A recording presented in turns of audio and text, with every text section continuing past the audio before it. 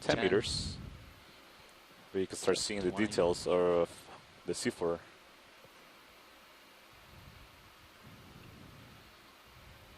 So now the ROV pilots will take a couple of minutes to get settled on the seafloor, and we'll begin our planned dive track.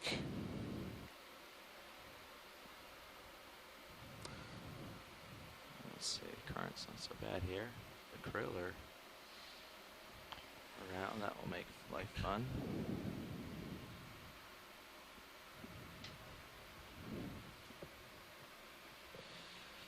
Alright, I'm going to turn my heading left and see what's going on. So you see a lot of dots moving along in the view in the main camera of the ROV. Towards the, when it's time they're actively swimming, so those seem to be time comes. Small fishes perhaps, or zooplankton. Could be many different species. Could be crustaceans, like shrimp, very small. And these animals might have been following the ROV on the way down, but it's also possible that this is what we call vertical migrators. Not so bad. So they move in the water column,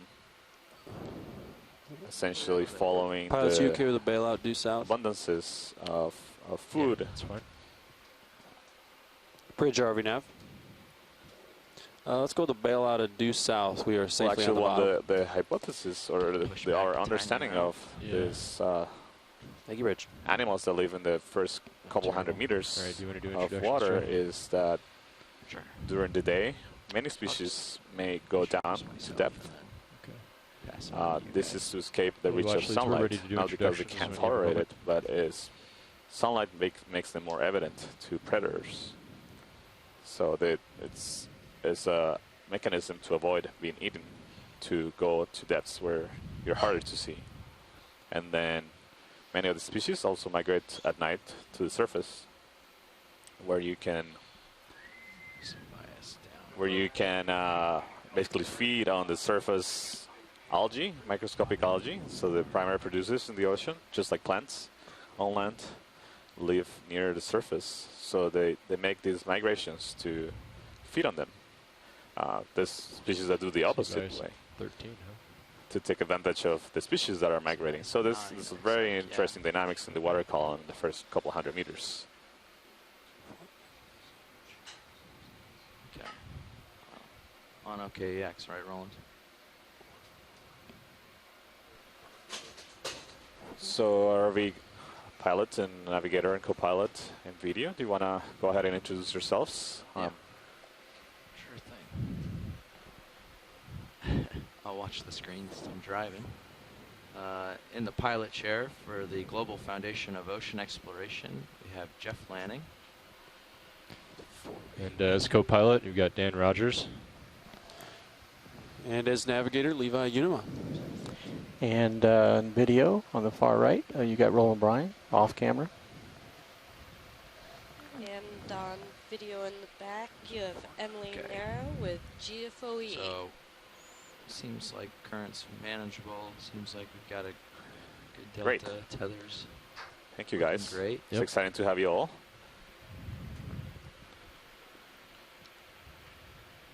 So what you can see, we're ready to. you see something crawling along the do they want to pick up a rock or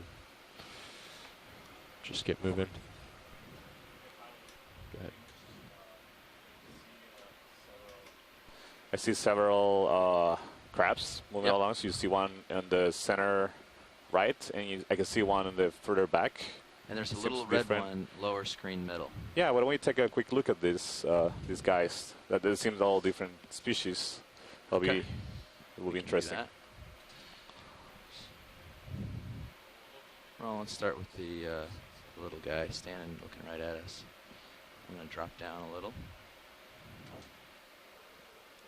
And I guess I could get a little closer if you'd like.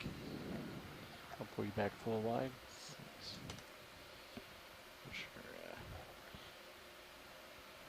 Looks like we need the light bars sort of angled further in front of the vehicle. Yeah, I can play with those. Thanks. All right, Roland. and you can start coming in on this little guy.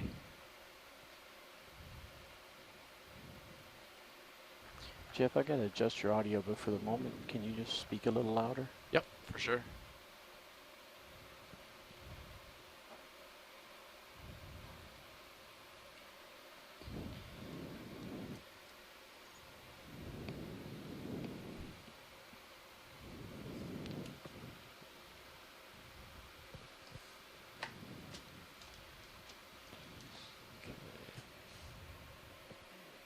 So this looks like a small squat lobster. You can see it has some really big eyes and is looking straight at us. Maxim. Thanks. Real amazing images. So these are very common animals in the deep sea. We find them everywhere. There's many different species of these guys. Just your lighting might change a little. Copy that. I think he's wearing glasses.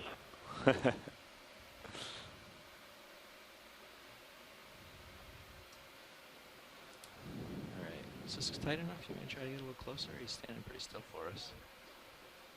I think he's small. Oh. Video. Repeat, pilot. Do you want a little closer shot? No, I think that's pretty good. Okay. You can come out when you're ready. All right, pulling out. Thanks. And we'll go for the moving target. It looks like we have a bunch of small Pilot's permission to bring almost like ROV gravel sonar in. bits of scoria Yes, or please. rubble Yeah, I was leaving it out just in case. for 'cause the it's so benign, substrate for the There's 30 meters. crab we're looking Yeah, at. there you go. Get this guy on the move, Roland. Yeah, so you can see we landed in a pretty Start not very in. steep area.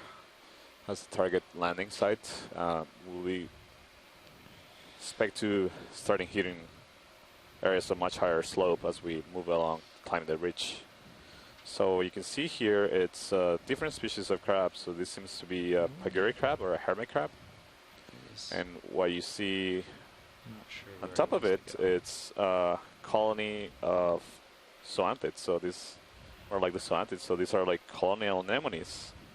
That actually is using instead of a shell. It could be a shell under it, but in several species, it's just the Dropping down. zoanthid that the crab is using as a shell, Getting in. so as protection. Just trying to get you a little closer here. Now you're So standing still. fascinating relationships between the species. So you can see this particular individual has really large claws. The front claws are tremendously muscular, very large compared to the legs that is using for locomotion. Is this a common species of crab? Auto-heading. I was like, why is this adjusting so much? We've seen these kind of crabs here we in go. different areas of the world. Yeah. Much easier. Because there are land-based crabs on these Samoan Islands, Can I push it on coconut series? crabs, Yeah. that have exceptionally large claws, Yeah, that's true. That designed specifically for cutting open the coconut and digging the meat out of the shell. right. Yeah, that's really interesting. I wonder if there's a relationship Can we tilt between down these just a little bit? species. On Well, ROV? they are in the same group of crabs, but these are very likely different species. Most certainly different species. Oh, of course. Yeah. But yeah, that's a valid point. I wonder, makes you wonder why those big claws are for, what they evolved, what the function is to be so large here in the deep sea. Back in Sirius out.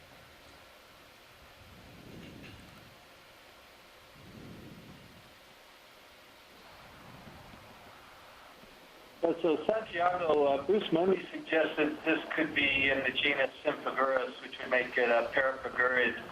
And there's not necessarily a shell underneath that zoanthid cap on them, because the members of this genus can have these really weird relationships with parazoanthids.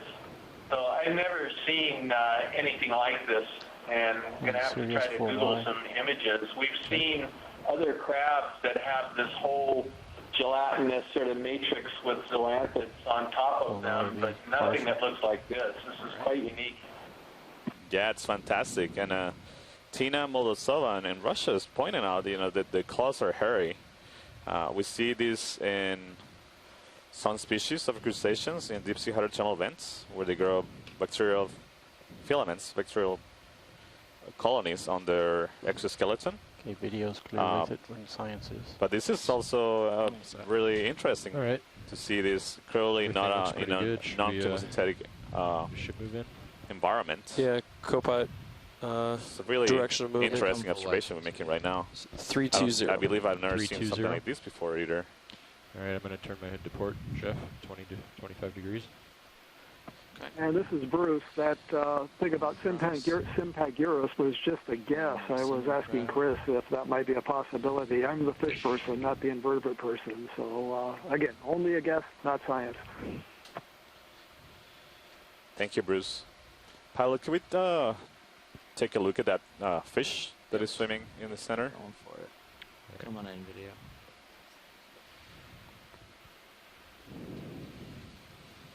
Already sort of stretched out if you can see me bouncing, but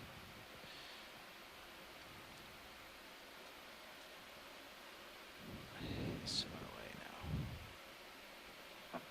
This looks like it could be a fish called a triacanthodid, related to Holardia that we have in Hawaii, but this has a different, yes it is, this is a tetraodoniform fish in the family Triacanthodidae. This is something that I haven't seen before, though, so I'm going to have to do a little bit of research to come up with the genus. There's a spotted species in Hawaii and the Marianas, Holardia goslinii, that associates with soft coral. So this is a relative of that, and they're distant relatives of the triggerfish, the filefish, and very distant relatives of puffers.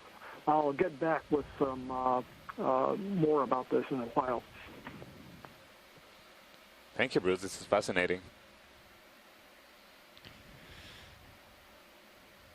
That's a partial. Thanks.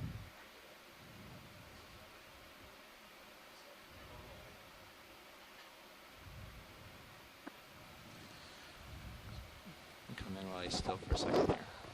Okay. Don't tilt down, leading.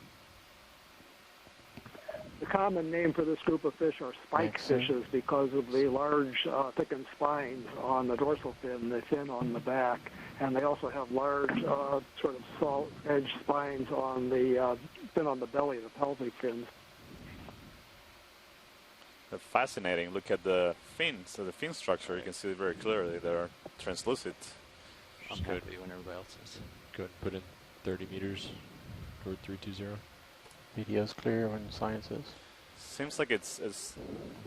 swimming against Jeff, the you ready for current. a I don't know if ship that's just an impression of the motion of the fins. But, I think he said let's keep it nice and slow because they want to look around a lot. Decimal 2 is okay? If you go, I don't know who suggested decimal 1. That was, I think it was an average speed for the dive. Okay. So when we do, 2's good then. you know. Yeah, I don't know if we had indications of a strong current from the particles drifting Bridge through the RV water as we were going down. It didn't really look ready like, for a ship like move. this 30 meters, bearing 320 disoriented degrees, by and a speed of bright 0 lights decimal and 2 other, knots. strong sensory inputs from the ROV. Thanks. Yeah, that's a great point. That is correct. That's certainly a possibility. Pilot, can we turn on the lasers really quickly? I got you. To get a sense of scale of what these animals that we just imaged, how big they are. We've got lasers on.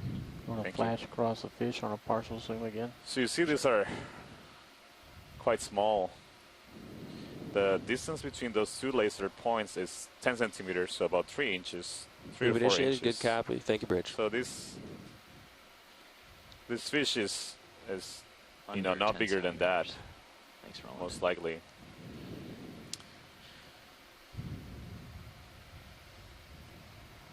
We can get amazing images, close-up images. The cameras on the ROV have really good zooming capabilities. Looks like the lights are still You can pretty see hot. that a lot straight of in front those the vehicle. hermit I don't know if crabs we with can the zoanthids on rotate them. any further in the distance. There's several of I've these got on the uppers this swung area, out. this flat area. Yeah, and they're fully up. It's a little hard to distinguish the organisms and the coral, the kick it out. rock. I'm not sure which one. Rubble that is Sure. Try it. in this area. Just the tone is different, but we can. I see something coming up in the left. How did you see those yellow feathery things? Can we take a look at them, please? Looks like a crinoid. Yeah, feather star crinoid.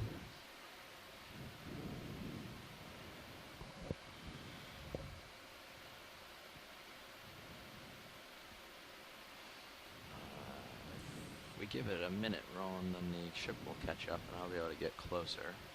If you want to try from here, we can do it here while we wait. So these look like sea lilies. So these are echinoderms, like sea urchins and holothurians, so like sea cucumbers. Related organisms. These are crinoids. That's a scientific group name.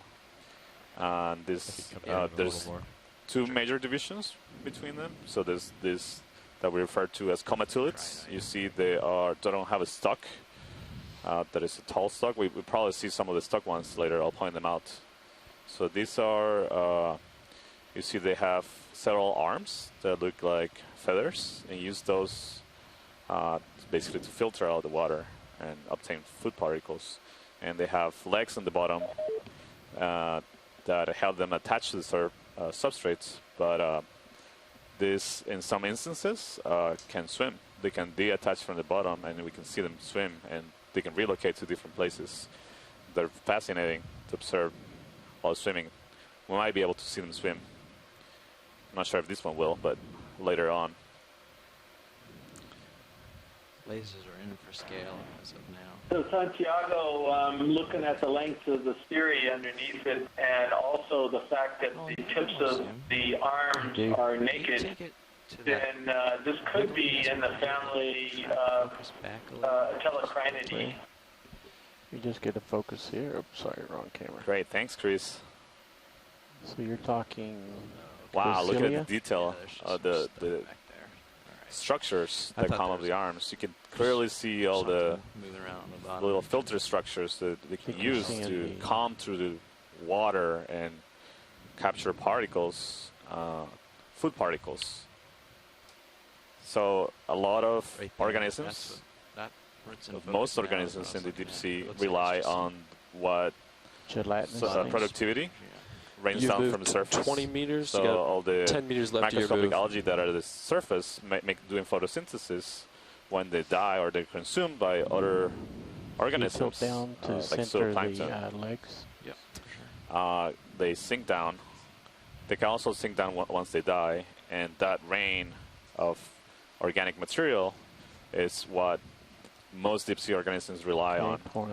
And so one of the strategies that you can see that this particular crinoid is applying is evolving structures to be able to calm the water column to capture those particles. Yeah, I don't have much longer here. I'm going to have to move on. Other animals like corals and sponges, some sponges, mostly corals and crinoids. We will see several of these examples of animals doing this. You can see the size from the size scale. This is around between 20 and 30 centimeters in diameter. So that's something close to 10 inches, between 10 and 15 inches. You see what I'm talking about, Roland? Yeah. A glass sponge. So that looks like a coral, a cup coral. Or a coral, So this will be our first coral observation in the cruise. A lot of time, Roland, sorry. So these are solitary corals. This is a single polyp. So when you see coral reefs, shallow water coral reefs, this is the same general kind. This is stony coral. Thanks. Yeah, that was our first coral. I was just trying to grab it on our way out. Thanks, Roland. Pilots, are we moving, or can we take a closer look at that coral? We are, in fact, moving, but I'm sure there will be more. I hope there will be more. Roger. We can make our way back to it if it's absolutely vital, but it would take a little while. Well, if you're what's the current status for a move, or is the ship moving, or is the Sirius? We're just about done. Sirius is swinging, so I'm just catching up to the train. Roger. Here, because we spent a bit of time at the Feather Star, and the ship got ahead of us, so I'm just playing a little catch-up game. ROV pilot, that's if we could pick up one of these larger. I think I saw a small stones, octopus, but a small one. Be a good idea to grab something relatively soon. Okay. Yeah, we can do that. I see a couple of candidates up here. That might be. They're all relatively small, so let's shoot for one of the bigger objects that you see. See a potential shiny fish top left. Okay. Yeah, ship's in position, so this would be a good time. That looks like about 12 centimeters. You got your beams on. Yep. Is that a good size one? Yeah. So unfortunately, we couldn't image that coral, but we'll likely see another one along the way. So we'll take time to image that. Right now we had to move positions because the overlaying Sirius camera, you can see it in the stream 2, was pulling the ROV, or so we had to advance to catch up with it. You can get a great image of the ROV right now on the camera too. It gives you a good sense of the slope of the terrain, so it's a very gentle slope where the ROV is right now, and this gives you also perspective of what the terrain looks like in a more bird's eye view, what the organisms that we're seeing, the environment they're living on. You can grab it, then I'll hop in after.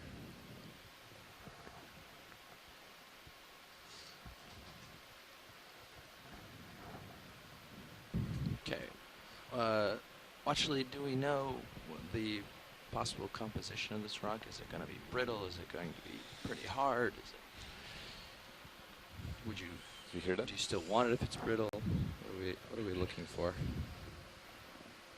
Just so I know how hard to grab it. Oh, they can't hear me. We hear you. Oh, there we go. Now I can hear you. Did you hear my question? Didn't hear your question. Could you repeat that, please? The rock I have in front of me, do you have any idea what the composition might be? It's going to be brittle or firm, or? It's likely to be firm. If it's brittle, do you just still a basalt. want it? If it's brittle, just we'll move on to something in front of us, another couple meters. I see something in front of us to the right. Okay. So we sometimes squeeze rocks, and if they break apart, we know that people don't necessarily want it. So just didn't know. There's a nice little something crawling by that rock right now. Yeah. Look at that. Yeah, so it looks like a shrimp. Good. Enable the HPU here. Yes, please. And we can get a good look at it. If it you can do an impartial video. Get the rock in situ as well as this guy swimming. It's modeling for us. That's beautiful. He also likes the rock, it seems. Looks like a good pick. All right. When the shrimp, he's going all around it. So when the shrimp and he doesn't want us to take it, I think. He's guarding at my rock. So you see, this shrimp also has really large eyes. You can see them; they look iridescent green. Are these antennae as well? These long streaming? Yeah, those are antennae that they usually use to sense as mechanoreceptors to sense the environment. Wow. You can leave it in there, actually, Roland. Like right there is good. So it has very large eyes, but I was just telling you that as at this depth, the amount of light that penetrates is extremely low. Like me adjust the drawers or wings. So some at this point, animals, like the shrimp, might be migrating through water column. They also develop very large eyes that might help them capture the very few photons that reach the depths. But also, there's animals that produce lights, their own light. He's interested in this claw, perhaps. So since we're, you guys are new to the procedures, we'll run it through real quick. Usually we reach out and prod at the rock first to make sure it's actually loose, because grabbing at a rock on the floor can cause us to bend cylinders in the hand, so we try to be safe for the hand as well as make sure it's a rock we can actually pick up before we get all lined up and grab it. So we'll give it a little poke here, see if it moves. If it does, then we can go ahead and grab it.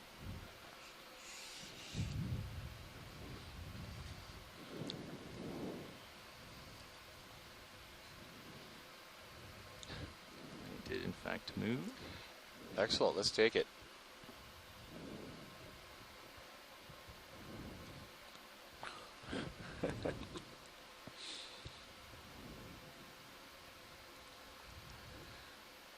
Shrimp seems to have scurried off. Maybe he realized he met his match with claws larger than his own. I'll give this a little squeeze. Seems to be holding. Oh, there's a shrimp again. All right. So we think it's coming back. Okay size to go on the starboard. Yeah. All right. I think it's big enough. big enough. Yeah. Okay. Bring it up and I'll wing you in. Yep. Okay, I'm up and clear. This is swimming robin fish on the top right of the main HD.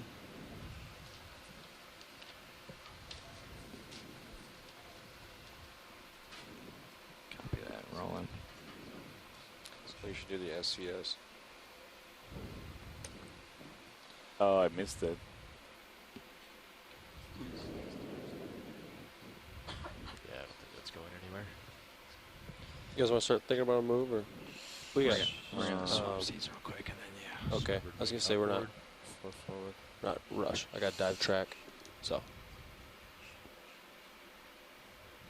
we're not pressed. So hydraulics off. Okay. Thank you, pilots. Before we take off, can you? Seems like there's a fish coming on the top right corner, right next to the shrimp that we were just looking at. Right after this, just in case we that was our first sample of the expedition. The geological sample is going to help us understand the geologic history of the island. Oh yes. So Matt, maybe later, like a few minutes, can tell us what things this rock can tell us. Just gonna let him come in. This fish is an armored sea robin. It's a deep water relative of the sea robins that are common in shallow water on the east coast of the United States. This is a different looking animal than what we have in Hawaii or what we saw in the Marianas from its color pattern. So it's either in the genus Scalicus or Satirichthys in the family Peristideidae, although recent analysis puts us in the same family as the sea robins, Triglydae. These have bony plates all over the body with large spines that you can see. The two sort of horns on the nose, it's hard, we don't know what those are used for. There are the whiskers underneath the snout in front of the mouth that have branches on them that are probably sensory. The front part of the pectoral fins, the fins, fan-shaped fins on the side, have thickened free rays, and this fish actually uses those to walk around on the bottom. So those things that you see under the fish, they're like little thin legs, are actually part of the fin. They're a really interesting fish with a lot of unusual morphological features for life on the sea floor, hunting for little invertebrates, worms, and other things that live in the bottom.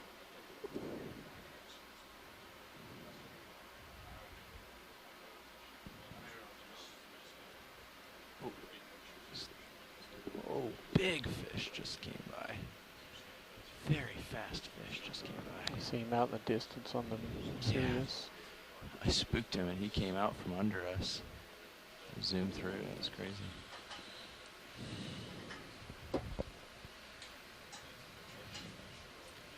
These are bottom living fish that, I don't know if they have a swim bladder or not. If they do, it's a highly reduced, so they're not buoyant, and they spend their life pretty much on the seafloor. The larval stages are up in the plankton. That's how the species is dispersed throughout their range. again, have to do some research. One note about fishes that we're going to be seeing here in American Samoa is there really hasn't been much work done on the deep water fauna in this part of the world. We're relying on information from what's known over in New Caledonia and in French Polynesia, where there have been a lot of collections, and further along the Western Pacific in Japan and Australia, and making guesses. So as I think Santiago said before, a lot of what we're going to be seeing will be entirely new, and we're going to have lots of puzzles that we'll have to figure out. Yeah, absolutely true, Bruce. Okay, I think we're clear on that. It's extremely interesting to be able to collect these observations and start comparing them to what we've observed in other parts of the world as far as deep sea, and putting this area in context. I'm going to look down on him with his wings out. This would be a cool view, maybe. We'll zoom in your command. Yeah, go on in. There. Okay, hold. So on the right part of the screen, you see another of those spot lobsters. Looks very similar to the first one we imaged. They had a banded striped pattern on the legs and the big eyes. Hold.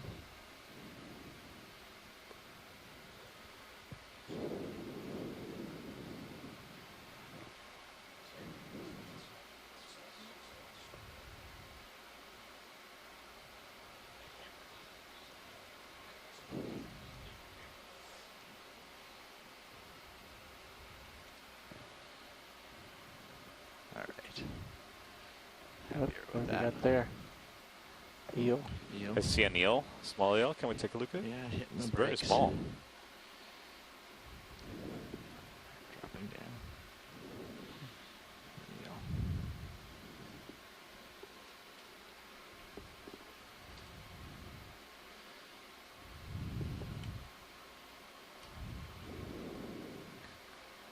Well, again, this is something different than we've seen on the previous expeditions in Hawaii and the Marianas, but I'm reasonably certain that this is a snake eel in the family Okeanos. It's unusual compared to what we've seen before because it has a dark stripe across the head from the snout and back to the gill opening. See something red underneath. Large tubular nostrils for hunting on the bottom. It does not look like a conger eel. It's hard to describe why. More slender body, and also I'm guessing it's a snake eel, but that's just a guess at the moment. Snake eel is a great name. It looks exactly like a snake. Right, come on in. It's because it's not. It's just spinning left, moving on the seafloor, very much like a snake.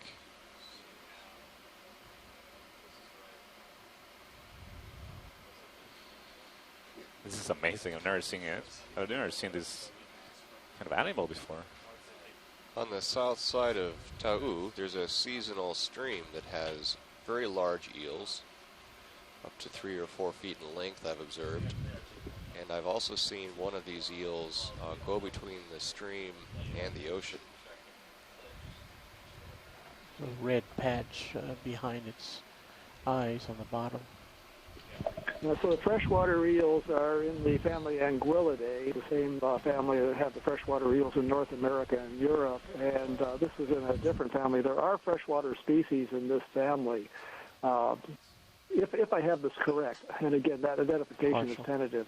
There's another family, the false moray eels, family Clopsidae, and I suppose it could be in that. I did not see fins on the side of this, behind the head.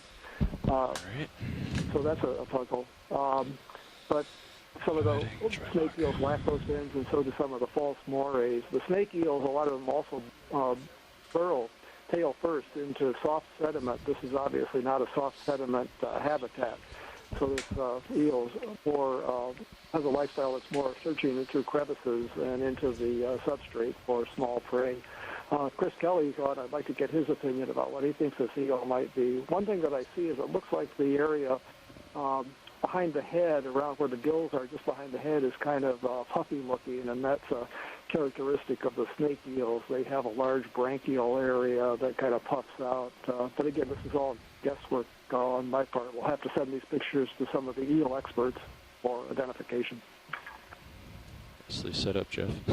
Yeah, so Bruce, I was wondering, I was leaning more toward the clopsid rather than the merichids, or I've even forgotten the name of the snake eels, the typical ones in the Ophixidae, Myrocinae, excuse me, in that subfamily. But I was thinking it was more a clopsid just because of the bar under the eye, but for no other reason. Yeah, you're right. I don't know if it's possible to zoom in a little more closely on the area just behind the head. There are pale spots that I see that are lateral line pores, sensory pores, and in the clopsid eels, those are few in number, and they stop a short distance behind the head on the body, while I think the Ophixids have a continuous lateral line all along the body. That's the sort of thing that's difficult to see without a specimen in hand. It's a partial. Palette and video, is it possible to zoom in a little bit more on the lateral side behind the gills? Okay. You can zoom in a bit, Roland. I'll try to center it up. Hold there. Yeah. Max zoom. I'm looking at a picture of a clopsid in the YMC Research Laboratories Animal Guide from probably 2005, and it sure looks like the same type of eel. But again, it's just going by the general appearance of it. I don't know how many of these small eels have got some of that type of coloration.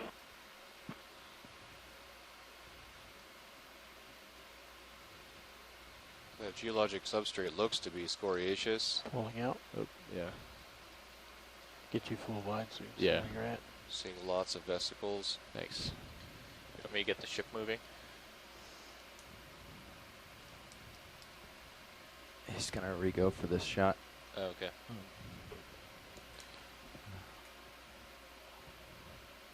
It's pretty small, isn't he? Very. If you put it halfway inside your feet. All right, go ahead and zoom in.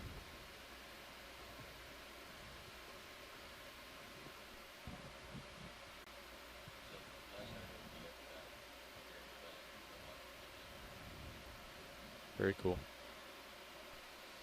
Yeah, so Josh, we're taking our time at a leisurely pace today. Okay. Just need to average 0.1 knots throughout the day. So let's go ahead and zoom in more.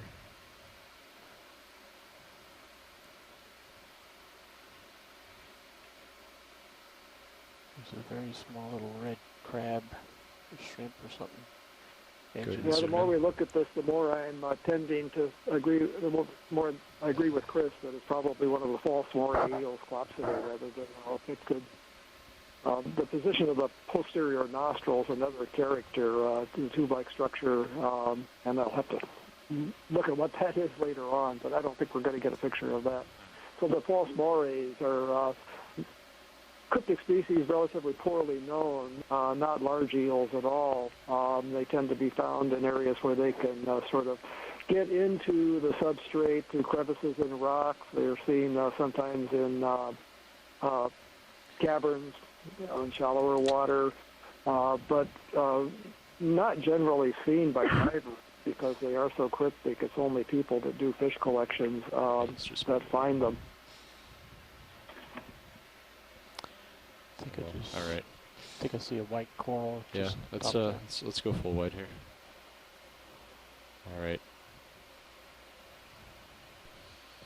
So Bruce or Chris, do you know if these eels swim in the water column or they tend to stay near the bottom?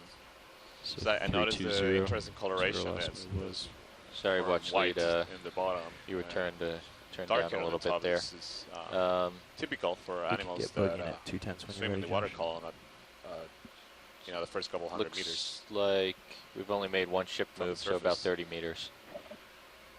You know, to our knowledge, these false moray eels and eels too in general are not water column animals. They would be capable probably of swimming if a predator attacked them, just swimming up a little bit, but they're not midwater animals. There are a couple of exceptions in the snake eel family that color pattern that you wanna go a noted little is the counter shading that's often seen in midwater animals, but in this case, that's probably not what's going on. We And I was just looking through some of the papers that I have about that family. I don't see anything that has that color pattern with the stripe along the snout. Bridge, but it looks like a lot of the species in that family are dark on the upper part of the body and pale on the lower part of the body. At a bearing 320 at a speed of decimal 2 knots.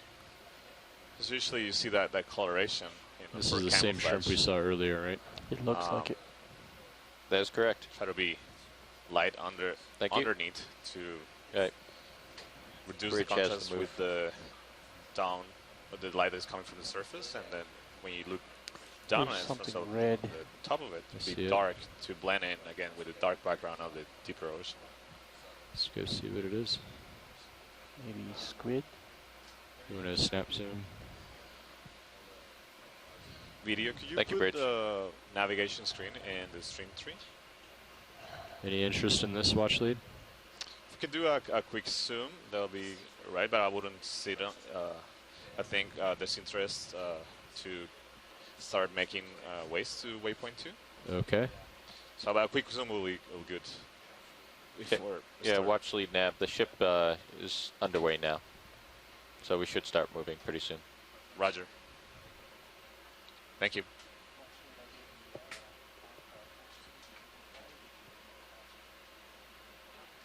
That's good, Roland. There's some requests from shore. They wanted to see where we were. So if you could leave it there for a little bit. Carl, co-pilot. We can dive supervisor. Switch it. So I heard we're just starting a 50-meter move. So yep. Is it at 325? 3. Is it 320? 320. Because we're looking at a very interesting sea cucumber. But if you're interested to know where we are, you can look at the stream tree right now. So where the animal that you can see here in the main camera of the ROV is sea cucumber. So just curious. Again, closely related to urchins and sea stars. 180 meters. So these are commonly known as Okay. Again, sea cucumbers. I take that back. It's 150 meters. Sometimes we see them take off and swim in the water column.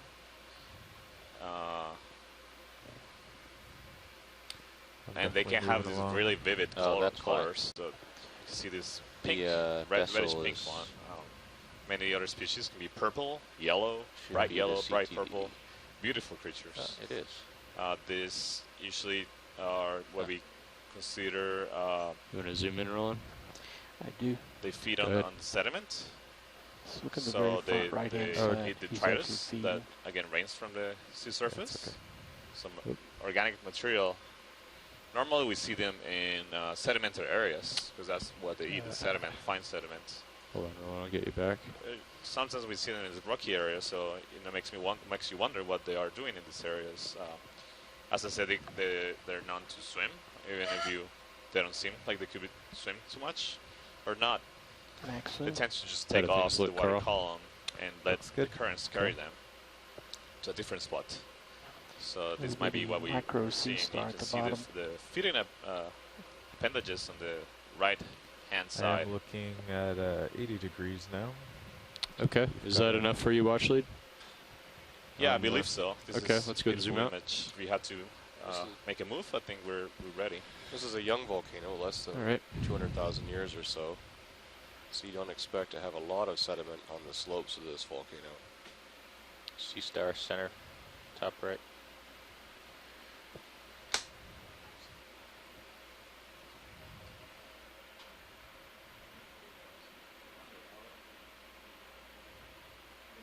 Where at, Josh?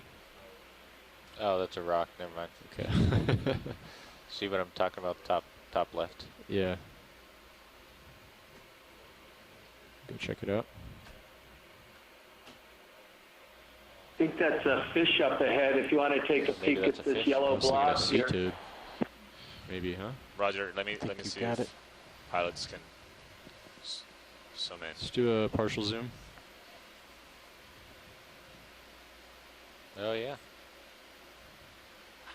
What is this? It's a fish. So this is another form of lengthy This is a sea toad, or Coffin fish in the family Chionacidae. It's a type of anglerfish, different family, but same order as the shallow water frogfishes or the deep sea anglerfish.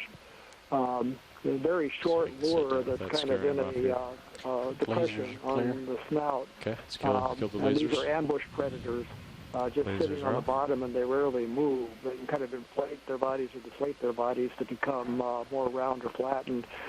Again, this has a totally different color pattern than the species that we see in Hawaii or the ones that we saw in the Marianas. Nope. The expert on this group is over in Taiwan, Dr. Ho in Taiwan. I'll have to send him pictures, but I'm looking back at you after the zoom. We're able to identify a lot of these things to family and genus. Yeah, species may not be able to figure that out unless we can collect specimens.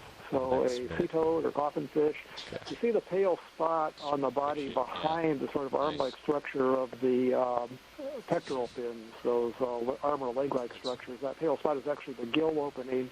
The anglerfishes are unusual because they've got their gill openings behind that fin on the body. Most fishes have that the gill opening before the fin. The zoom you also see the shorter the zoom's pelvic fins on the belly. There's one you can see underneath the fish, propping the fish up, so it's propping itself up on those fins. The ground does seem to be rising more to my port also. Beautiful, beautiful coloring. What's your heading to? Oh, it is 320. Okay. All right. Yeah, those colors are striking. You usually see them maybe all red or more. The ones I remember seeing in different areas, they have a more general single tone, so reddish with spots. But I've never seen one with this greenish yellow and red coloration. It's amazing. Bridge ROV nav. Hey, can we change the speed on this current move to .1 knots? Thank you. All right, looks like we're advancing more rapidly over the bottom. There's a fuzzy thing at the bottom edge of the screen. Slightly. Thank you, Bridge. Right. I see you. We'll do a real quick zoom. I gotta push out ahead here. Hold there. Is that a coral? Yep, looks like it. That looks like a coral, yeah. Zoom in tighter. Hold there. Just let me know, Carl. And so this looks you like an octocoral. Stop or go, slightly my altitude's less than 7 on my port side. coral. Oh, really? Yeah. Okay. Get the laser on that. Let's so this is a kind let's of go ahead and hold the ship here. Octocoral that we call golden coral. So the skeleton tends to be golden. So it's probably a Chrysogorgia. Let's hold right here. Let's zoom out. I'm gonna get closer. Are you comfortable hanging out here, or do you want to? Yeah, I'm comfortable. Okay. Science was asking for lasers. Yeah, I'm gonna get in closer. Or just stop the ship. Ship is coming to a stop. I think I'd rather do 0.1. Yeah. Shorter moves. Shorter moves, yeah. Because at this depth, there's no delay, so you can just go, look, go, look. What was the speed on that last one? Originally 0.2, right? 0.2, I think it was a bit much. Yeah. So this I think we only need to average coral colony. Oh, really? Even less? Yeah. Let's just do like 30-meter hops. 10 centimeters. They can be at 0.2 though, just wide. over with. But right. So again, that's that'll like give us time to look around. All right, zoom in.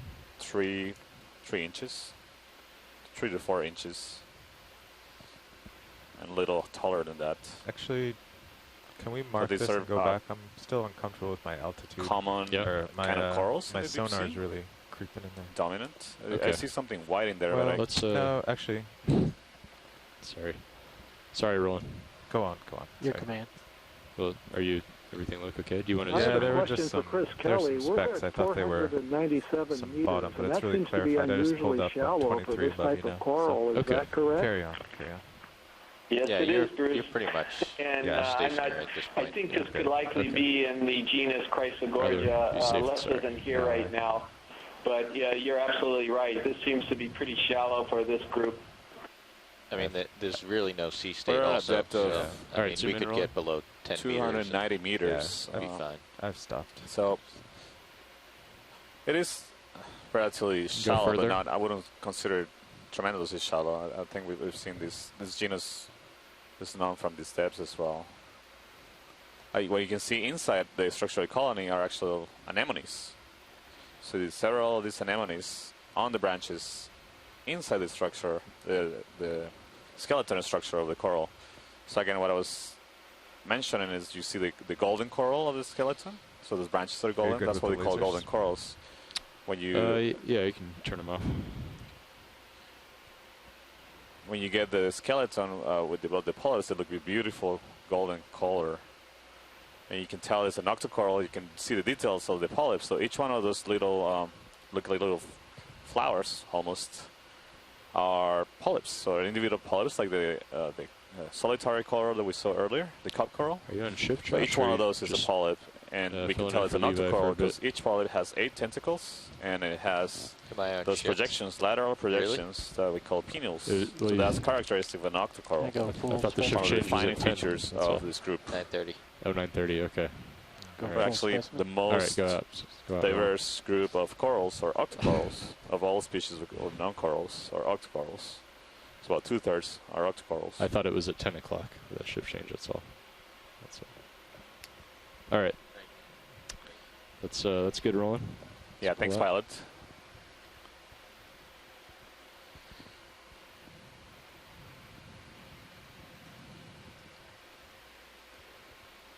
Another, maybe a cup coral or something up there. I believe it is. You've got plenty of time. I stopped. Okay. Yeah, we'll just take our time working up the hill, and I see another one of those cup corals. Right in the center.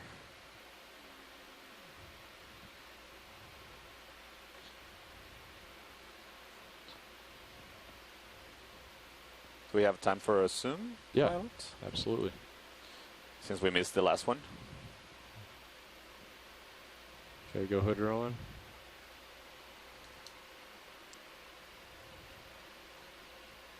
Yeah, this looks very similar to the one we passed early on.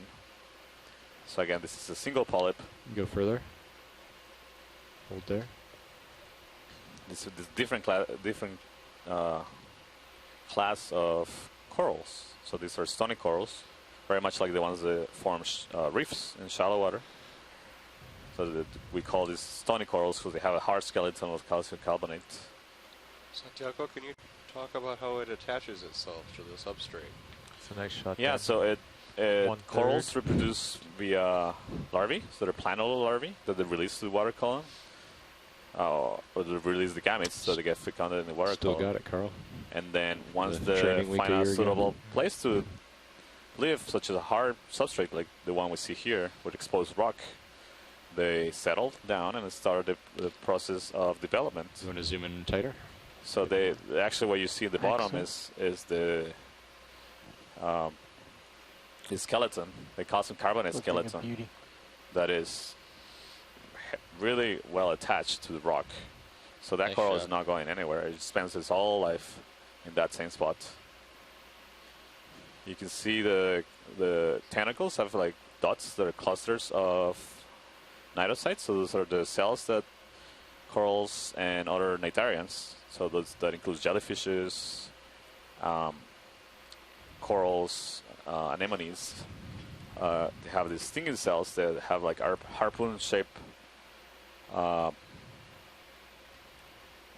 basically projectiles, or they're harpoons that they inject in as other animals touch them, and they can inject also venom through them. And that's how they capture the prey, the living prey. So these animals can actually capture living prey, but also particles. So this one is likely Do we get lasers fitting in on both. I don't think so. Yeah, okay, we'll just do it quick. So these corals, we identify them mostly by the skeletal structure, where the thank you. tentacles sit in. So the patterns of the skeletal structure is hard to see when the animal is living, unless you're looking at it from the top, and the tentacles are retracted. It is. This is sea urchin now. You see the purple one. So I guess this is amazing that every couple of meters that we move, every couple of yards we move, we see something different. new species for the area. On the lower left.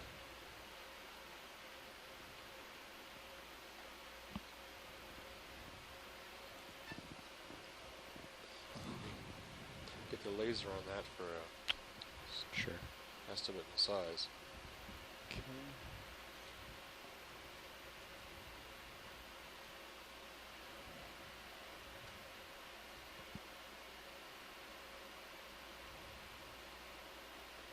About 10 centimeters.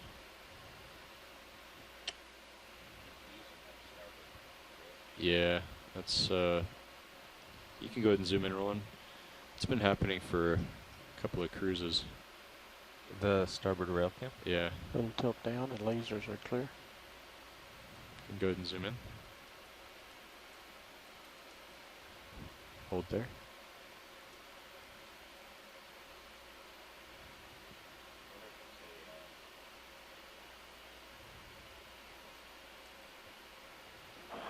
Well, I'll take a stab at this one. I think it's in the family Crinoid, which is characterized by having a lot of these really thin spines that actually bend. As you can see, these can bend and wiggle around quite a bit. Okay. And also just the general shape of this particular urchin.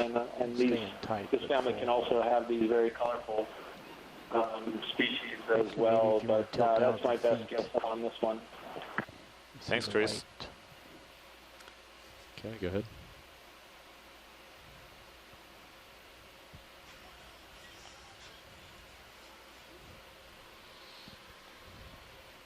Okay. Okay, let's go full specimen. Cool. So you see this, you can see the spines, but it's also, if you look at the bottom part of it, you see more projections or appendages that look a little bit more soft or bendable. Those are the feet all right, Carl? of the urchin. I was just looking for my mouse. Use them to move along the seafloor. Seems like they're not moving very fast, but they're actually on the move. You just need to watch it for a long time. You want to adjust something, or I can adjust it for you? Yeah, I was just thinking, I don't think the sonar goes past 60 meters on Sears, so we could reduce the...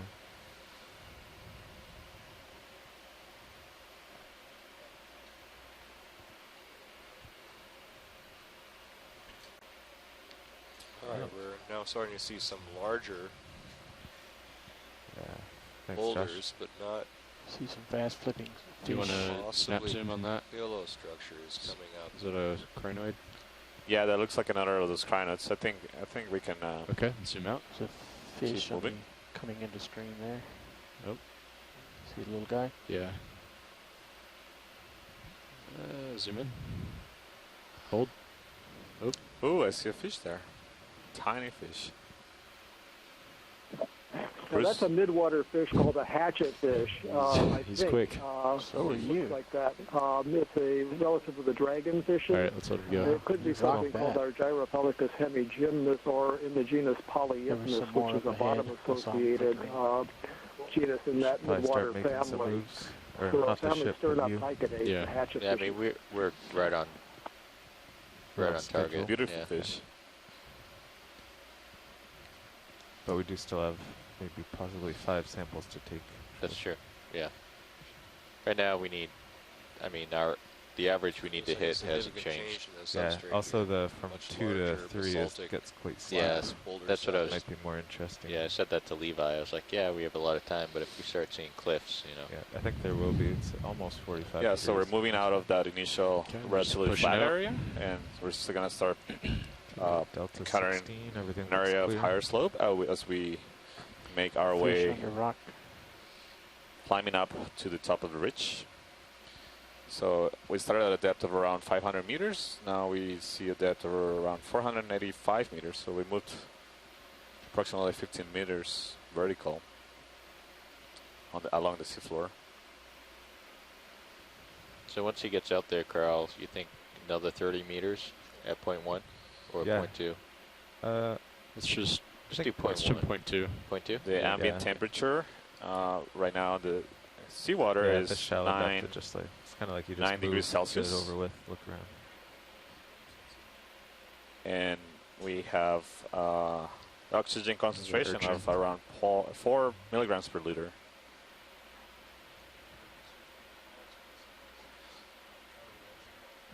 Is that a sponge under the rock? Can you snap zoom? Hold. Yeah, that looks like a... Do we want to get a closer look at that? Sure, please. All right, zoom out. So you see more of those crinoids that we observed earlier, the red crinoids. Sorry, urchins. Okay, go ahead and zoom in.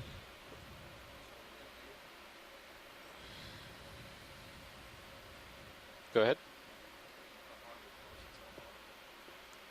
We have traveled 70 meters. Looking at our progress that we've made so far, we're right on target to make the final waypoint. Yeah. You're welcome. So this looks like a sponge structure, but I'd love to hear what Chris Kelly, is an expert in this group, will have to say about them. Sorry, did you call in a ship move? Negative. You see, like in the center, that seems to be what kind of a snail, perhaps, and kind of direction? The top right, it's going to be 315. A little crustacean, 315, maybe a little amphipod. 315. Okay. You see this? I would say maybe tiny just go ahead associates. and call it in, and I'll just push ahead when we're done with this. Living shot. on the sponge. Copy. You can clearly see the structure of bridge ROV nav. The sponge is like to request a ship move 30 meters, bearing 315 at a speed .2 knots. They're just out of view. Has a great structure to be able to filter water. That's correct. That's a shrimp right on the left. Roger. This has a stripe. Can we take a look at that shrimp, and then do you see that red little brittle star as well? Okay, we'll do some quick zooms on that, and we'll get moving. So you see there are a couple different brittle stars. There's a red one here, and then on the top. Roger, thank you. It's a different white one, and this is a different kind of shrimp from the ones we've seen so far. It seems that we also see some tubes from worms on the rock. Some, perhaps they're pellet worms.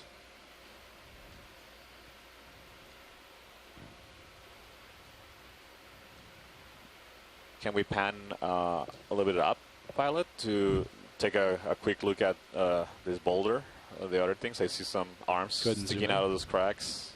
So those look like other different kinds of brittle stars or ophiuroid stars coming out of the cracks. Really fresh vesicular substrate. It's basalt. A few of them.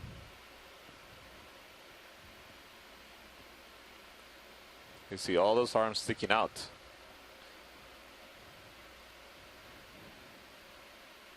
They're hiding the bodies, but they're sticking out the arms. I'm not sure if these are brittle star arms or they could be sea star arms, so the Brisingid sea star. I don't know if anybody, the scientists on shore have any thoughts on this. No. For me, it's hard to tell without seeing the rest of the body. I don't remember if we had lasers on for this. So you see many different organisms living on these more larger boulders. Push ahead. Some in sort the of cracks. big fish So right on your starboard side there. using those habitats, small habitats, micro habitats created by the larger rocks. He's making moves. To I don't know if I'll get him. Nope. Use them for potentially for protection from predators, and also to reach a higher ground, to be able to be more efficient to capture particles. So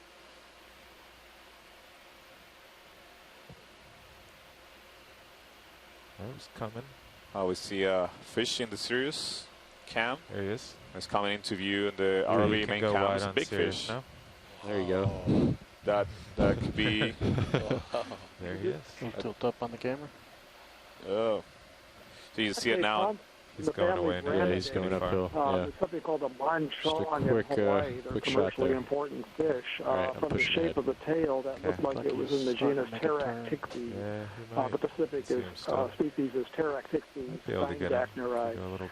So a pomfret or manchong in the family Bramidae, probably Pterodactyl. There he is. Thank you, Bruce. It's great to have you with us today. You're very familiar with the fish fauna, general fauna of this area. Definitely helps us put all the observations in context. I'm going to do a, hold on, Roland. We'll do a snap zoom on that, and then I got to keep pushing ahead. On what? That there? White thing? Yeah. Just see what. Fish. Another fish. Ah, this is a different kind. So take a closer look. Sure. How are you looking, Carl? Looking good. Okay. Nope. Lasers are clear. Lasers are clear. This is a deep water perch-like fish in the lantern belly family. It's family Acrophomatidae, and the genus is Synagrops. There's no shallow water reef fish that are in this group of fishes. Again, the color pattern is a little different than what we see in Hawaii or what we saw in the Mariana. Oh, really? So I can't say what species, but they're kind of like large fish resembling cardinal fish, the shallow water cardinal fish, but they're not related at all. So the genus Synagrops. Separate dorsal fins, a separate spiny rayed dorsal fin that's folded up against the back on this fish, and then the second dorsal fin's further back with one spine and soft rays. So it's a deep water perch-like fish.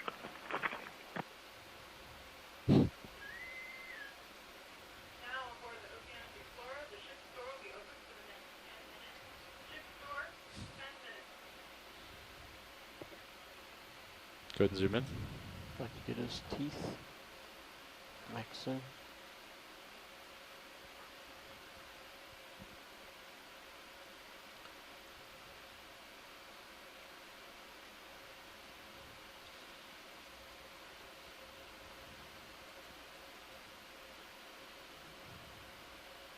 All right. I think let's zoom out.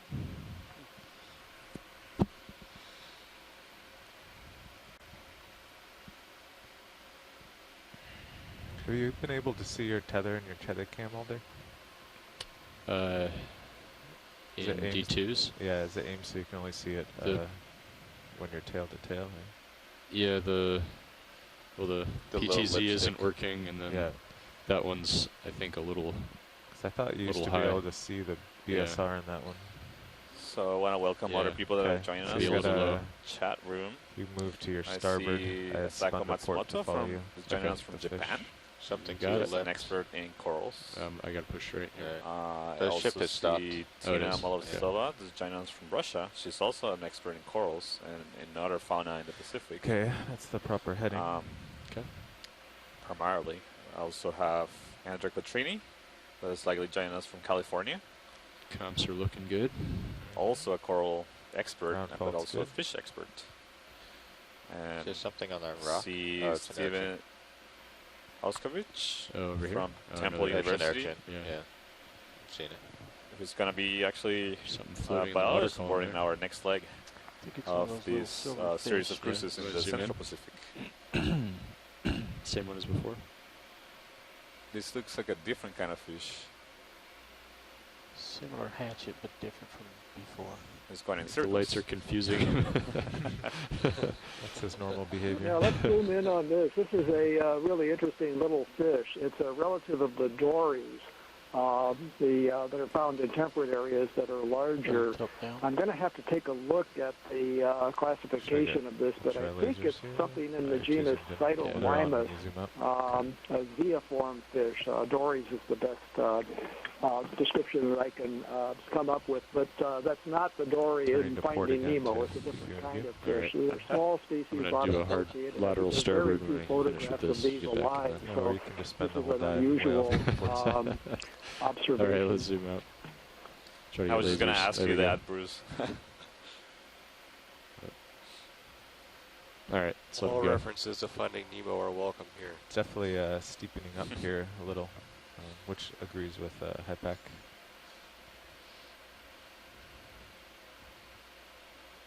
We're off that flat area. So this is really interesting. You see, like when we move a little bit off the bottom, seems like there's not much here, but as soon as we start zooming in, we start seeing a lot of different kinds of animals. At 45, delta's 15. It's really so interesting. White guy in the middle. That's the value of having such a amazing ROV with great cameras and good pilots to manipulate them. We get so much detail. Otherwise, you will lose with a system that is not able to get us this much resolution. Partial. So here we see a sea star that I'm sure Chris Ma and the Smithsonian is going to be very excited about. So if you can take a zoom in, okay, you can it'll help us get a identification.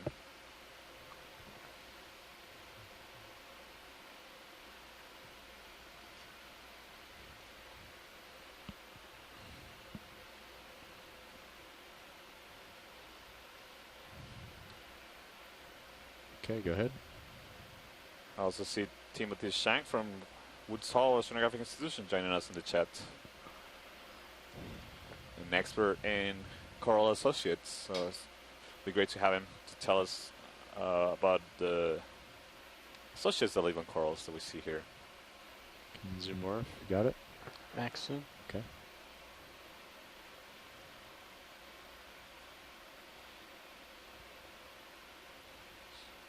Is this an unusual surface morphology and texture for this? I'm waiting to hear from Chris Matt, the Smithsonian. He's the expert on these kind of organisms. So just about a half a meter upper. I feel like whatever I say is going to be wrong.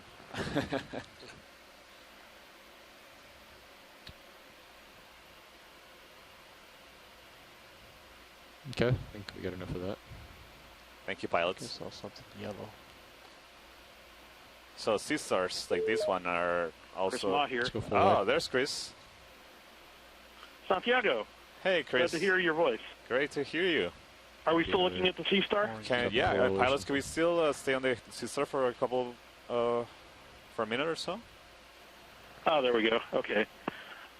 Yeah. So what you've got is a member of the family Goniastridae, and so this is kind of one of the cookie-shaped sea stars. What you're seeing on the surface are the radial areas where the papillae, where the gills emerge, that 5-part arrangement that you're seeing on the top. And so the architecture that you're eyeing, really close up, those are structures known as tabulae. And so those can be, they're like little tables, and they protect the gills from being sort of washed over by mud or other things, or probably to protect them from predators. That identifies this animal as probably in the genus Ceramaster or the closely related Peltaster. The two are very close to one another, and I really need to sort of look at them side by side to sort of tell. But this kind of sea star is very common in the area, and that's almost a problem because they're so diverse. I mean, they all kind of look the same, but they have a lot of distinguishing characteristics close up, and they're very sort of distinctive. So people sort of group them all together. But very interesting animals, and these types of sea stars have been around since the Mesozoic. 30-meter hop. And so you see these kinds of sea stars, these kind of cookie-shaped goniasterids in the Cretaceous, in the chalks of England and in other places. So sometimes you can look at these and you can almost imagine sort of a Cretaceous seascape just by looking at the bottom here, based on all of these very old-looking animals. It's very, that's always what I get when I look at them. So a good animal to start off the dive with. Yeah, okay. Great, that's fascinating. Thank you so much, Chris, for calling in. Yes. Oh, no, well, I look forward to seeing what you come up with next. We covered 130 on the first time out. Yeah, we too. So pilots, this looks like a black coral. I'll come back later when you see another thing. Thank you, and good luck with the dives. Thanks, Chris. Can we get a zoom on this coral? Santiago. Yep. Bye. Bye-bye, Chris. So what we're seeing now, it's another coral. Good, it's zoom in. very likely a black coral. I'm just waiting for... Yeah, it's a black coral. I'm going to get you guys moving. Maybe hold off. So this is a different kind of coral. Again, the black coral name comes from the skeleton. Yeah, yeah. There's no what? Under the polyps, under the flesh, it's black. Little sample. And it's a different kind of coral, different from the hard corals or the octocorals, but also common, very common in the deep sea. You see the polyp disposition is different, so it has a couple of large tentacles and it has a couple more pairs of smaller tentacles.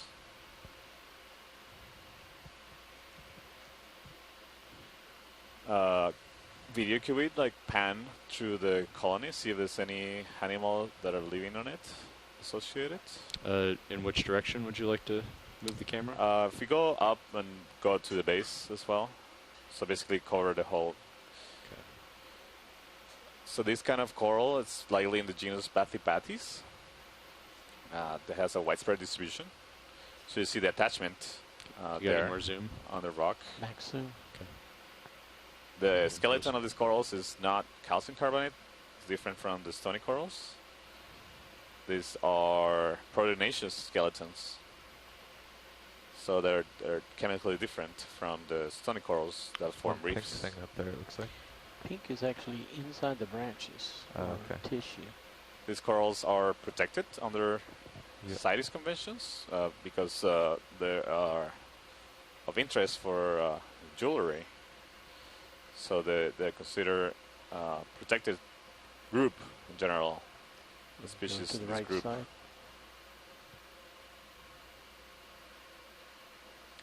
Thank you, pilots. I think this is good. Okay, let's go ahead and zoom out. If we got the zoomer, the lasers on as we move out. Yeah. Yeah, they're on. Hey, gentlemen, it's going to be the same move, same direction. Okay. Okay. Let's go ahead and call it in. Bridge ROV Neff. Okay, let's zoom out. Thanks, Roland. Bridge ROV Neff. I'd like to request a ship move 30 meters, bearing 315 at decimal 2 knots. Another fish.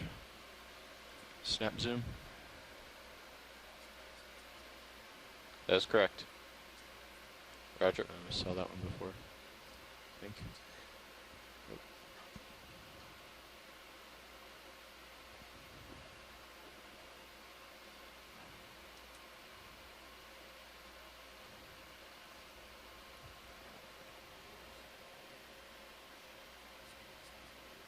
Nav copies. Move is started. Thank you, Nav. Is that another sea star? Yeah, it looks like it. Yeah.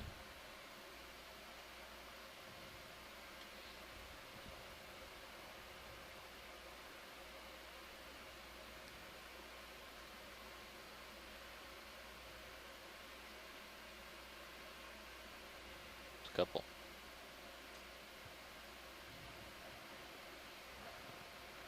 I think that's a different one. It's got longer arms.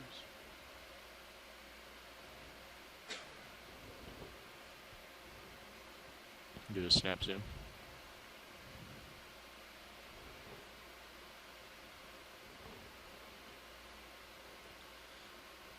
Any interest in this? Another sea star. We don't have Santiago here at the moment to comment on this. I'm sure that red Chris Mom coral would have upper some left. insights as well. If anybody out there wants to provide their insights. If not, we can go ahead and let's zoom out. Move on. Yeah. Can we look at that red coral? I think that's an urchin. Nope, just went off the right. Off the right? Your right voice is very full faint now, so if you could adjust the microphone, please, that would be good. Just upper Roger left that. of the star itself, near the lasers. Snap zoom. Hold there.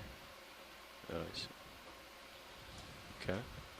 Can we take a look at this coral, pilots? Okay, we will move in closer. Holding. Let's go full wide roller and keep it there.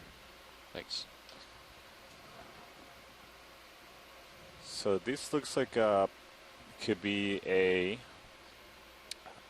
octocoral, potentially a bubblegum coral. We're waiting to get a closer look at it. Go ahead, Watchley. Okay, go ahead. This is Chris Ma. Hi, Chris. Hold there. Hi. I should have just hung up. So that other sea star that you saw, I didn't get too close to look at it, but it's one of two things. It's either That's a slime star, something like Pteraster, and if we get a chance to look at a zoom later on, that would be distinguished by the little hole that's present on the top of the disk. Alternatively, it's another sea star in another group called Paranapanthea, which is related to those little sea stars you have in your aquaria that crawl around on the rock, except that it's bigger and has more of a webbed sort of space in between all of the arms. But I didn't get a chance to look at it too closely when the ROV went by it. But I'm sure they'll probably see another one because either one of those animals is frequently encountered in this area. But again, I need to see it. But I suspect, and it's an appropriate. Both of them are appropriate to this depth. I tend to go port. Yeah, it's interesting to see what they might be doing here, whether they're feeding on some of the detritus or if this is sort of their habitat. As with many of the other animals, this area is very poorly known, and so these could, in some cases, these are some of the first times some of these animals have been seen alive. And that cookie star we just saw, the Ceramaster, there's a new species of that genus that I'm describing that it could easily be that animal. So the potential for discovering new species or simply animals that we've never been able to identify alive remains a really high one for this area. And so that makes it often difficult to sort of positively identify what we get without a collection, which, of course, I know we have to be very cautious of in this area. So, correct, Chris. Yeah, thank you, Chris. Thanks, Santiago. So the branching coral that we imaged just a couple of minutes ago, that's an octocoral. Called bubblegum corals. You see that nicely ahead. So it was a little red-pink. That's in the family Paragorgia, and that's a family I personally study a lot. So it was exciting to see it. That was a very small colony, and it was on the underside of the rocks. It made me wonder if that had basically that small rock that was attached to had just rolled down, and that was just in that position. We also saw a cup coral in front of it, and now, as you can see, we're entering a steeper slope terrain.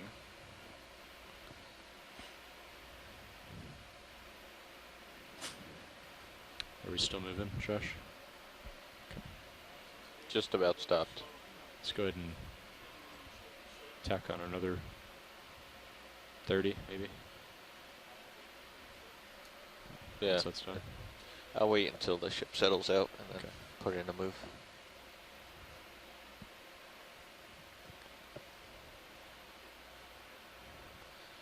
So you see the bottom of where we landed, and this slope is covered with rubble and cobbles, so rocks of different sizes.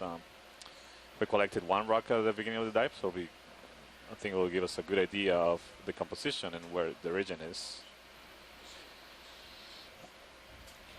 Yes, unfortunately, Tau has very, very limited compositional variability based on samples that we've taken from several thousand meters depth and deep submarine flanks in prior expeditions, all the way up to the summit of the volcano called Mangalata.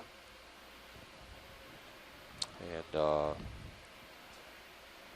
I expect that these boulders will have a similar composition. We've looked at. There was something unusual in the lower right. I don't know if it's possible just to back up for a second and take a peek. What was it you were looking at? Should be about lower center by now. It's below the screen, so it's off screen right now. What did you say you wanted to take a look at? Yeah, there was something unusual. It's either a striped crinoid or that's what it looked like to me, or some weird type of cnidarian that was on a rock that had bands on the arms or tentacles. But I think we missed it already. I'll just keep an eye out in case you see another one. Yeah, sorry, Chris, I didn't catch that. So we'll keep an eye out, see if we see something like that again. All right, I'm going to put in another move, gentlemen. Go ahead.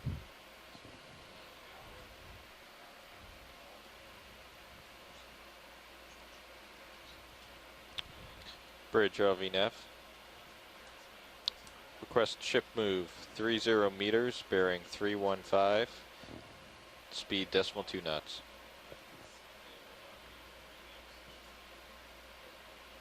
Thank you.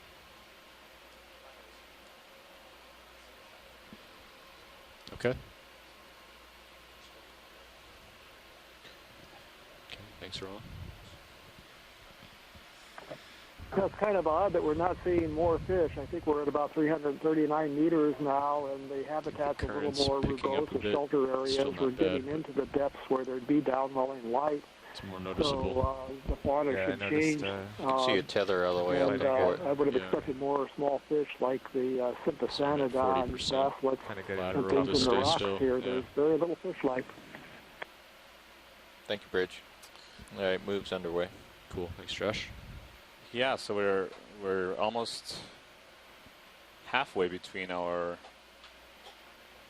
first waypoint, so the place where we started the dive, and waypoint 2. Down there. So once we reach waypoint 2, we should be basically on top of the ridge. Maybe another crinoid? Yeah, I think you're right.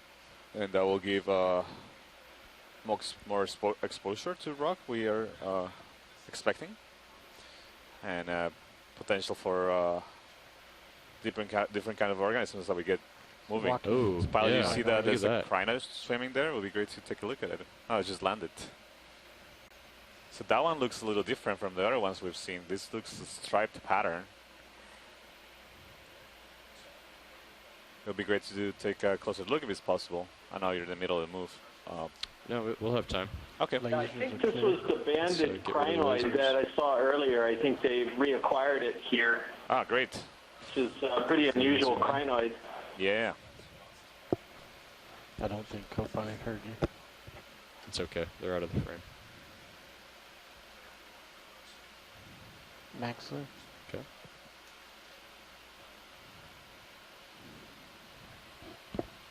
Nice specimen.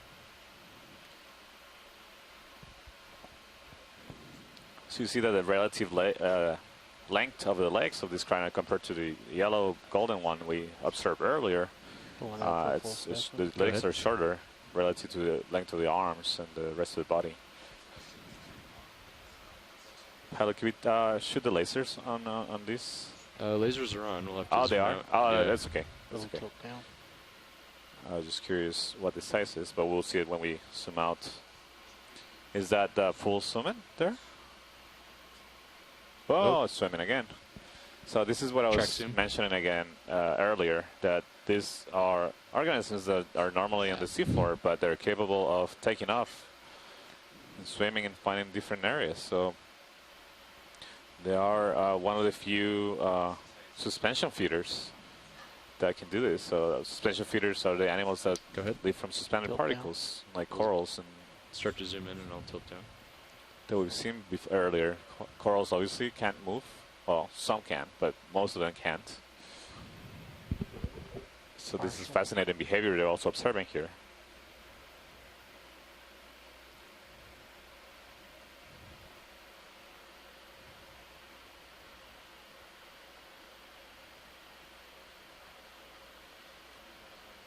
Yeah, it looks like a thin veneer of sediment on a basalt substrate there.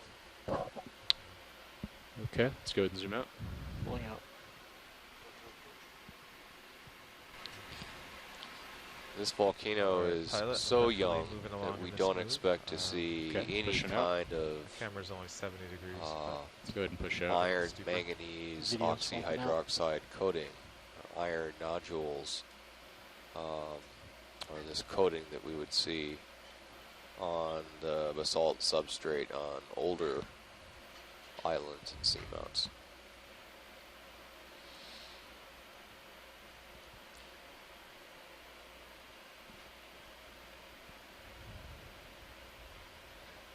The iron manganese oxyhydroxides that compose the manganese nodules are extremely enriched or extremely rich in economically important metals like the rare earth elements, very important in high-tech industry.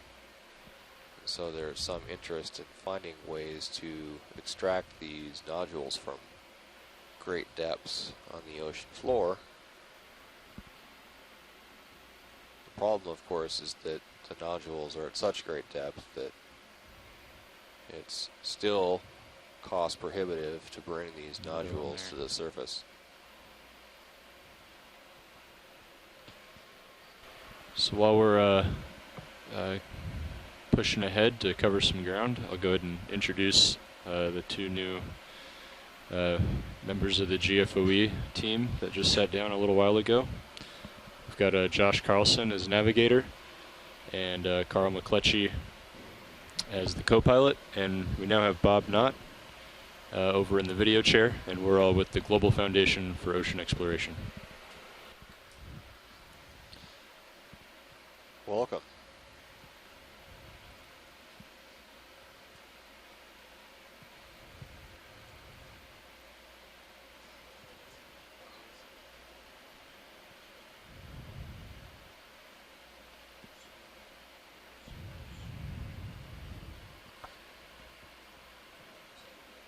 I think you just passed another sea star to your left.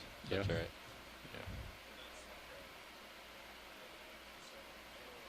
This seems to be something perched right here and up to the left of the lasers, right center on that rock.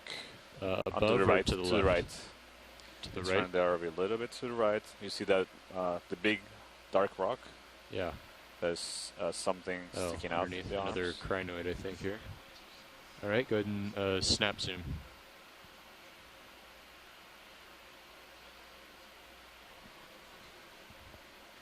Go ahead, video.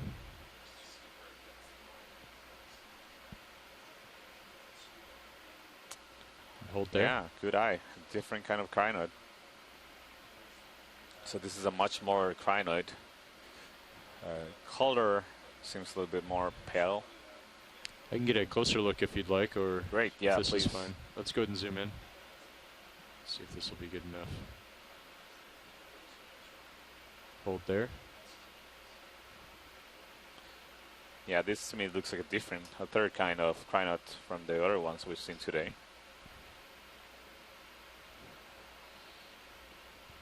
It's a different color, and you see the structures in the middle of the body.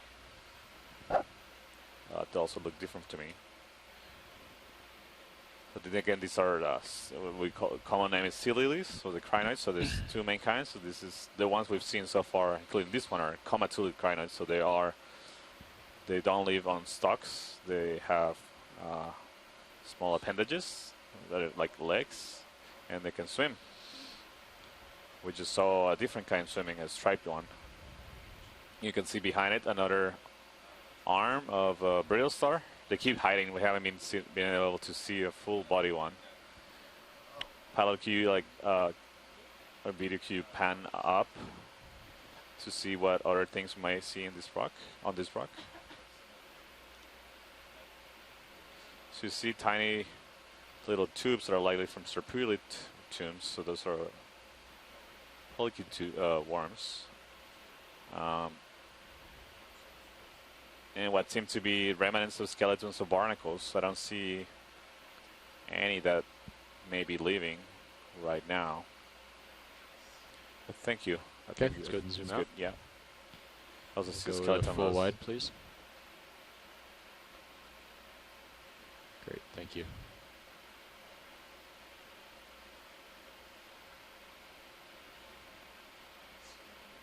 Something there. Push ahead. There's something. You see that rock on the top center coming up? This is urchin and something white on it. Yeah, we'll take a look at that. Yes, please. There's a couple of different things, a few different animals on this rock.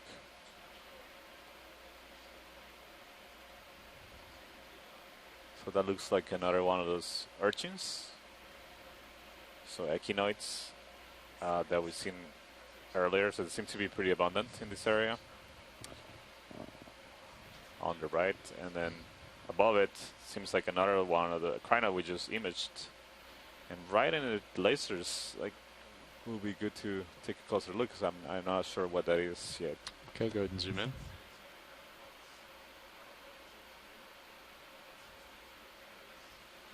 Looks like there's a sponge to your left also. Hold there.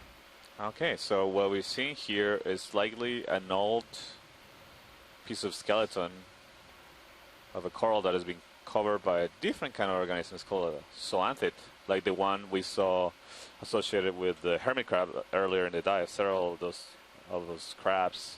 So these are similar to, or can be thought of as colonial anemones. So they often parasites of corals, or they can also not necessarily be parasites, but grow on exposed coral skeleton once it's dead. So this will be my guess for this case. And on the right you see that white crinoid species that we just imaged earlier, but this is a great opportunity to take a closer look at this one because the other one was a little bit hidden in a crevice. I don't know if that's full zoom, pilot? We can go tighter and I can get closer if you'd like. Let's go ahead and go full zoom and see how far that can take us.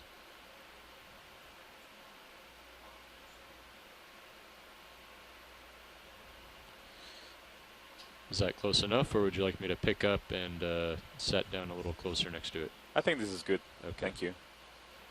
So yeah, what I was describing the colonial anemones, you see them in yellow. You can see individual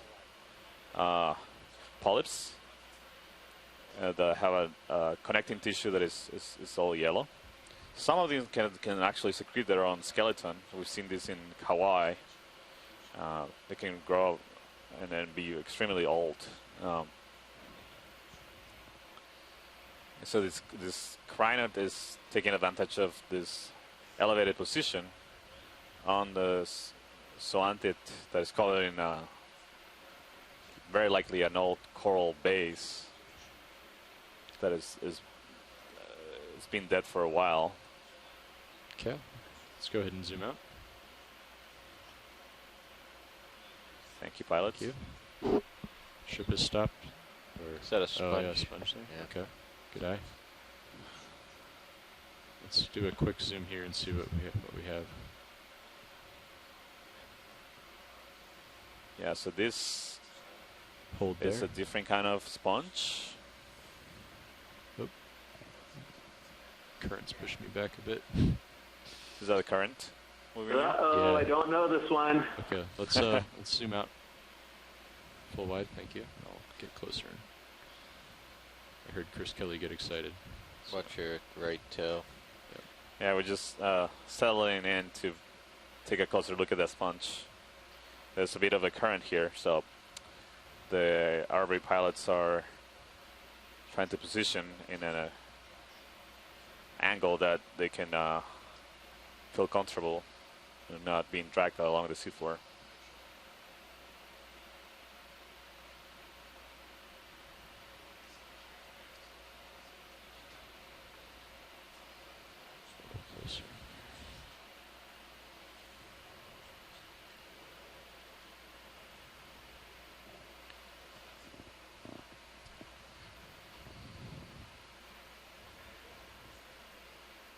Okay, let's zoom in.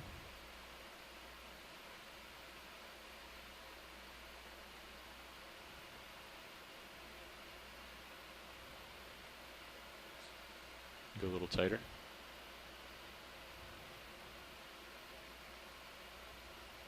Hold there.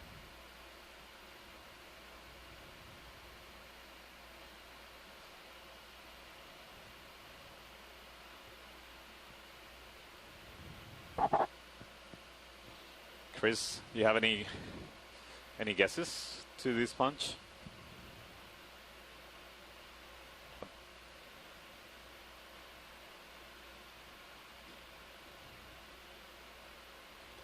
So you can see there's a small crustacean in front of it. Looks like could be perhaps a small skull lobster. That's Max. Okay, thank you. Very small.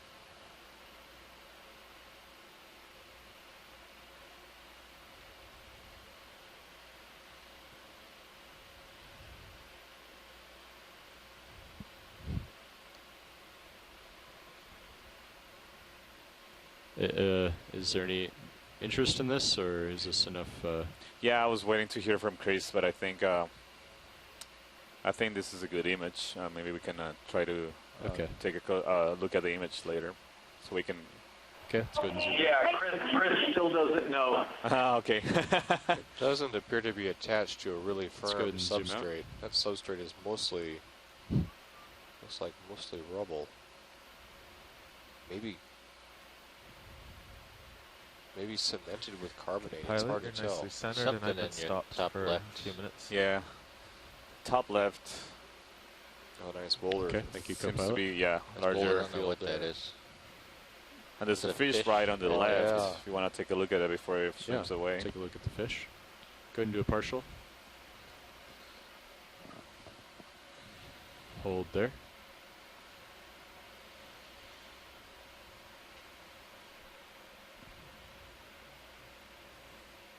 And zoom tighter. A little hard to say what this is because we aren't zoomed in yet. It could be a type of sea bass in the genus Plectrantheus, but it looks a little different. I think it is, though. I think this is a small sea bass, genus Plectrantheus.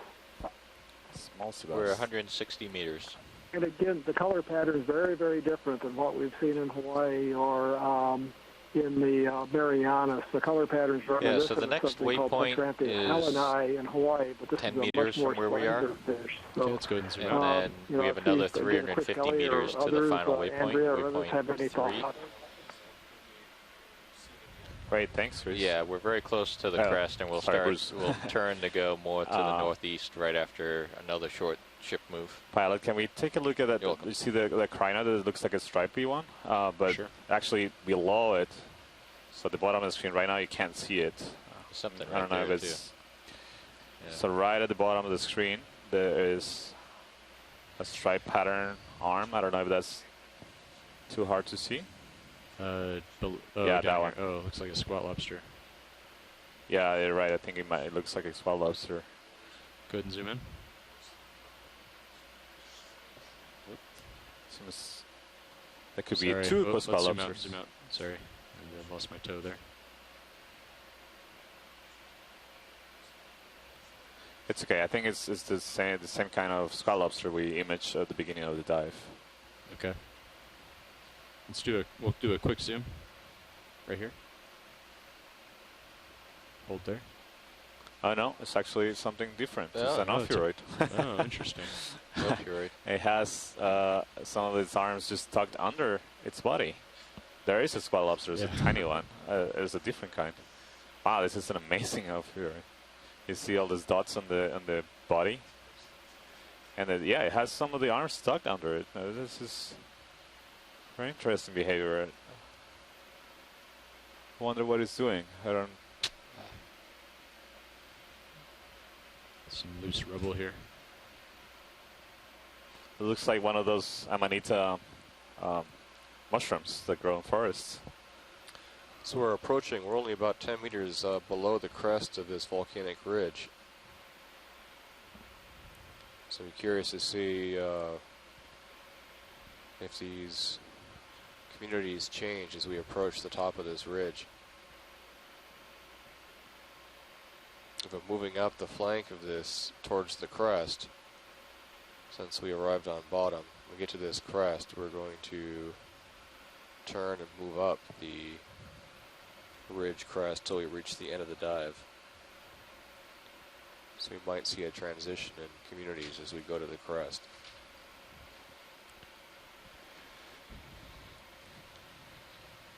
Okay, is that enough video watch lead?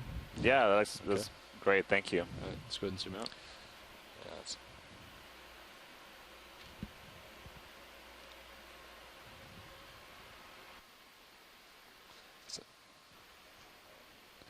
Yeah, those.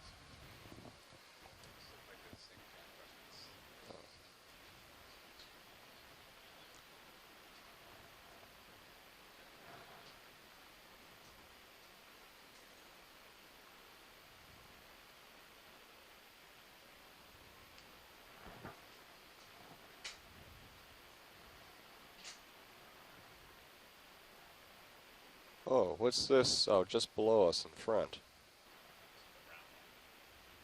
This is unusual looking.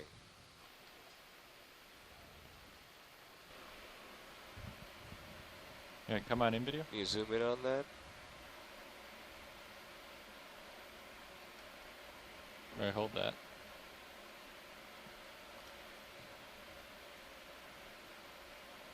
Any idea?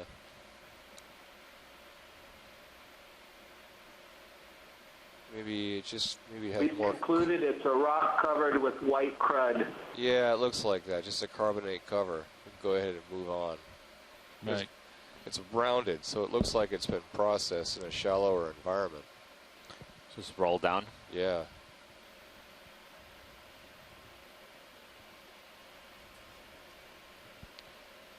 All right, if you're happy, we'll. Yeah, let's go ahead and move on. All right, should we go ahead and get a ship move heading up the ridge?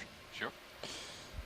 Are you still happy with 315 co-pilot? Angular. Oh, before you move, I see a crack. You see to the right. If you turn the ROV a little bit to the right, you see there's a crack, and there seems to be perhaps a crab sticking out or a fish. Yeah, oh, I think it's the same fish we imaged, or at least the same kind. It's just hiding under that crack. Josh had you turned down. Overhang. Go ahead, Carl. Sorry. Yeah, this is another one of the Plectrantheus yeah, I think 315 species. There was an idea kicked around that it might have been Plectrantheus formanori, named after a French ichthyologist, but that one has black spots at the certain, but fins, and this one's got a different color pattern. There are a lot of species in this genus, looks maybe like another 30 or 40 species. And we're seeing a number we'll on try the 30 meters. guys here in the Pacific that don't quite match up with anything that's been described. So, again, it's going to take some work to try to figure out what the species is, if we could figure it out at all, and we may not. But a sea bass, small sea bass species in the genus Plectrantheus. Want me to go ahead and call it in, Josh? Sure. Okay. Bridge, this is Nav. Yeah, ship move, please. 30 meters, bearing 315 at 0.2 knots. Are you happy with that, Watchley? Yeah, thank you. All right, come on out, video. That is correct, thank you.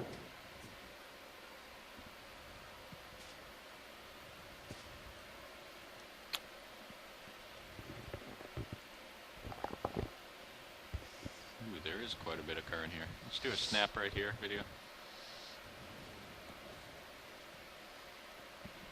Just a snap. Thanks, snap Bridge. in on this. Just a quick. All right, we've seen that crinoid before. All right, yeah. Come on out.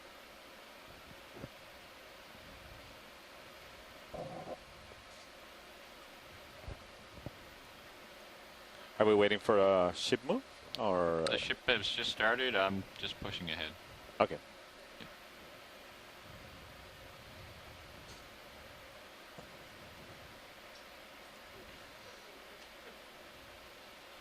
Let's do a snap on this right here.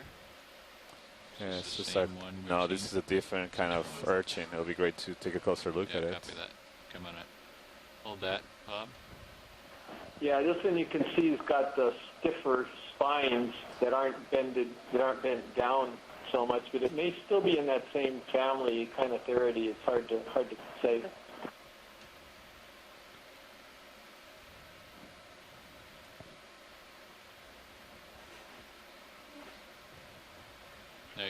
Come on in tighter if you have it.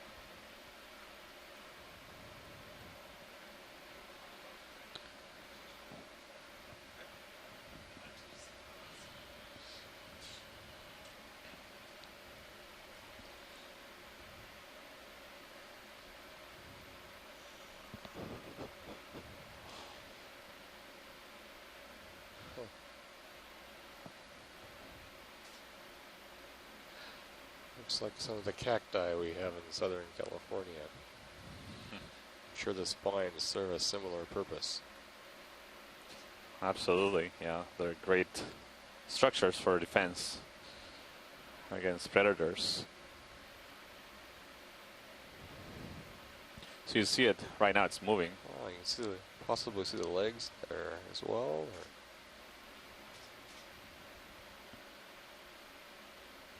Yeah, these ones are hard to see. You can see them if you look in the center.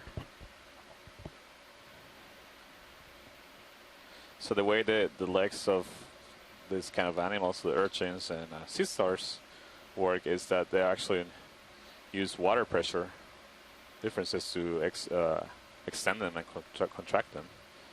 It's a really interesting system, a hydraulic system for locomotion.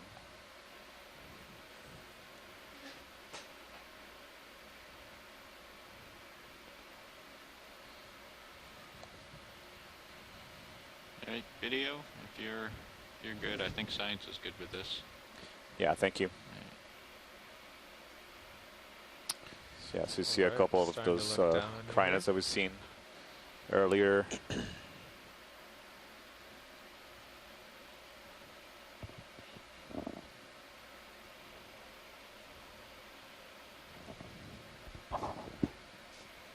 So right now we're at depth of 447 meters. So we have gone up this side, south face of the ridge, about a depth of 50 meters we covered. So right now we are at the waypoint 2 that we set for this dive. Looks like this is starting to slope up to your starboard co-pilot. We thought it would be a little bit more on top of the ridge, but it seems like we'll still that move is just about finished to get on top of the ridge. You see all those crinoids. Calculating time on that sheet. I think you've probably done it. Sea lilies. Yeah, I mean. Yeah, so you can get an idea of what the based average on how speed. much time we have left in the distance. I don't think we're hurting for time. Yeah. So we could probably start turning if the ship's. I think it's the sponge. Can we take a look at this? Video?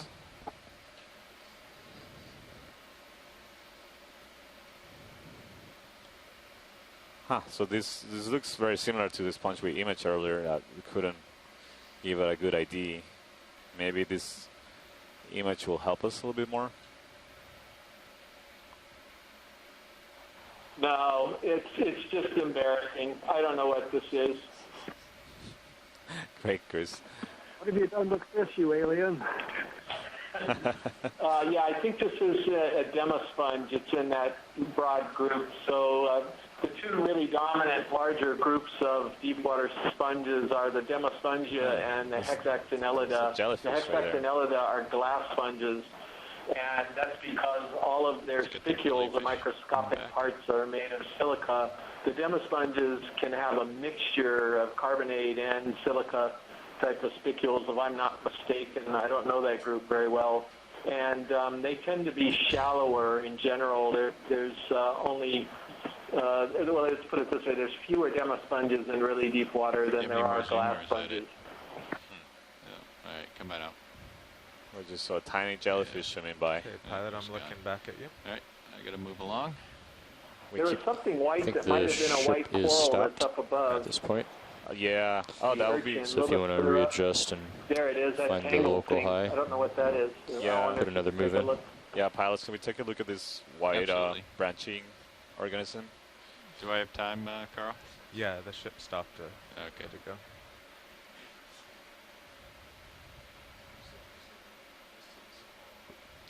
So in this area, we've seen that the red morph of urchins is very abundant. This looks like a Crinoid. But this is very white. I wonder if it's the same kind of as the pale Crinoid that we have seen in the dive. Maybe it was just, but this one is very white. Again, I don't know if color is this distincting character to distinguish species, or it might just be a variation in the color. Up a bit it does have the tentacles a little bit curled. Any more zoom? Yeah, come on in. So it could be a different kind of Crinoid. It could be a fourth kind of Crinoid from the ones we've seen before. Yeah, come out just a little bit. I'm going to try to get the... Whatever it is, it's having a bad hair day. Yeah, so generally... Yeah, generally like a 0.30 or something. Okay. It'll be pretty flat for this portion. Yeah. Yeah, come on in, Bob, if you have any more zoom. Yeah, can't really get a shot at the disc. All right, if you're happy, science. Yeah, this is great. Thank you. All right, come on out, Bob. Seems that the current is also strong here, so yeah, it's making things a little challenging. Yeah, appreciate your effort. So what'd you say you thought the uphill would be, Dan? So Crinoid generally seems to like be 0.30. particularly abundant group in this area, as well as urchins. Josh, I can start turning that way. We've seen a few corals, but not too to many. My starboard on sonar. Yeah, that's what I'm seeing too. Okay. Yeah, there's more crinoids here.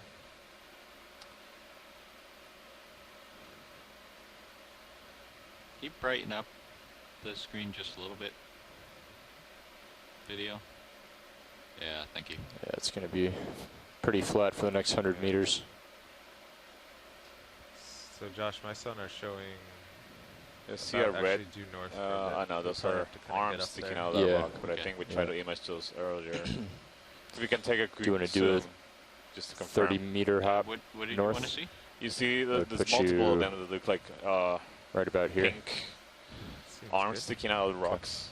To but the dead center in front, on top of the lasers. Oh, okay. Yeah, come on in video. Right where the lasers are. There's many of them. Many of them. Good eye. Just scan a little bit, see if I can. Yeah, so this looked like crinoid arms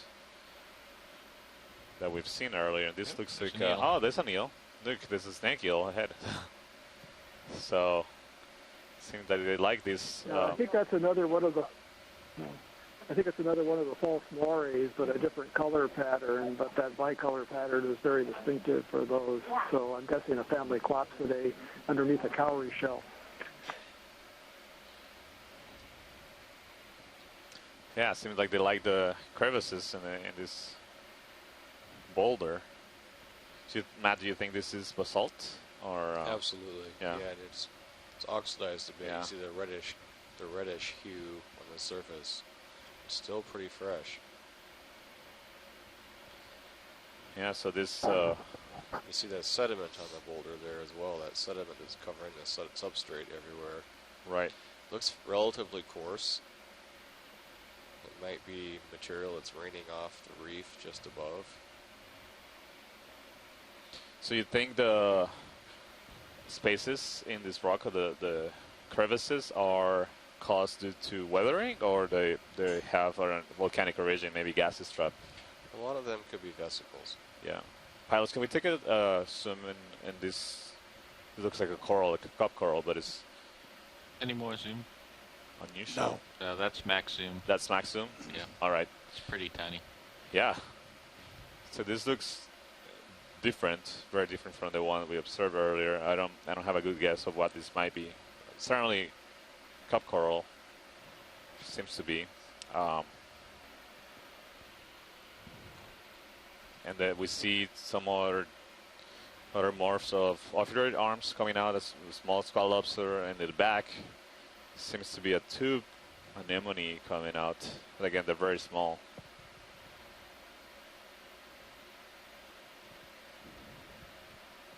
So this crevices in the rocks and the basalt seem to be providing an excellent habitat to a lot of animals that live in here. Little guy in the center. Yes. Go ahead, Bridge. Not sure what that is.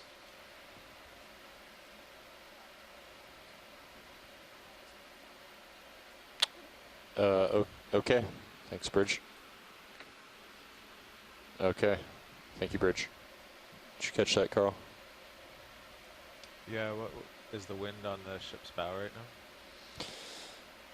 now? Yeah, just about. Is there any surface current? Take a look. Very oxidized. Very basalt, light currents. It's pretty much rust. The coloration. Traction. Very lightly iron oxides. Is that right, Matt? Yeah, there's a lot of iron in these basalts. It's 10 to 15. Well, we should check with the engineers that their cooling water is running properly, and whoever's on winch. Do they have alarms for our winch up there? They do. Possibly, yeah. Are you Thank happy you, here, pilot. video? Yeah, I think we can come on up, video. keep moving along. Okay, thanks, Bridge. What do you It's need? great to see all this detail. No, I'm just curious what's going on. Oh, they've got a high temperature warning I on see the traction on the winch top left, from I the bridge. see what it looks like a fan, like a coral. I don't See know. if anyone's in the sticking out. workshop. Yeah. You see it right now, it's in the center top.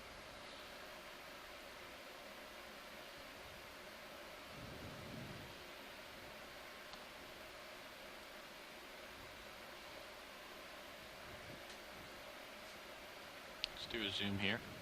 Video.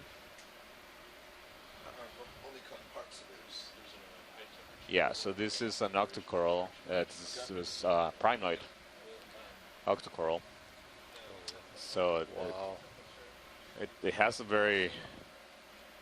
Wondering if it's just the orientation of the ROV, or it looks more like a. How to describe it? Like a conical shape. Or disposition of the tentacles.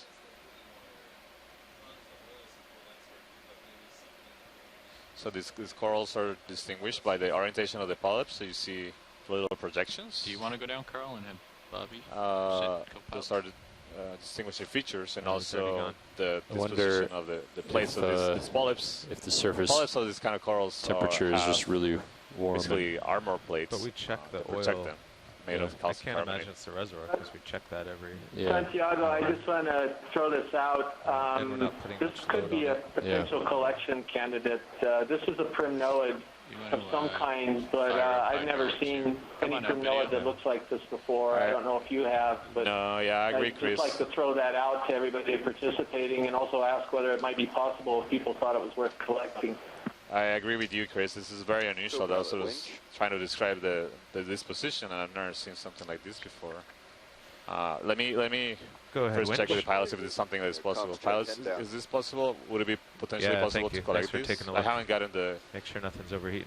full agreement from shore, but yeah, this is definitely possible, and just in case they decide we want to And sample before we it, I'll leave, there's set a up. small gray scorpionfish at the base of the coral. Might be zooming in on that. Right. Yeah, Carl, we've got 6 knots of wind. If it's possible, before pretty we much off set the up to bow collect this, there's a fish and the 0.2 base of the knots coral. of current. Yeah, copy that. So conditions are pretty light. If something were to happen. They're getting ready to zoom on this. If this is truly in the family Primnoidae, which I think it is, this is really shallow for that family, which makes it an even more interesting collection. Yeah, I agree, Chris. Yeah. Let's get the fish in the background. If you have any more zoom. So I think, pilot, there's a consensus from shore that this will be a good target for a collection. So if you. Yeah, I copy that. Let's get the fish in the background, Bob. All right. Yeah. So these little scorpionfish are very difficult to identify from photographs. Which co-pilot? Again, this is one that I don't recognize, but just having the picture might help in for some future work to try to figure out what it is. So, so that's very good. Yeah, thank you very much. All right, come on out, video. So control winch. Yeah, lasers. I was wondering if you find anything at all suspicious, if it would be worth just switching HPUs until we really understand. I can get we think we know what it is. Pilots, whether you think got 3 engineers. it's possible to take a snippet of this coral, or is it just too small to so the to cooling do that? water is we can get it. not running properly. Water was the question is, what part of it would you want? Do you want just you know, the copy? I can give it a haircut on the top. Yeah, I think that would be the best. Usually, you know, we get like a fan shape, and we can get a like isolated branch. But this is they're all come together. So I think what you describe as a haircut, I think is a good idea. I wonder if it's can you at all rotate the ROV to get a view of the other side? Yeah, absolutely. Great. Before we collect. Come out a little bit, video. Okay. So you see when you rotate a little, it might be is the max that's more like a fan shape right there. So I think we're just looking at it from the weird angle.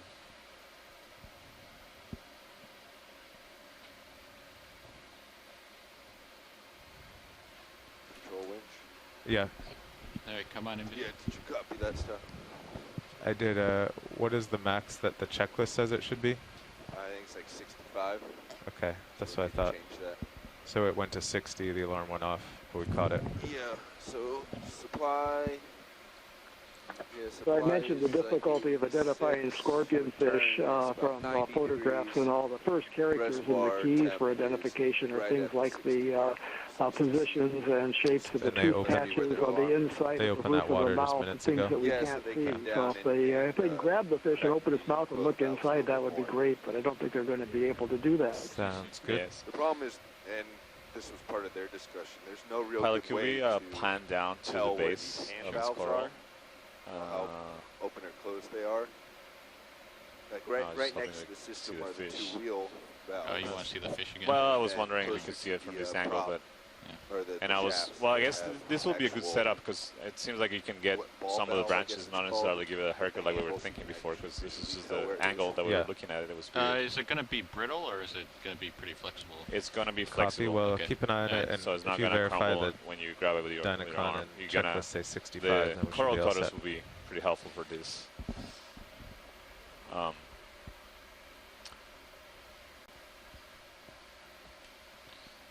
So I was wondering if there were actually 2 corals to 2 fans, basically parallel to each other. But looking at the base, it seems like it's just one. That might be 2 rows of on your right screen? Branches, which is really unusual. Oh, I see a comment in the chat from Tina Moldostova in Russia that she agrees with this. Do you want me to take Mini Zeus? Yeah, go for it. Okay. See if I can drift in away here. Oh, you weren't quite set up. Yeah, come on out, video. Well, I was, and then I drifted. Gotcha.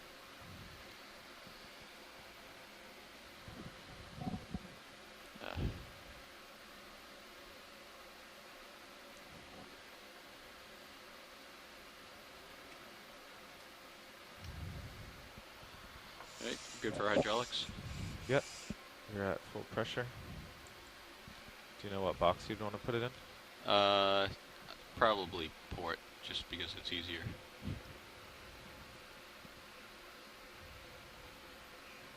Can we come out just a little bit? All right.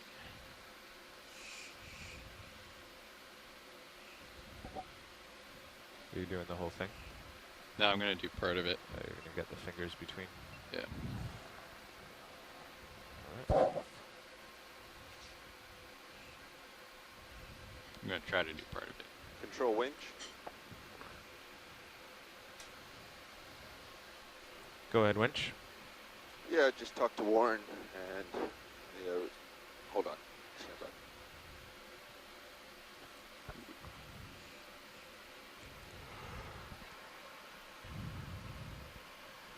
Sorry, Control. Back with you. I was just talking to Warren. There's a spot lobster there too. That's an associate of this coral. Issue wasn't very clear from the swim we did earlier. That's probably inside the structure of the skeleton. Are supposed to throttle it at the discharge, which is one of those wheel cranks, but kind of for convenience, they also throttle it at the intake. or the supply, which is the ball valve handle, because it's a little bit easier to see. And I guess someone throttled it on one and someone throttled it on the other. They don't have a that caught brittle skeleton. Slowed down the flow. Made of mostly a protonation skeleton. Their alarm so up in the bridge is quite flexible. Degrees, 150. So just under 70 degrees C. We're currently at 140 Fahrenheit or 60 C and cooling. They have both of them fully open, trying to cool the system down. Yeah, it's having a little trouble getting my fingers in here. Excellent. Thank you, Winch. There we go. How's that? There you go. It looks like a good sample there. Nice. Oh, excellent. Nice. Nicely done. Are we clear on the draw, Carl? Come out wide on. I do believe so. Zeus. Yes. All right, we can bring the jar out. Okay. Wide on everything. Yes, wide on everything. All right, thank you. There. All right. Can we move Mini Zeus over? Yep. Moving Mini Zeus. All right. And extending the rest of the way. Yep. Yep, that's clear. All the way out. Okay.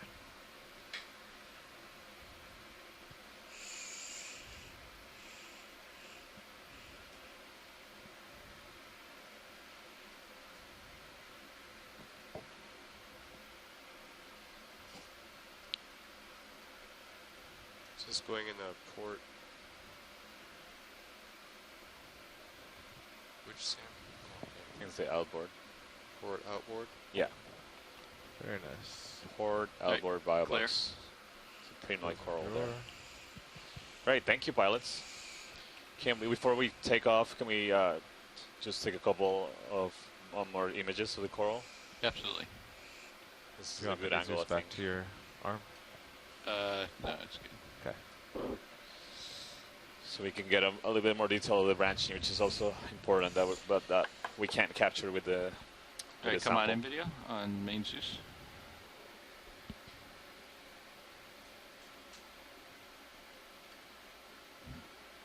Yeah, you see there's a crab there.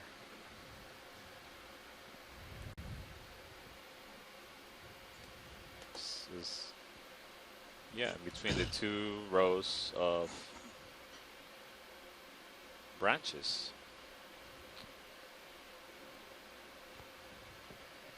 There's got a shrimp. Oh, yeah. Yeah, come on in. Has a really big claw.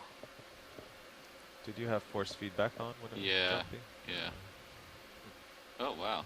Look at that guy. Just one big claw? Wow. Do you see the other one?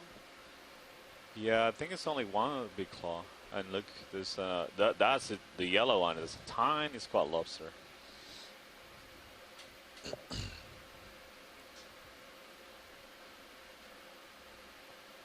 Wow. He's a bit mad because we damaged his house.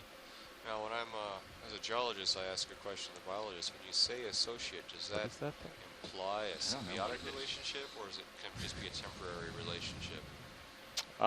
When we see animals like this living on the corals, they're usually more permanent relationship. In fact, there's some species that only live on the corals. Maybe when he's done here, but this we can shrimp in there with that continue on with our big claw. It's 30 meters bearing due north. Kind of associate before. Usually these corals are, have a brittle star associates. Let's try to get the shrimp with them. But this shrimp is I've never seen anything like it. It's like a shrimp lobster. Look at that claw. It's amazing. The claw reminds me, the claw reminds you kind of a snapping shrimp and alpheid, but the rostrum, the serrated rostrum, and everything is different from a snapping shrimp. So I wish we had Mary Wixton or another crustacean expert online. Yeah.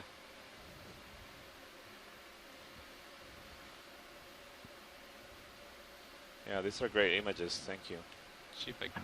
Hi, this is Megan Putz at the EDC. I think that shrimp is actually an alpheid shrimp. A snapping shrimp has that big claw that snaps together and makes a relatively loud sound. He seems to be a little mad that we collected half his home, though. So that would be an Alphean shrimp. Great, thank you.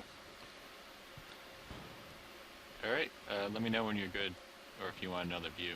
I think this is good. Thank you, pilots. I think we can continue. All right, come on out.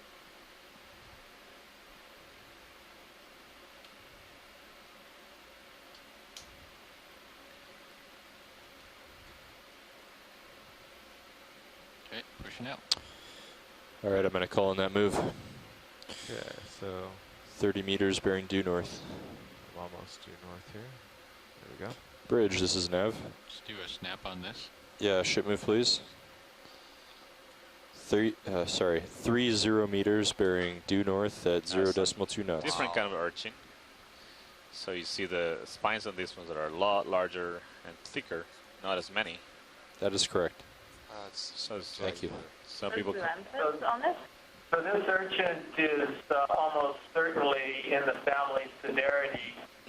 These are called pencil urchins because of these very stout pencil-like spines that are coming off of the test. And this one could be in the genus Stereosideris or possibly Stylosideris, but almost certainly Sideridae is the family. Yeah. Good copy, Bridge. I'm wondering what's behind it. It looks. I'm not sure if that's part of the urchin or is fitting on that. Is that full zoom, pilot? Is that full zoom video? Do we have any more? I think that's full zoom. Yep. Oh, yeah, there's something living there. I think that looks like a leg. Yeah, you see the legs? Like a leg coming out, yeah. So it might be feeding on some type of crustacean, but it's weird. Go ahead, watch lead. Not sure what we're seeing here. Come out a little bit, video. Seeing some fitting. I'm not sure exactly what it's. We are 170 meters from on bottom and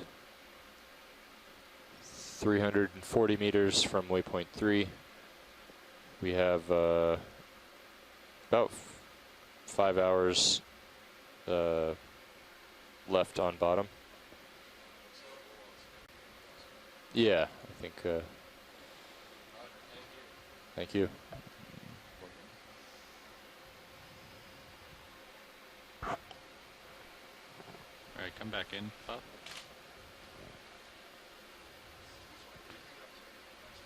So this. Come in tight if you have it. Yeah, so you've seen multiple legs. So that makes me think of a crustacean. Perhaps there is. I think it might be a spider crab. Can you repeat that, please? It might be a spider crab. Spider crab. I think it's a decapod that's underneath the urchin. Right. Yeah. Agreed. Any more zoom, or is that it? No, that's it. That's it. All right, that's all we got for zoom. This is great, pilot. So you can also see on some of the spines, the pencil spines, the thick ones. There's also zoanthids, like the one we saw on the stalk of the coral earlier. But there's a crinoid on top of it, so they can settle in many different places. They take a good substrate whenever they can find it. Surprisingly, we rarely see them colonizing rocks. They try to prefer organic substrates, so structures that are created by other animals. We see them also on stalks of sponges, as we saw that earlier, associated with hermit crabs, as parasites of corals, and growing on the spines of urchins. A really fascinating group. Okay, pilot, I've been turning to starboard. Thank you, pilot. I think this is great. Let's come on out, video.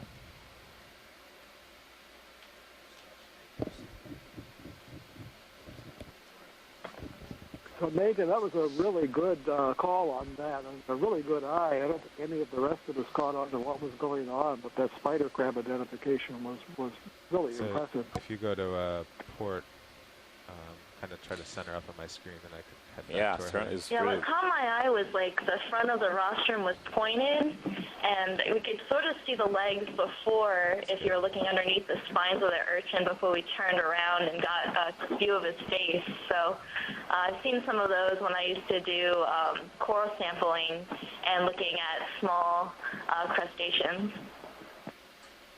Okay, you can start going ahead now. Yeah, thank you. Once you called that out, all of a sudden the image became very interpretable and it was obvious. But before you got it, it was really a puzzle.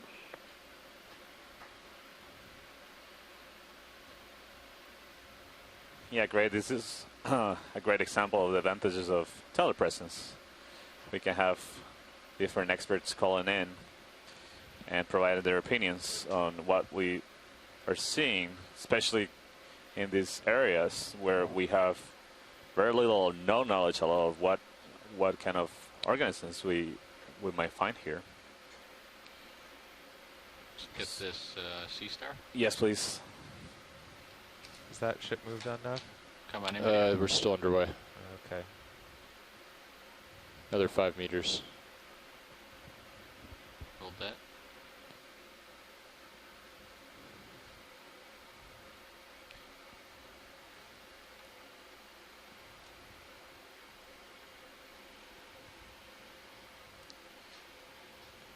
Is this full zoom? Let's go full zoom video.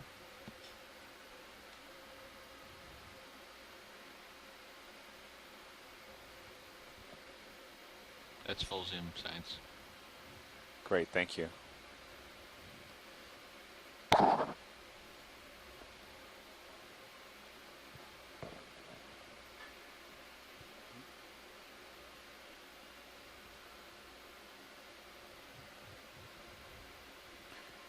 This is great. You can see a lot of detail.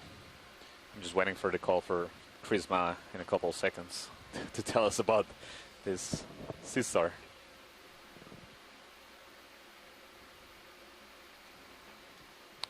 Looks like the ship moves complete. So again, sea stars are relatives of, or within the same phylum, so the final Echinodermata, where there's also, you see the urchins, including the pencil urchin that we see before, and a lot of the fauna we've seen today are urchins. So the sea lilies are urchins. That we saw sea cucumber, 2 different kinds of urchins, the red one, and there was a different one with more rigid spines. Sea stars and all the little arms that we've seen in the crevices in the rocks are brittle stars. Oh, there's Chris. Hi, Chris. Hey. Wow, that's really nice. So this looks like Paranapanthea. It's in the family Asterinidae.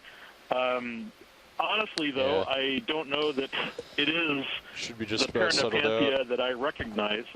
Pretty flat terrain around this us. genus is a group of sea stars that is found sort of throughout the Indo-Pacific at moderate depth to deep water depth, around sort of 300 to 600 meters.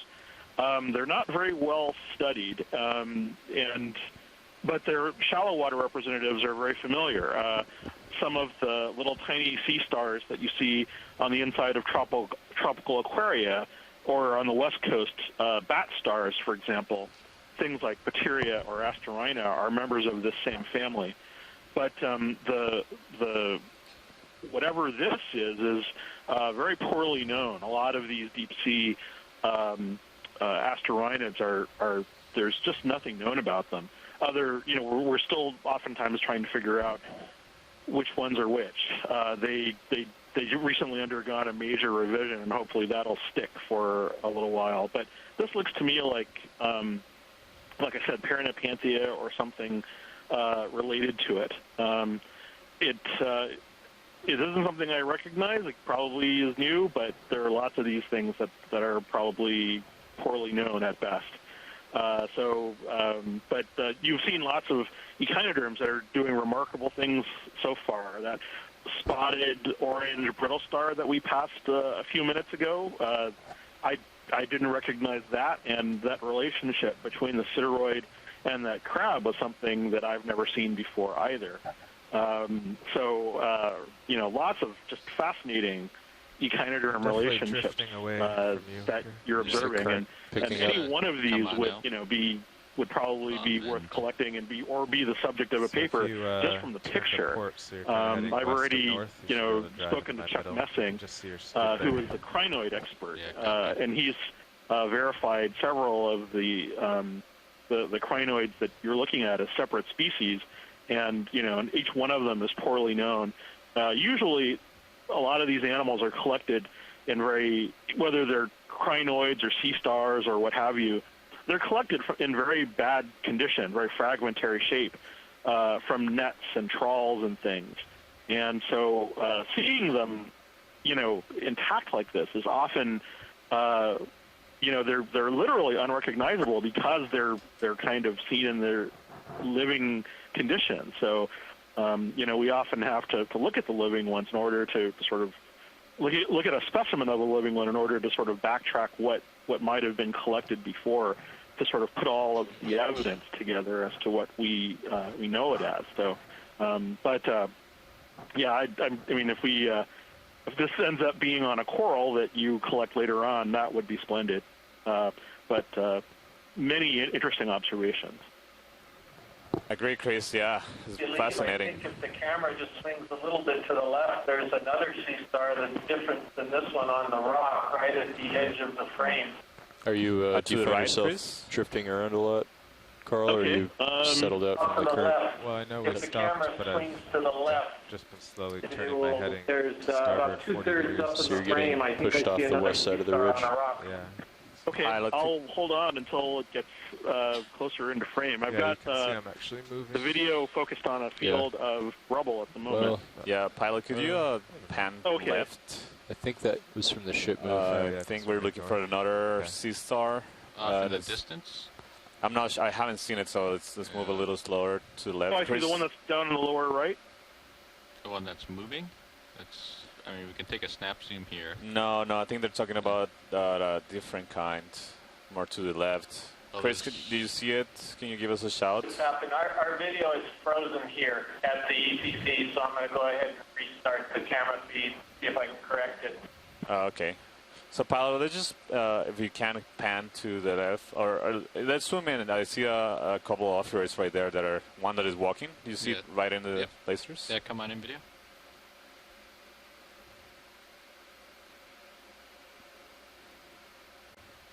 So this might be... I'm going to come up on top of it. This might be the one that had like the dots on top that we saw earlier. Yeah, I see it from the angle. Yeah. Like the... Yeah. Unfortunately, I haven't had a chance to figure that one out either. But, I mean, you would think that something with such a distinctive color pattern would be immediately recognizable. But, yeah. I'm not seeing. I mean, usually with one in hand, I can sort of get it to family, but it doesn't immediately jump out at me as far as the name. But it's definitely the one that you saw before, and wow, that is just an amazing animal. It certainly is. How big is that? It's coming. Come on down a little bit, video. Let's see, I think, pilots, do we have the lasers on? Are the lasers on? Yeah, there is. So it's about 15 centimeters. Oh, he has a friend coming over. From the tip of the one tentacle to the other, Chris. You see this 10 centimeters between the lasers. So. Oh, and there's another one. Yeah, there's another one coming. Different one. Let's get this guy, video. Yeah. They're on the move. Wow, this is more brittle stars, I think, than I've seen in quite a long time. Oh, and there is a sea star up on the right there, isn't there? You saw one? Let's see. Up in the upper right, there's a white. Pilot, I think there's a sea star on the right there. I think that might be what Chris is, the white thing on the rock. Yeah, come on in, video. Yeah, I only saw it briefly. No, that looks like something else. But you know what? This looks like it could be a barnacle. Oh yeah, I'm sorry, it is a barnacle. Yeah. Huh.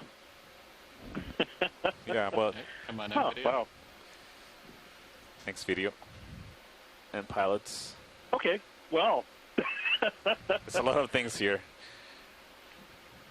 Yeah, no kidding. So I'm going to move to my left, and yes, we see that other sea star.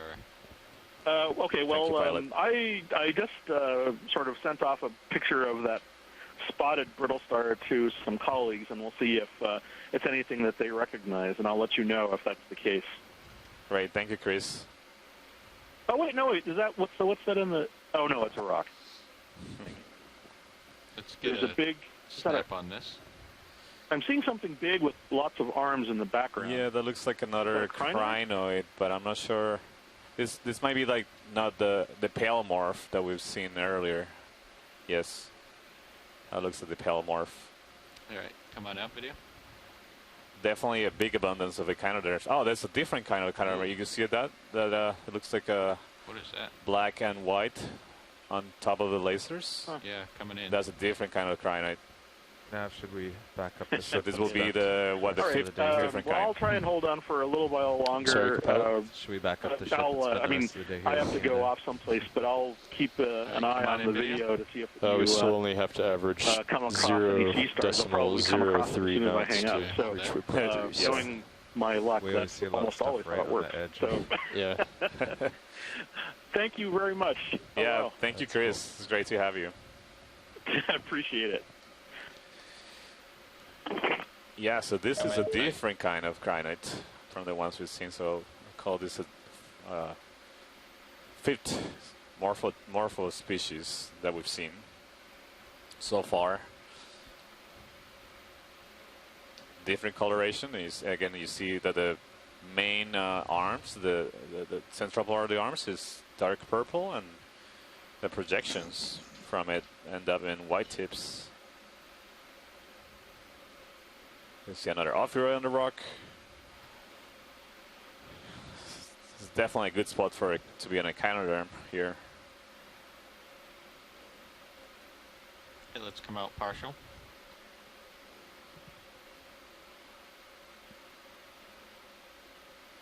Let's hold that.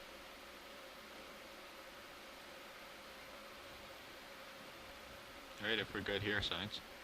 Yeah, we're good. Thank you so much. This is a great image. All right, we can go full wide. Thank you.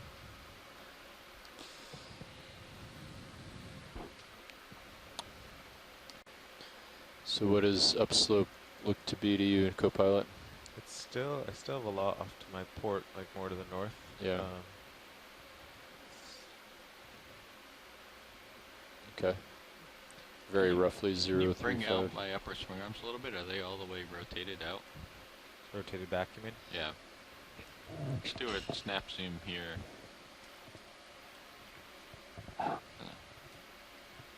Oh, look at that. This looks like a bigger squat lobster. Come on, a little bit. Is much larger than the ones we've seen before. So again, this is a new observation for this dive. It's a very diverse group in the deep sea, the squat lobsters. There's a couple of different families. Chrysogorgids. No, come on in, video. Not chrysogorgids, so I'm saying. I'm sorry, I'm spacing out about the family. That's the coral family. Let's get the top of the head. Chirostalids, that's what I was trying to say. Come in tighter, if you have any more. Yeah, right there.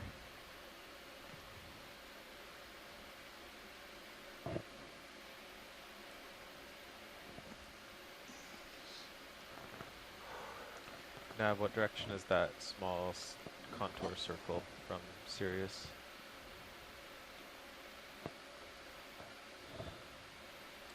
.025.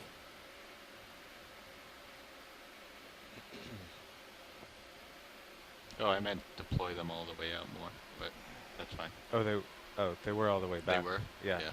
Oh, so do you want me to put them back there? Yes. So these are also part of a group, a larger group called Anomura that includes the hermit crabs. So that. All right, you're good. We can come out. Yeah, thank you, BD. All right, Bob, we can come out. Thank you.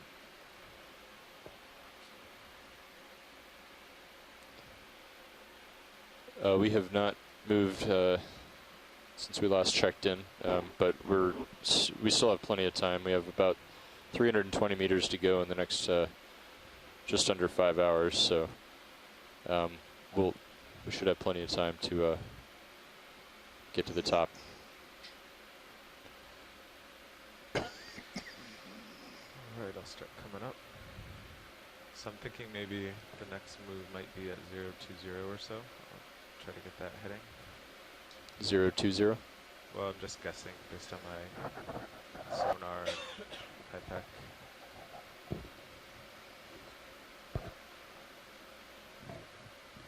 I see another one of those urchins. Can we take a look at those white lumps on the rock, please? Sure. Come on in, video. We could even, we could make it a little more northerly if you want. All right, hold that.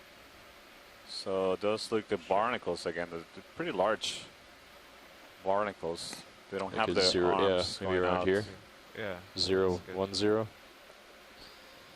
Similar to the one we've served before. So these are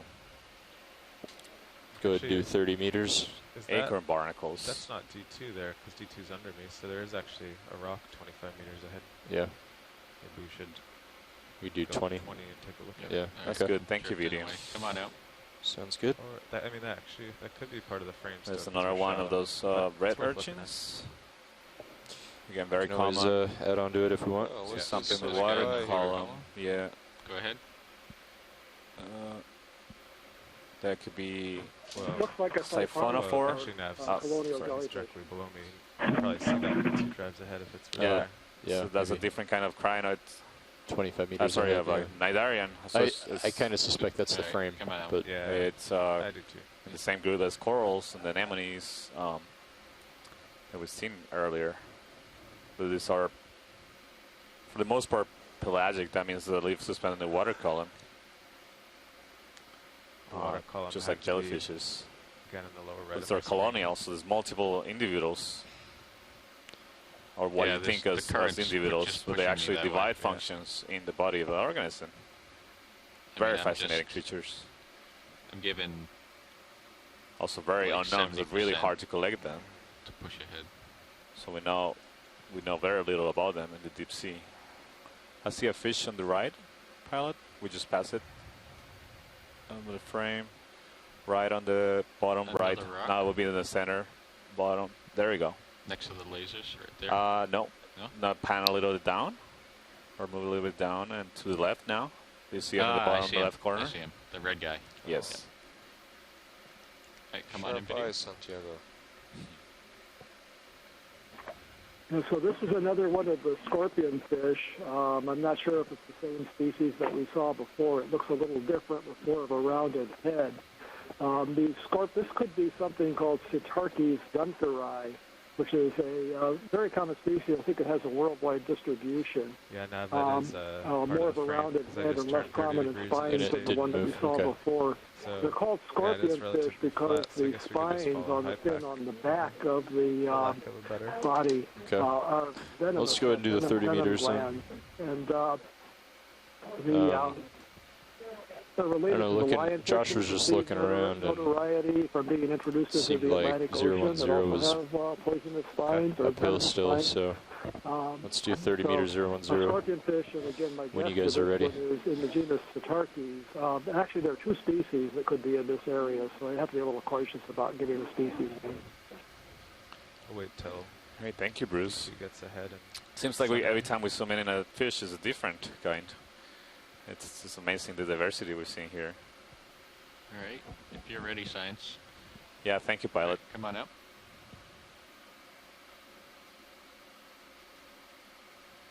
Train's getting more interesting. Yeah.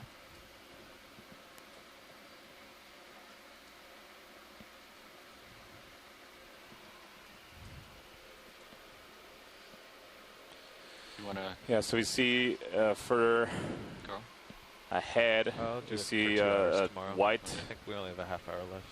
So. Planar features, so that look like sponges to me from the distance. That the most closest one seems like a sponge here, and I think it would be good observation to make because we haven't seen this kind earlier, I don't think.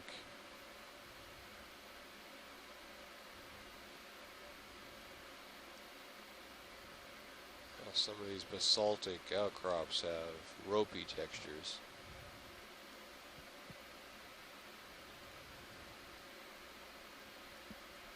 Okay, come on in video.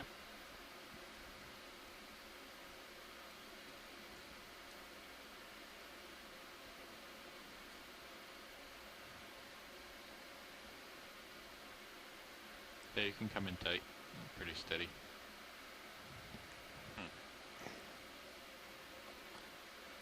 Chris, do you think this is the same sponge that we've seen throughout the dive?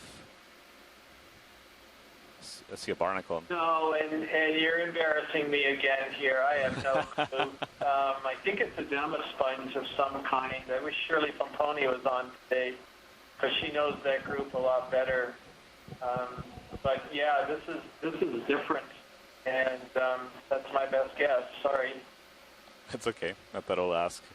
My impression is that the other sponges we've seen had this sort of fuzzy sediment layer, like a dairy sponge outside, but they had some faces that were exposed more to, I guess, the inner part of the sponge. So I'm wondering if this is what we're seeing just from a different side. It's like the current is depressing the tether there.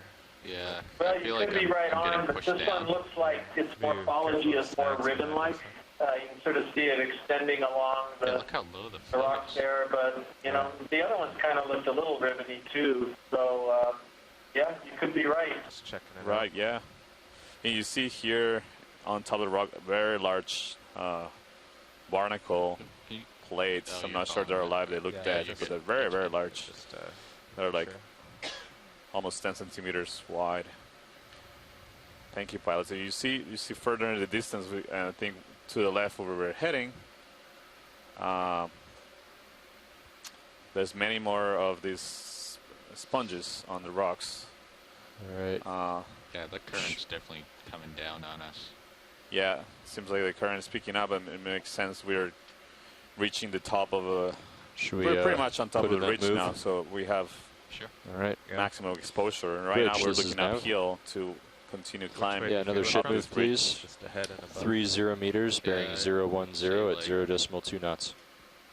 This direction, 325, something around there. There's sort of a white sponge that's in the upper center area around one. It has a different color. It's not as yellow as the other ones. I think that's something different that might be worth taking a peek at. Yeah, I agree, Chris. So, pilot, do you see that? What the guy in the center? Yeah, that right in the center. It looks like a different kind of sponge. It's right at the end of my leash, but I should be able to get it. Can we take a look at this closer thing that it looks just down? Right below it? Yeah. Yeah, we can do both. Thank you, Bridge. It might be another of the crinoids, so the pale form, morph. Yep. It looks like the pale morphotype of crinoid that we've seen. And look at all those arms sticking out of the crevice. It's just amazing. This is just like a great place to be. Definitely a brittle star. There's so many of them. Oh yeah, that's a different kind of sponge. Wow. This looks more like a glass sponge to me. And then there's a crinoid. Yeah, now we're getting into my turf here, Santiago. I'm pretty sure this is a glass sponge in the Hexactinellida, and I think it's something in the alloplacity, possibly alloplax. And I don't know much about the sponge, but except for the fact it has those channels and just the general appearance is kind of a short base-like sponge. But yeah, glass sponge for sure in the order or class Hexactinellida.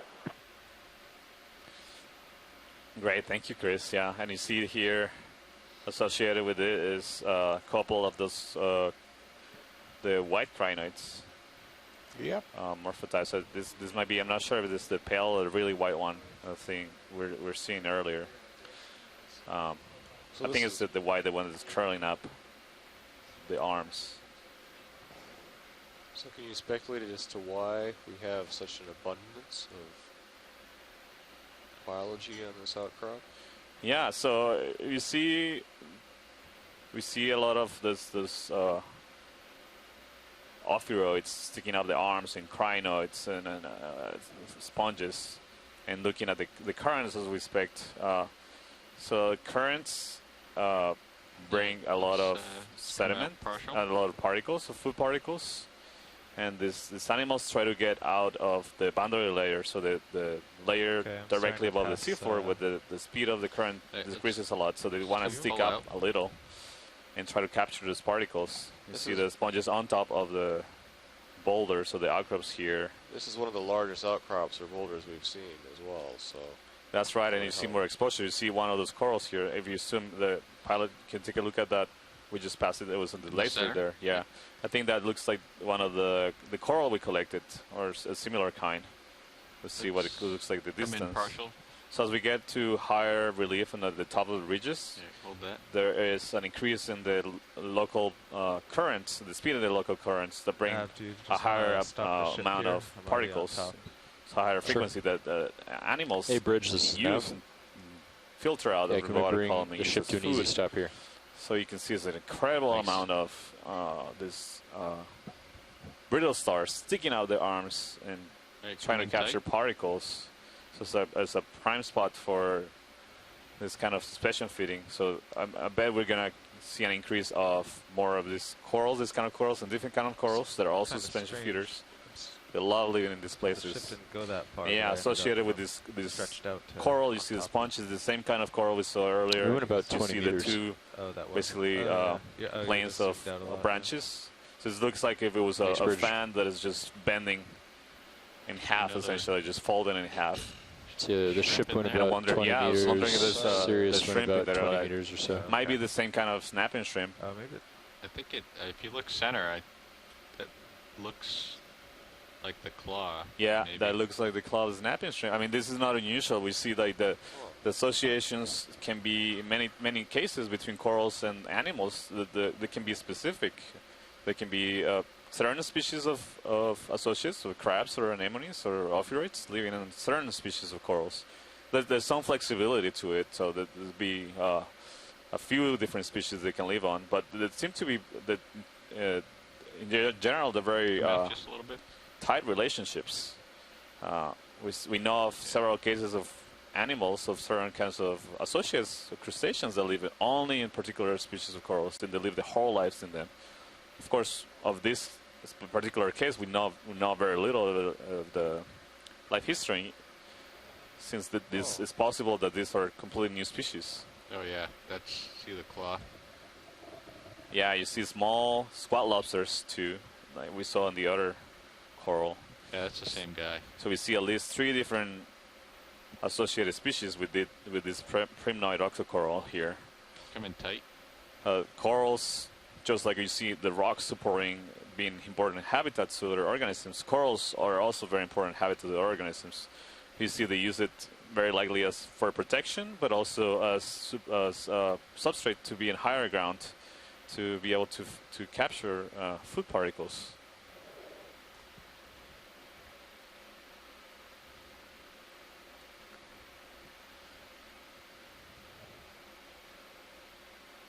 Yeah, it's the same species. This is great, thank you. Come on out. Santiago, you discussed before how the corals can benefit from Let's get this some of these associates.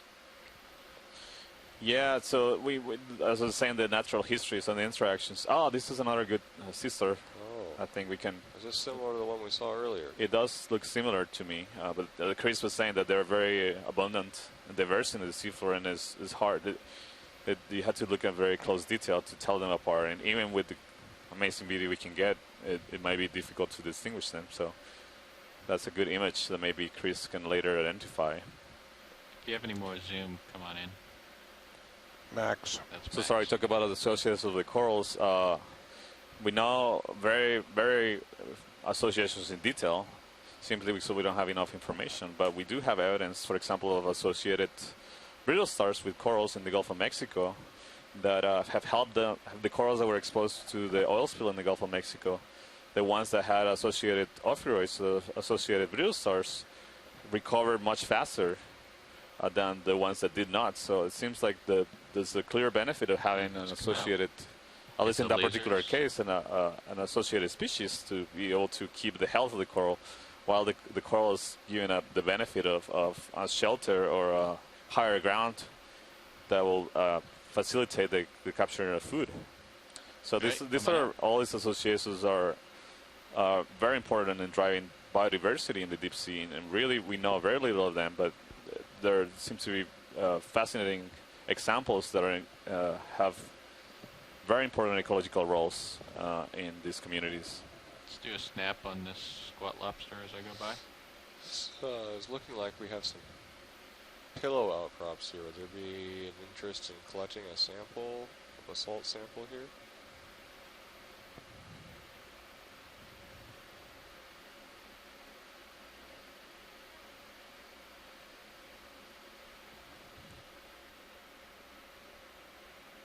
Drifting away from it. Yeah, the current's pretty wild on the tether and Sirius. Yeah, we can come out. ROV pilot, we might consider taking a geology sample here if possible. Yeah, copy that. The first real it's still full wide. That's full wide. Pillows. Yes. Okay.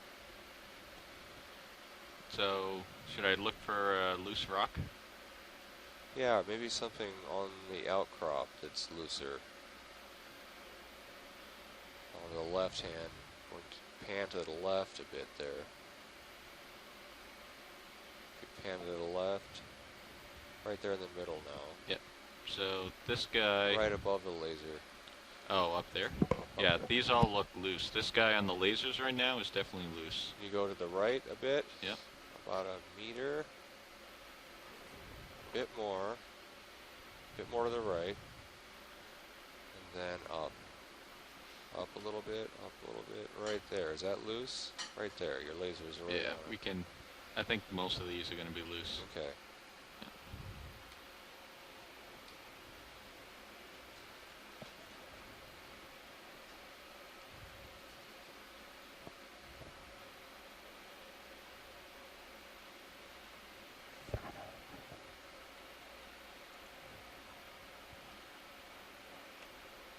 Going for the one the lasers around? Yeah, I'm gonna poke around, see what's. We good on hydraulics?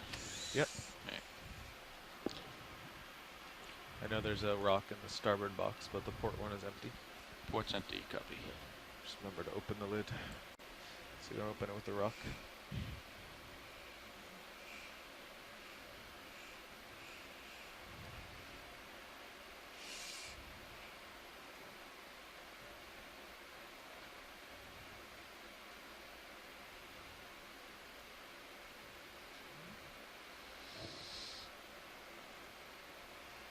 So this one right here is loose.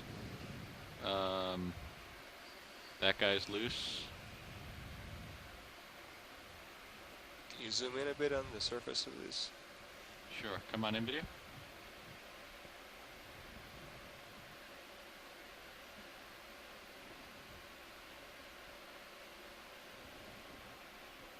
On the right-hand side of that screen there. You like that guy? Yeah. All right. Let's come out. Let's get the port wing in. Is that full wide? Port wing inboard.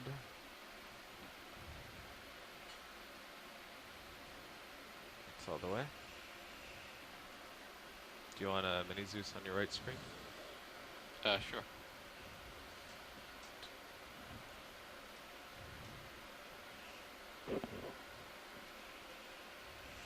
Oh, there's no more shilling to stop it.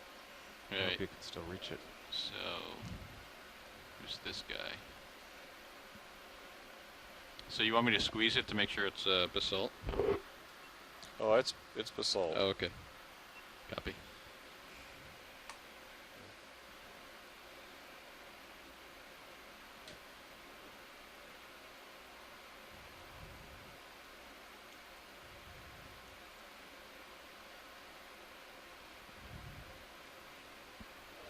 Alright, can you tilt my camera up? Yep. And let's zoom in on this. Alright, come on in, video. On main Zeus. That looks like a great rock. Not that I'm looking at the commensals, of course. Yeah, look, there's a shrimp right on it. There's 2 shrimp. We could try to get the shrimp too. Put it in a I bio also box. got one of those sponges, and the more I see these, Santiago, I think you're absolutely right that we were just seeing the back side of that one we saw deeper. Yeah, pilot, let's try that. I think it will be a good sample for a bio box since we might get some. Is that gonna fit? Can you get the lasers? Stowaways. That's the lasers. 10. Yeah, I think it'll still fit in the inner one. Well, Matt, guess who just showed up here? Jasper Contour. How's that for timing? Jasper, how are you? All right, so. Yeah, so I'll move the port wing out of the way. Yeah, move the port wing, and then I'm gonna the lid's okay. gonna stay open, but that's okay. Looks like a nice angular little rock there. Yeah. I think I'm gonna have to pull off the bottom. Do you have enough room for the drawer? Let's see. Okay. And you got your 2 shrimp little, and a sponge for free. On there too. Yeah. Do I have enough room for the drawer? That was not anticipated. We'll try it. Yeah, we'll try it slowly. Yep. Okay. Let's see. Just keep an eye on those coral. That's all. Yeah.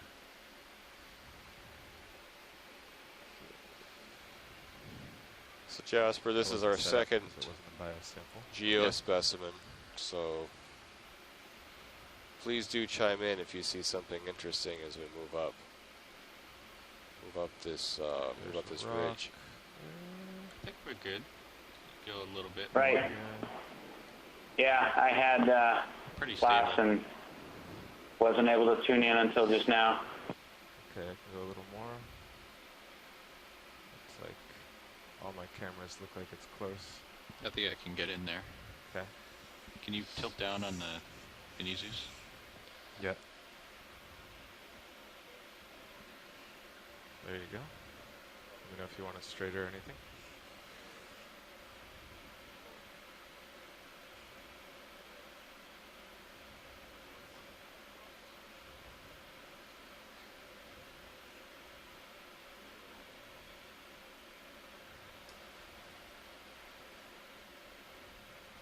This is the port inboard bio box.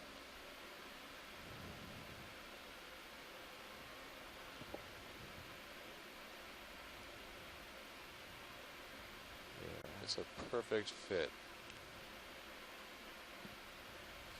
Looks good. Nice. Okay. So it seems like we might have gotten also a couple of shrimp and 1 sponge on that rock. So that just makes the geological sample more valuable. The salts are always valuable, Santiago. I'm not saying they aren't. You ready? Yeah. This might be a little trickier because it went down. It went down a little further than before.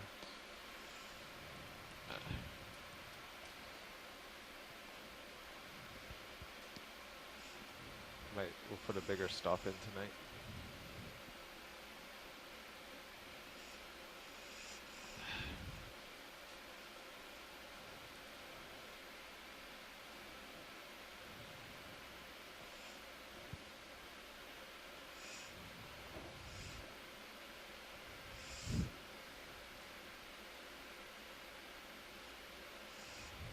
If you rotate your jaw, yeah, and then can you hook into the top of the tab?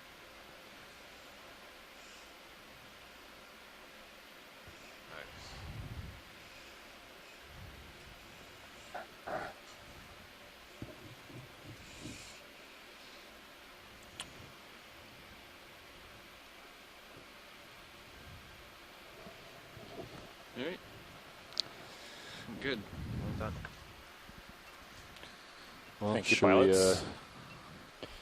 get set up to cover a little more ground? Sure.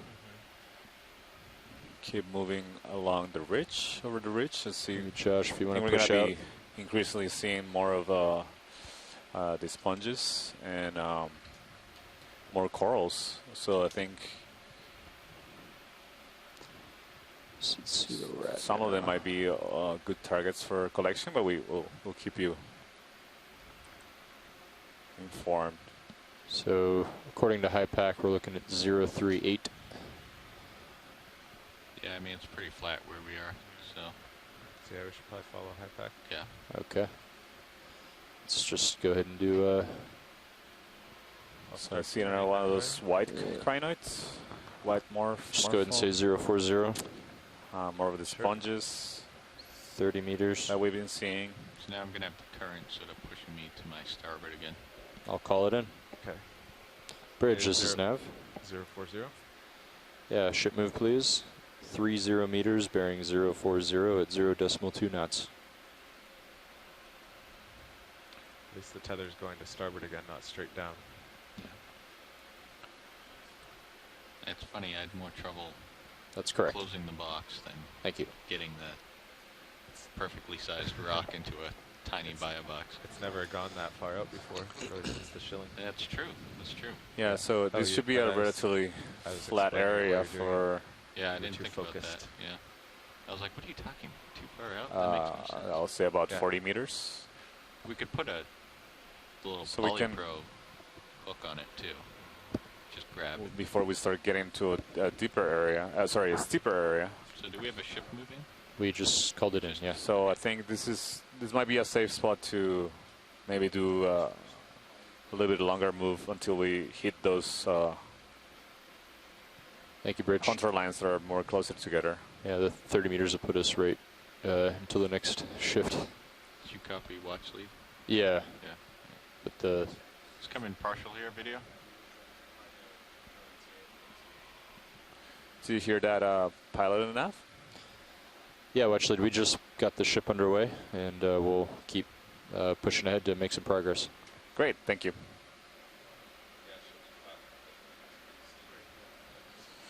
Alright, come on up. Auto ring. So again, we continue to see we the can come incredible abundance of ophiuroids, crinoids, and also the sponges are definitely increasing in abundance here. Oh, there's is that a barracuda? I don't know what that was. That was moved pretty quickly. That looked like something called a snake mackerel. I didn't get a good look at it as it swam past. This is too deep for barracudas, but these little snake mackerels are not that rare at these depths. Thanks, Bruce. Maybe we'll get a better image of it later. They seem to be pretty fast.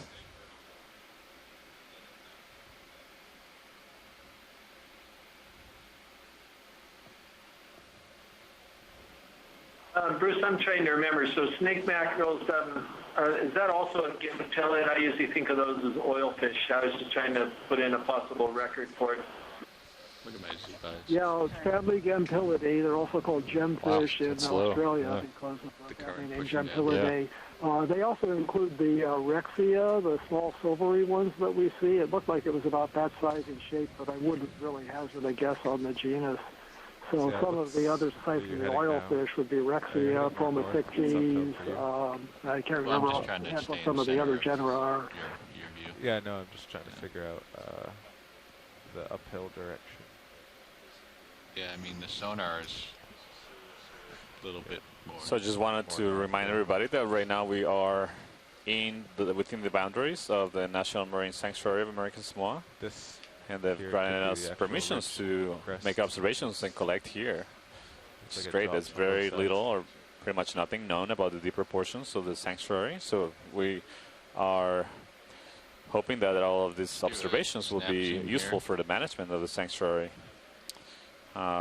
This area, the sanctuary, is actually considered one of the sanctuaries or the marine protected areas. Just come in tight. That might have one of the greatest diversities of marine life in the sanctuary system. We're seeing here is a squat lobster that looks similar to the squat lobster that we imaged as soon as we hit the seafloor. And there's a fish right under that rock. Obviously, it's very hard to image. All right, come on out, video. See if I can. But again, we see that all these spaces in the rocks are completely inhabited by animals.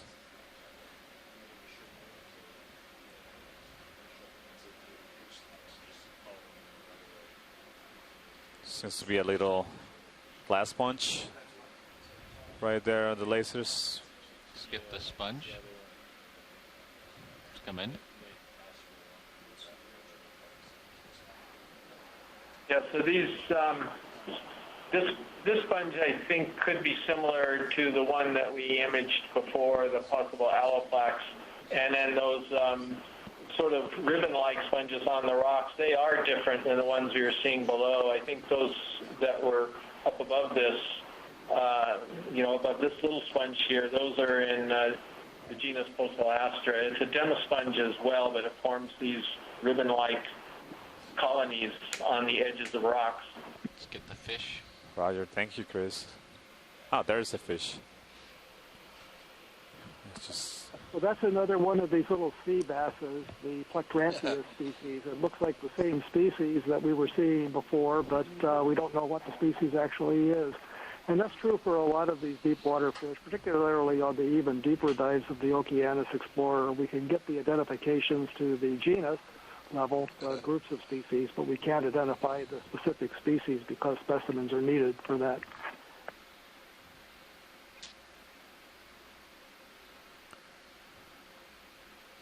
Is the fish going to come out and play? This crustacean friend doesn't want him to.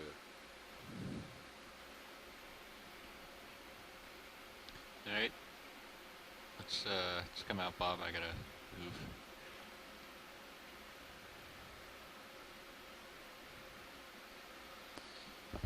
Copy that, Bridge.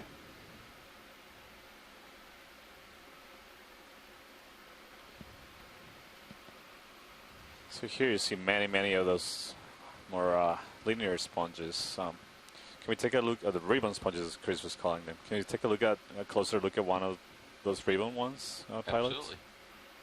Thank you.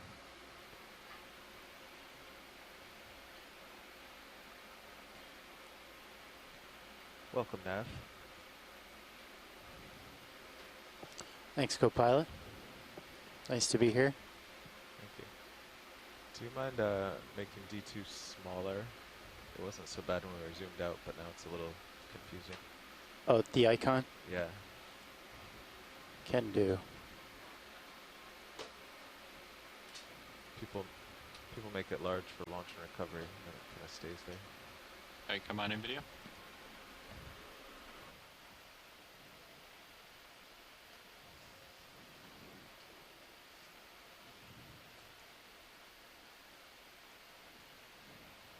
Is that too small, co-pilot? No, that's good. I think actual size might actually be 2, but 3 is okay. It's not as yeah, so this is a little bit different. You can tell by it doesn't have nearly the same size osculum, and it's sort of a more smoother texture I got you on the line. And that ship move is done. I guess we'll wait till after the all along the periphery on this. It wasn't transitions. forming quite such a dense mat. So yeah, I'm pretty certain this is something that for the moment we're calling Poecilastra. It is a demosponge, as we talked about before, and it looks pretty identical to the same type of sponge that we've seen in the Marianas as well as in Hawaii. So perhaps this particular sponge gets around. Great, thank you, Chris. So seems like so far we've seen 3 different potential species of sponges during the dive. Welcome, Chief Pilot Bobby. Thank you, pilot. All right, co-pilot. Yeah. Nav, where to? Well, I was just having a pilot change 040 right now. You've got a little behind me. So they're discussing the plan. Get you ahead first, and we'll video. Let's come wide. Keep going that way. So, pilot and Nav, do you want to introduce yourselves to the feed? Absolutely. Well, switching into the pilot seat here, representing GFOE, I'm Bobby Moore. And to my left here at Nav,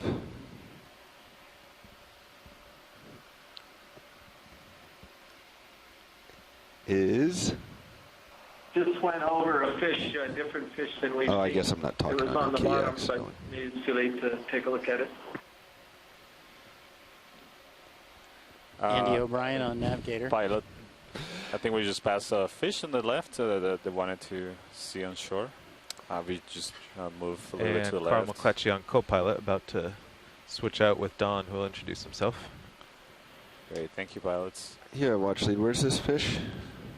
Chris, do you see it? It's further below the camera frame, but we could probably go on. It was just a different fish. We hadn't seen that one so far on the dive, that's all. Yeah, it might have swum away as we moved over. That's okay, pilot. I think we can continue along the track, climbing up this ridge. Forward. So, Chris, this is Bruce. I missed that when I was looking away. Do you have an idea of what it was? Yeah, it could have been chlorophthalmus, but I just didn't get a good enough look. It was actually Jasper who spotted it. I was looking down too, and I just got a real quick glimpse. Okay, thanks.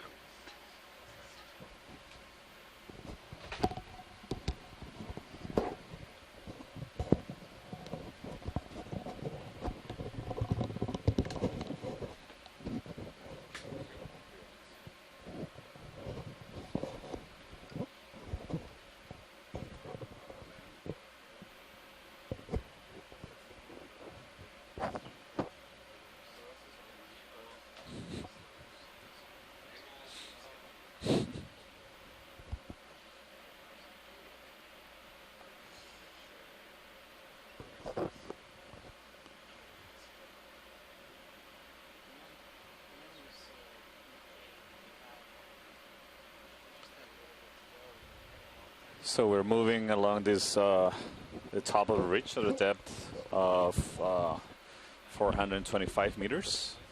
So we have climbed in total around 75 meters vertical. This particular part of the top of the ridge has a very gentle slope, so I think that's why we are starting to see a little bit more of the smaller rocks, sort of more cobble, rubble, and decrease of sponges that we were just observing, and less of the crinoids. So we see a little bit deeper on the face of the ridge. Here we're seeing another one of those toadfishes. I think this is the same one or same kind that we saw earlier. Have we seen this other fish? There's a little fish, that little one right there that's hopping around. Yeah. That's the one we saw earlier. Yeah, can we take a quick zoom on the smaller fish? Video, let's go for a snap zoom.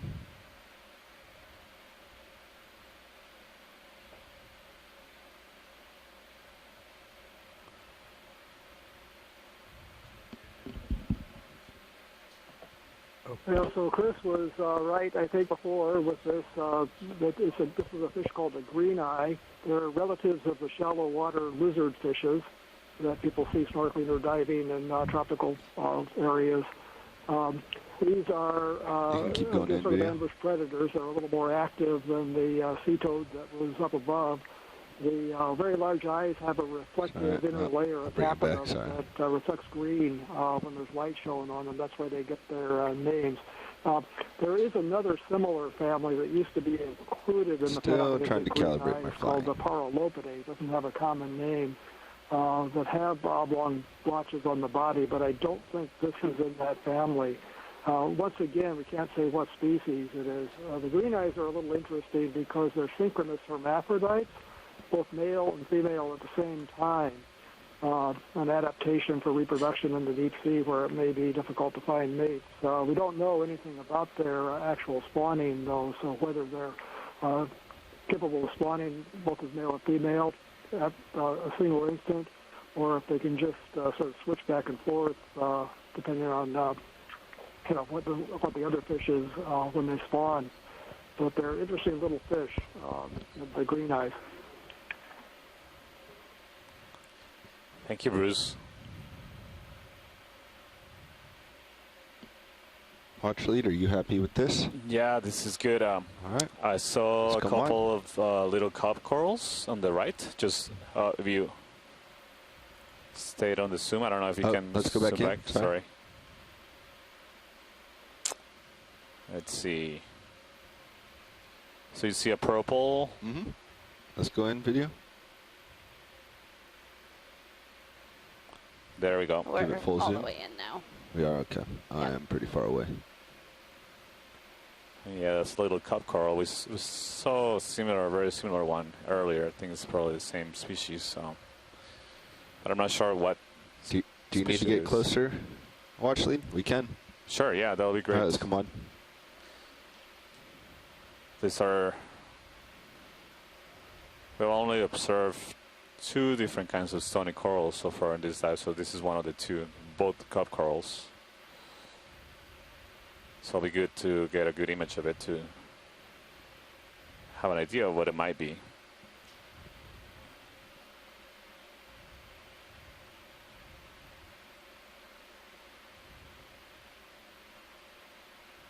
Okay, video, let's start to go in.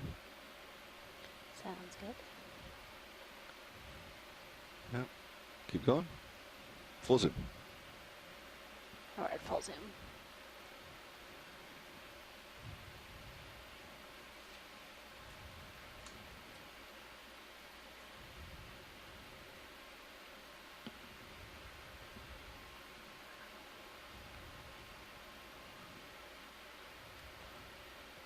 Yeah, this has an interesting coloration. It's purple. Usually we see the skeletons of these corals, or at least the layer of tissue that is covering the skeleton is usually translucent or pink, sometimes yellow. And some of the colonial ones can be purple too, but I don't recall seeing this solitary cup coral with this purple coloration. I don't know if any other scientists on shore are familiar with this coral.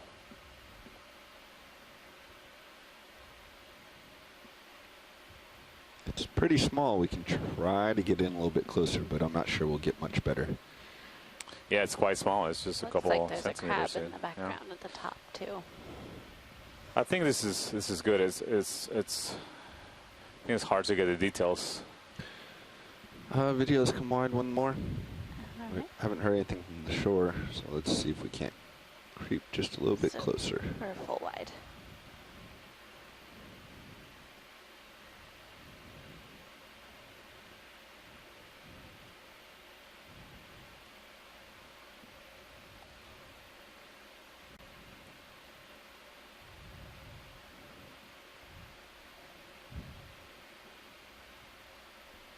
Okay, let's go in.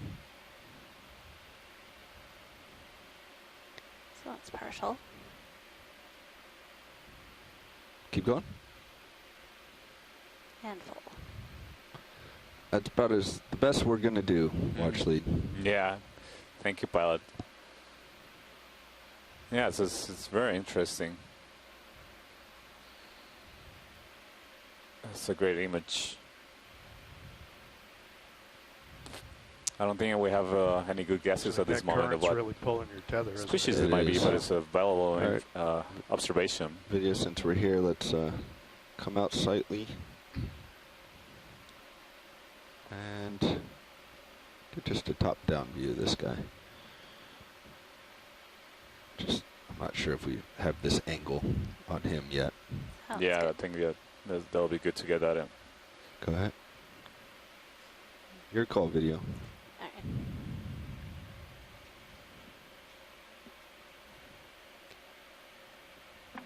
right. So this is the green eye again. I guess it's the same individual. So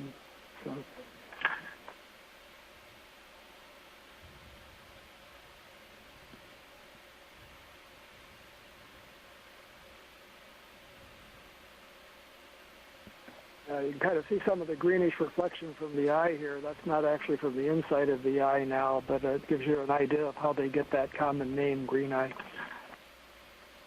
And video, are you good? Yep, video's good. All right. Watch lead, we're ready to move whenever you are. Yeah, I think we're ready to keep going. Thank you. All right, let's come wide. All right. And there's a large fish going to be coming in screen to my left. If I come around slowly, we might catch it. He hit the bottom just a minute ago, that guy. Let's snap zoom, goes. ID. Pushing in. Partial zoom. Yep. Yeah, This is another pomfret or monchong, like the one that we saw toward the beginning of the dive. I think it's the same species, Pteracticus steinbachnerii, although it had shorter lobes on the caudal fin. So this is a commercially important species. It's a good food fish, quite tasty, white meat, and I think we got an ID similar ones are caught by longline fisheries out of Hawaii. They're cruising. Moving on. Sort of, might have a little bit more zoom to pull out. Coastal pelagic, not coastal sure, pelagic, go ahead. but right, more pelagic species, but also cruise along I think the he bottom. caught my lights and decided to stay away. Thank you, Bruce. All right, bringing my camera back down. So we're continuing along on the move. Do we have a ship move in? No, we to the base of we the don't next right now. So we're steeper stationary. area on Do we top need of the to ridge. be moving? We have time to get to the waypoint. I think we're ready for another move. Okay. So the last move was at 040. Right now, the bearing for Sirius to the waypoint 037. Okay. Looking at sonar, it looks like the local high might be around 020.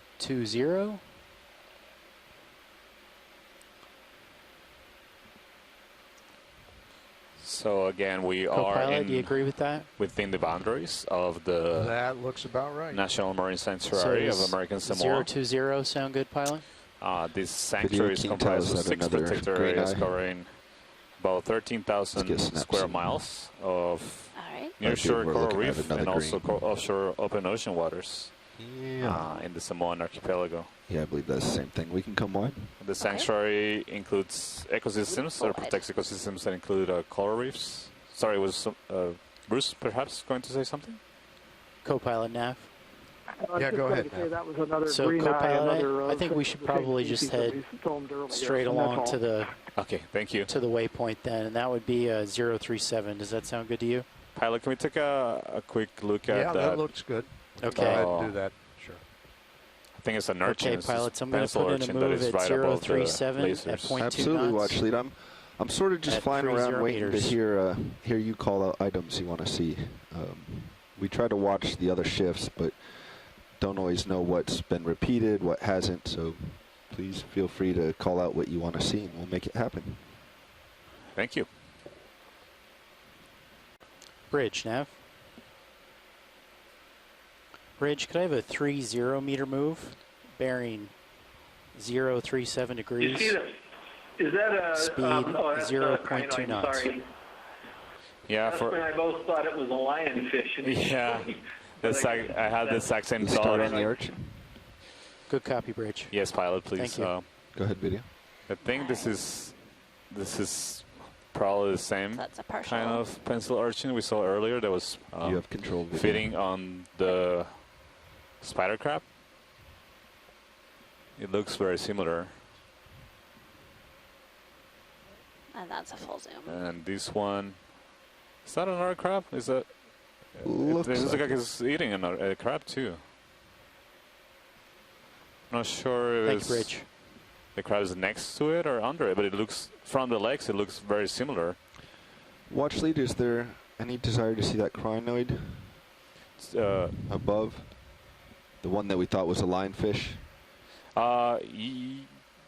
Yeah. I'll also come around and get better on this crab, but before I move, I'm in pretty good position to take a look at that crinoid. Sure, let's take a look at that crinoid.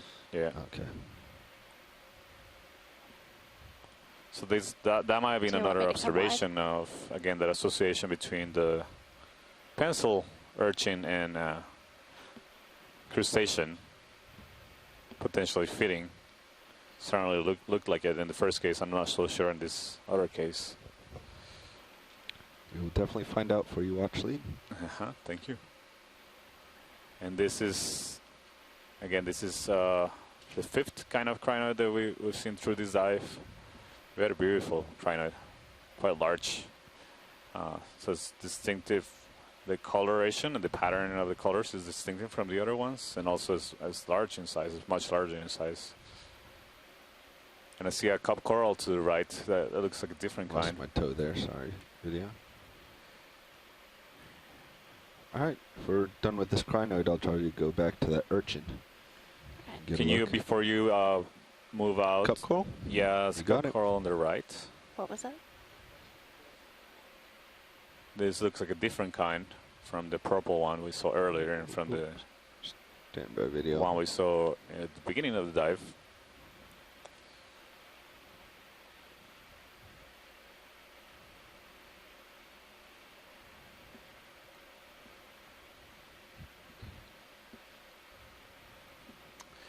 Yeah, it's a small one again. Definitely different from the other ones we've seen so far. All right. I think I need to thank you, get pilot. going. Yep. Let's come wide. Can video pause for a full specimen real quick? Yes, we can. Great. But I might not be able to. I'd already. Okay. Yeah, let's just let it go so I can get at this crab. All right. Sorry about that video. That's all right. Coming wide. TV. Hey, Matt. So we're at 400 meters or so depth.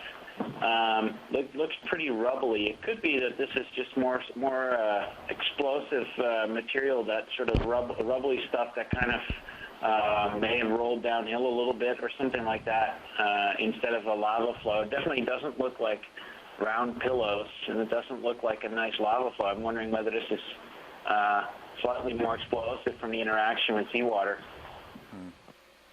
All right. Thanks, Video, Jasper. Matt is actually stepped momentarily to have lunch, but I'll let him know that you are trying to get his opinion on the morphology of these rocks and the geology of this place once you come back. Go ahead, video, whenever you're ready. Well, see, it's perfect because he can't refute Jasper's opinion now. That's right. Huh. So this looks like a different kind of crab, and I'm not sure if it's just by the side of the urchins. The urchin is actually Roger that. Thanks, co-pilot. keeping it there. I don't see how it would be keeping it there. Lost a toe. Stand by. It's gonna be bumpy a little bit, but I'll get you back.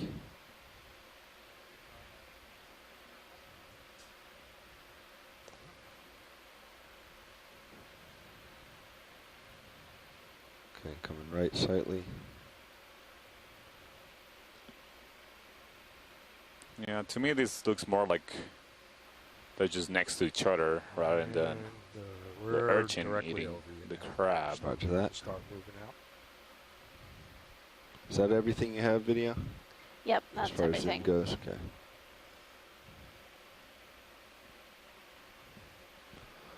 All right, well, I think we have enough for a good still, right, video? Right, yeah, video's good. Okay, moving out. All right, coming wide. Thank you, pilot. And we're full wide.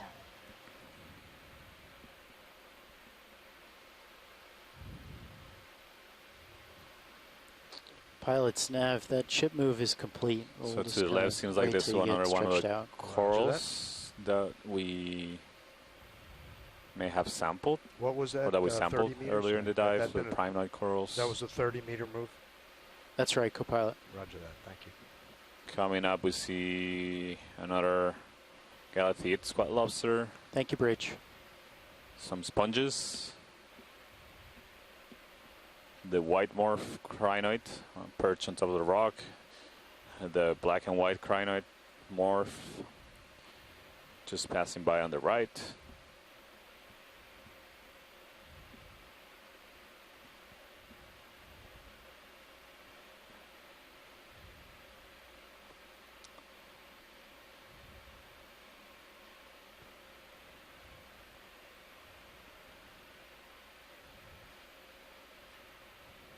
They're coming now.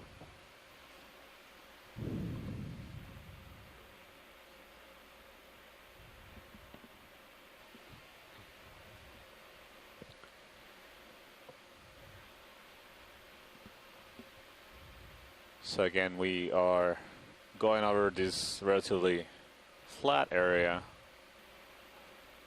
and we soon should be starting to see an increase in slope again. We're on top of the ridge and continue to experience some significant currents. Seems like the current is probably coming from the northwest. Correct. The pilot agrees. It's good with the pilot agrees.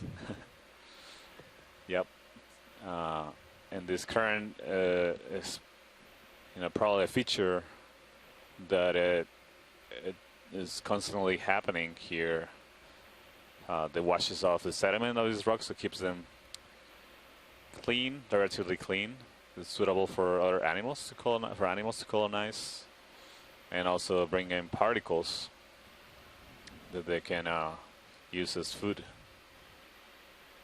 Pilot's nav. Go ahead. So are we ready for another move? See another one of those crinoids? I believe so. Okay. They're very. So see it looks two of them there's on the left. They're very cryptic. Faintly, it looks like the local eye on sonar is seafloor. maybe 15 degrees to port of Sirius's current heading. That would take us a little bit more northerly, which would agree with the bathymetry. So do we want to cut north a little bit? Makes it so. We're trying to follow the ridge, and it looks like it's off to my left. Yep. Okay. So in the waters of this marine sanctuary in here in American Samoa, let's just snap here. They are shallow water coral reefs as well, 015, including some of the oldest and largest Parietis, genus Parietis coral heads in the world. And there's also hydrothermal event communities, which we'll be visiting in later dives. That looks like another one. And it's also important for fisheries, fishing grounds. So we're definitely interested in making a lot of pilots, fish observations. Call in a move at 015 for 30 meters. Roger that. Does that sound good? Yep, sounds good. Most of the little fish that we just saw are more green eyes. It looks like we're getting into the right depth and the right habitat for those. Bridge, I'd like to call in a move, a 30 meter move. Yeah, I believe this is the third or fourth we've seen degrees. So far. Speed. Pilot, do you see that crab in front of the rock? Can we take a look at that? Absolutely. I believe we haven't seen that kind of crab. Perfect. So that's what we like to hear. Yeah. Good copy, Bridge. Thank you.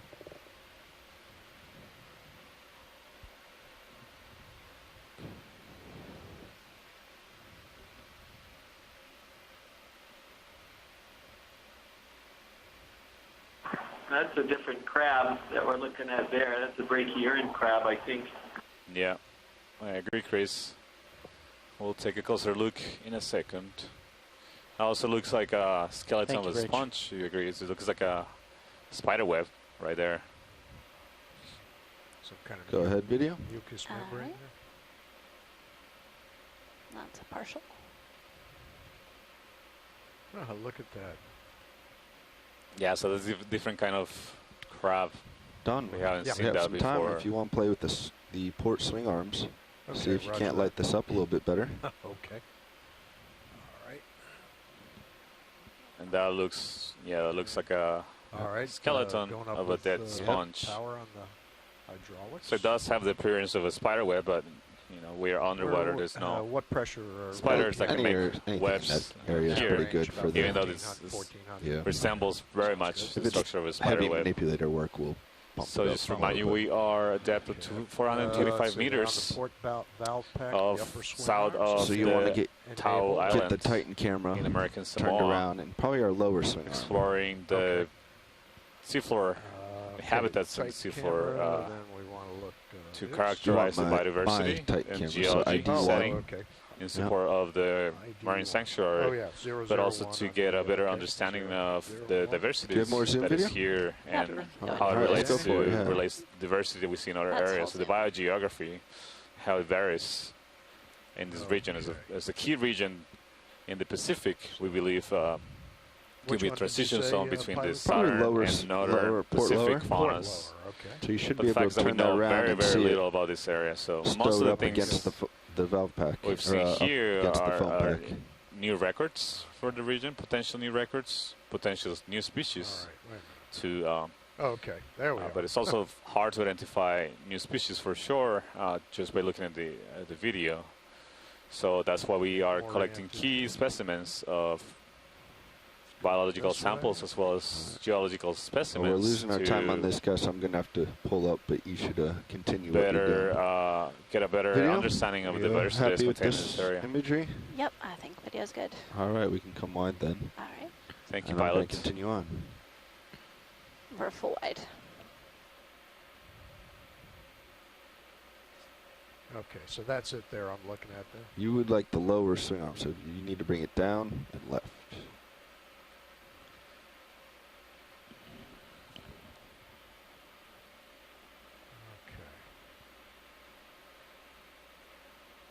So you are backwards. I don't know quite how you did that. Yep, keep going, keep going. There we go. There you go. Get yourself right side up. Now pan. That's zoom. All right. See some more sea lilies, crinoids coming up. We definitely seen a difference between the dominant species of crinoids. So deeper at the beginning of the dive, we observed several of the golden. Face in towards the camera, just as you're doing. Morpho species of crinoids. Yep. And there was also keep panning right. Species, but it had a different coloration. It was more like a brown yellow one. There you go. You're starting to see it. Here are more purple, things looked a little dark strange purple, like white, and okay. And now you can also see it in your port rail cam, so it's already deployed. Yeah. All right. Okay. So this could be due to a couple of different factors. It could be a depth limitation. If you rotate Sirius's main HD down a little bit, you can see it there as well. Tolerance to currents or food inputs in different parts of the reach. That's okay. That's okay. So in that instance at the crowd, we would have had you bring that So instead of being parallel with the front of the vehicle, quickly hook it in to grab some lunch, and the mat is back here. But why don't you and go I believe move the arm Jasper back wanted and your forth. opinion on some of the geology that we've seen.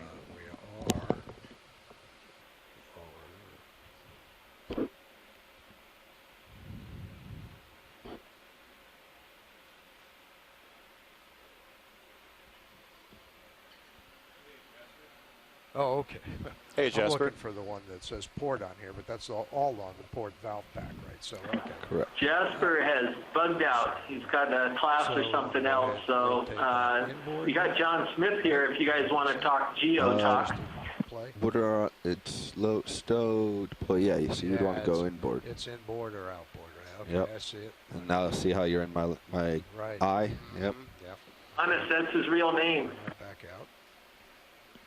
There you go. Feel free to play with any of the other things. Andy can help walk you through them. All right.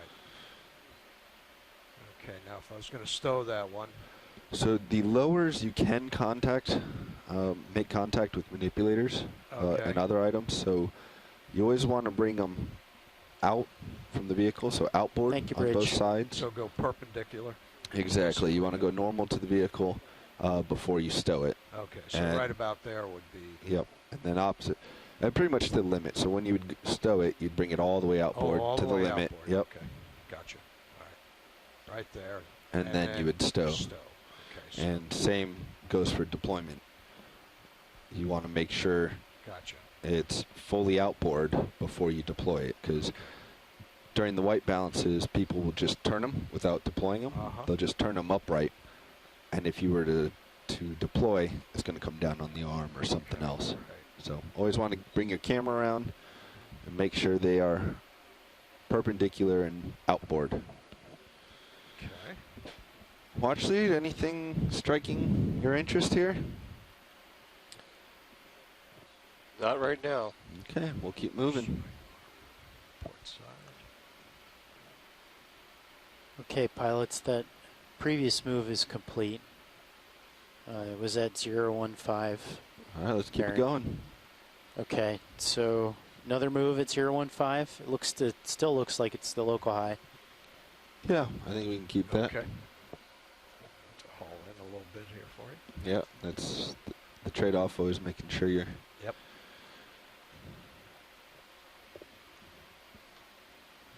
Okay. –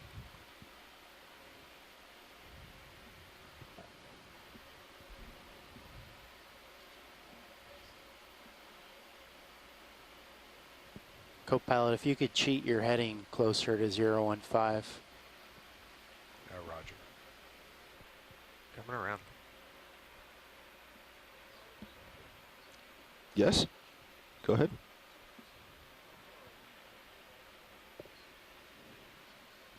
Nav?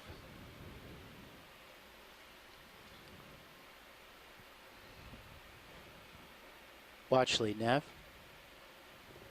From where we touch bottom. Stand by.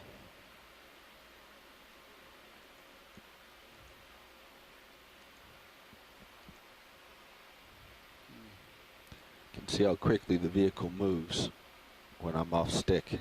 Still quite the current.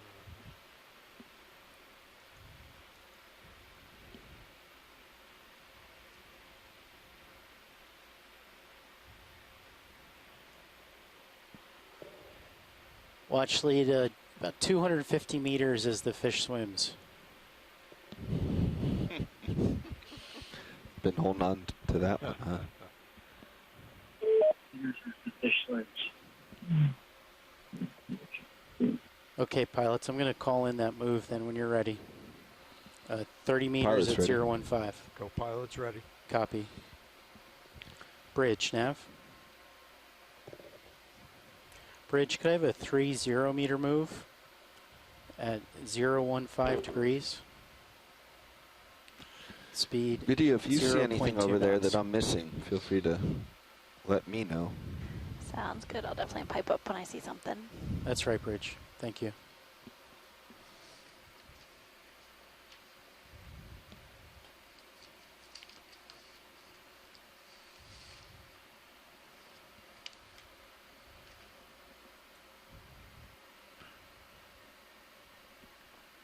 Just a little orange thing there.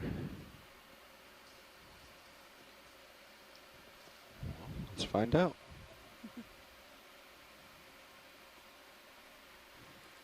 Go ahead, Bridge. Thank you, Bridge. Yeah, so I stepped out for about 20 minutes and I come back and there's significantly less biology now.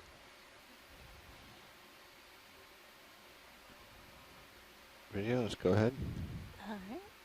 Just see what it is. That's a partial. Doesn't look too exciting. Should I take a full zoom? Go ahead. Looks like a Venus And flytrap. that's full. Hey, Matt, this is Jasper. You still there? I'm here, Jasper. Just commenting on the what I we'll just much come lower wide. abundance I lost of my biology time. here Alright. compared to 20 minutes ago. We're full wide. what I'd been saying, or what I had said while you had stepped out, was the look of these rocky bits here looks angular and rubbly enough, and we're in only a couple hundred meters from sea level, that this may just be explosive deposits instead of lava flows or billow lavas. Yeah. It would look more rubbly, less like pillows or lava flows. It looked like we did have pillow structures before, but if your hypothesis is right, those are just Pilot, it looks like there's something large, just down and to the right of the lasers. explosively emplaced blocks. Just down a little bit further. Right. Cucumber, it looks like. Yep. There's a thin veneer of Then they sediment can have any covering shape they everything. want. That's right, but there's a thin veneer of sediment Right, go covering ahead. the basaltic substrate. But it looks like lots of scoria. Is that partial?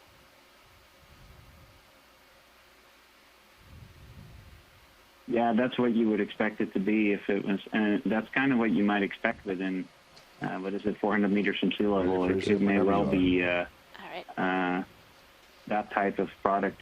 That's a full zoom. Can the biologist comment on what we're looking at right now? Does anybody? Okay. Yeah, so this is a sea cucumber, a holothuroidean.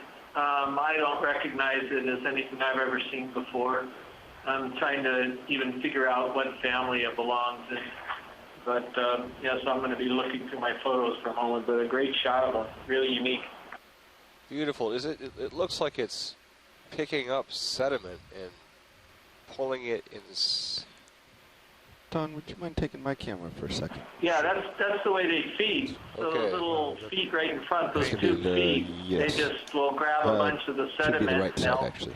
They'll consume that, and they'll get detritus and other things mixed in with the sediment. Just center me up. And then the sediment comes out the other end of them eventually. Whoa, but that's what they do for a living.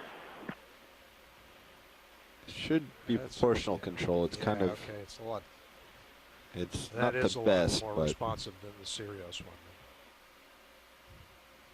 How's that? just can you do a hair more? Perfect. Sorry.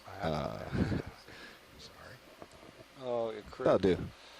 Chris Kelly was Good just pull. commenting on this sea All right. cucumber. It Feel looks free like it's to pass feeding on the cameras back. sediment, pulling in chunks of sediment. And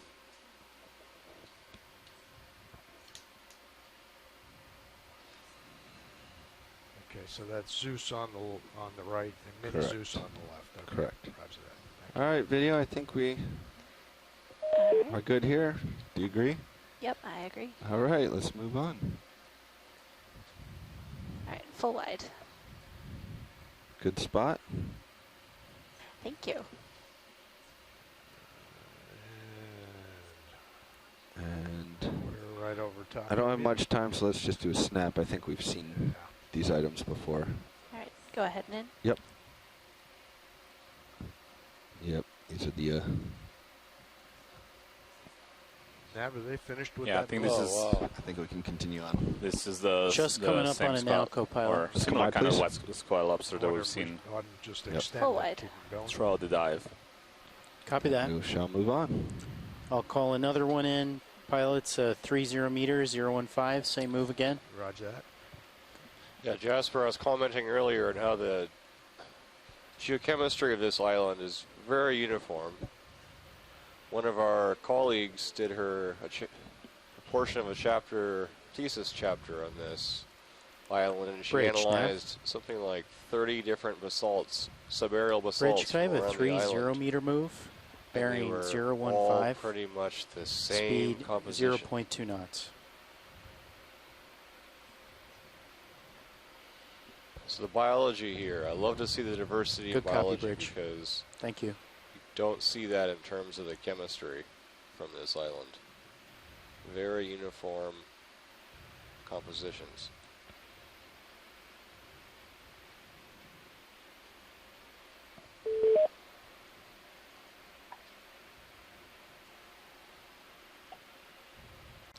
So we're approaching the Looks like the current is base up, of the isn't it? next As you're sloping coming up sloping the area. I don't know if it's picking up. It's been pretty strong Let's the whole see time. that we are increasing. So we have a rock here. Sorry to interrupt you. Thank you, Can Bridge. you slow down, navigator. Pan to the left. What? Pilots, the ship is continuing What that is move. this? Is this a rock? Roger Is that this copy. We may Looks need like to a very oxidized rock, perhaps. Yeah, but it's giant Video, go ahead. vesicles. All right, Can you zoom in on that? that's a partial. Yeah, I continue to be impressed by the abundance and size of what appear to be vesicles on these rocks. So vesicles could be gas pockets, essentially. Yeah, gas pockets. And gases are required in abundance to make explosive eruptions. And Jasper Contra was suggesting that this could be a volcanic debris field from an explosive eruption. Should we go further in? Or Okay, that's all we need for this rock. All right. Thank you, ROV pilot. No problem. Okay. Video's coming wide Thank you, video. and full wide. Heading over towards these rocks. I was just remarking Kind of that. a strange darker brown color compared to the rest of the rocks around it. Looks Gonna come back into view, different. That co-pilot. probably came rolling down. Yeah. Tumbling down the mountain. There was one rock before that was so round that someone commented that it looked like a coconut. And all the boulders around it are highly angular. Such rounding requires processing in a shallow environment. And we're coming up on top of you, too. So Yeah. we can A higher stop those energy ships environment. moving on. No, I think we can keep it going. For a while? No. No.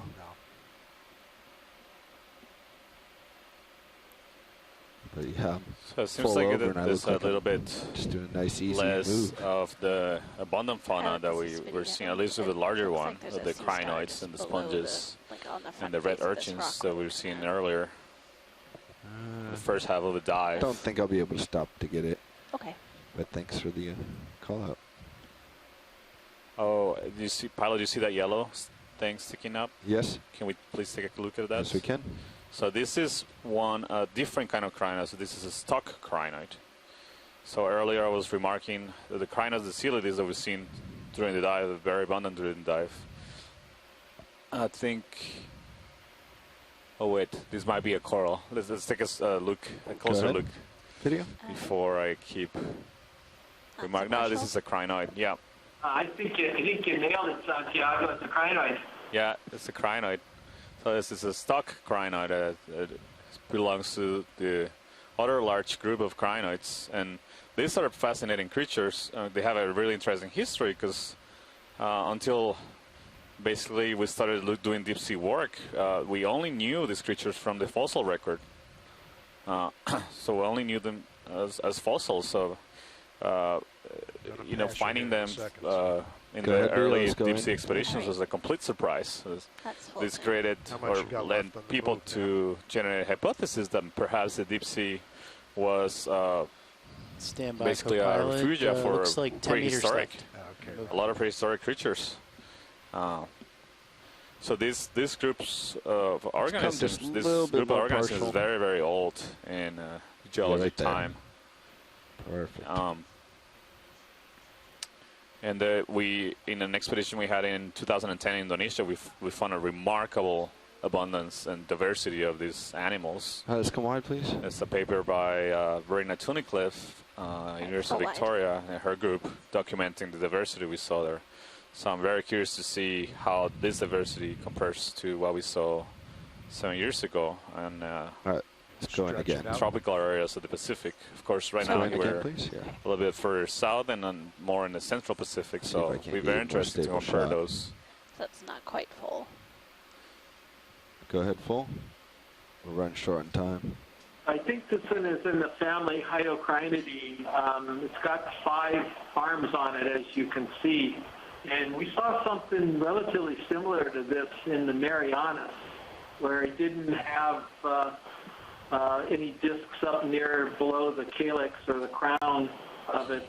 Kind of a smooth texture just like we did maybe a crack back on it. So it'd be pretty interesting. I don't have a picture of that one in the Marianas in front of me, but it's all right, we gotta go. Similar. Wide, please.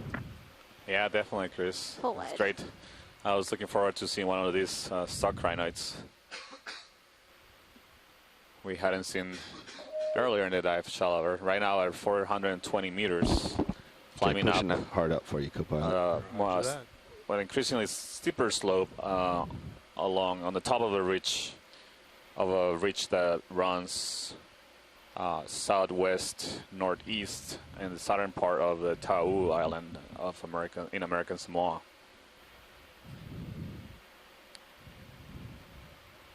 Starting to get in some steeper slope here. Thank you, Bridge.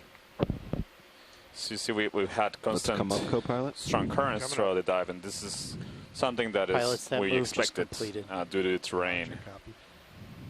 So ridges and seamounts, so anything that rises up from the seafloor, or relative from the surrounding seafloor, creates an increase in the localized velocity of the currents, so they become faster. And these are ideal places for animals that live in harsh substrates, like corals and this crinoid that we just observed, and sponges, different species of crinoids and other fish species that are adapted to live in these habitats, so these harsh substrate habitats. And this in particular, this area is extremely rugged. There's a lot of crevices in the rocks. So Matt and Jasper discussing the possible explosive nature of this. We're gonna lose him if I get what is striking to me is that's a partial. They create excellent habitats for a lot of animals that live in those crevices. Go ahead, wider or full. full. This little fish is a deep water cardinal fish, family Epigonidae. I've seen a couple of them now, so they should become fairly abundant. They often occur in large numbers of these depths.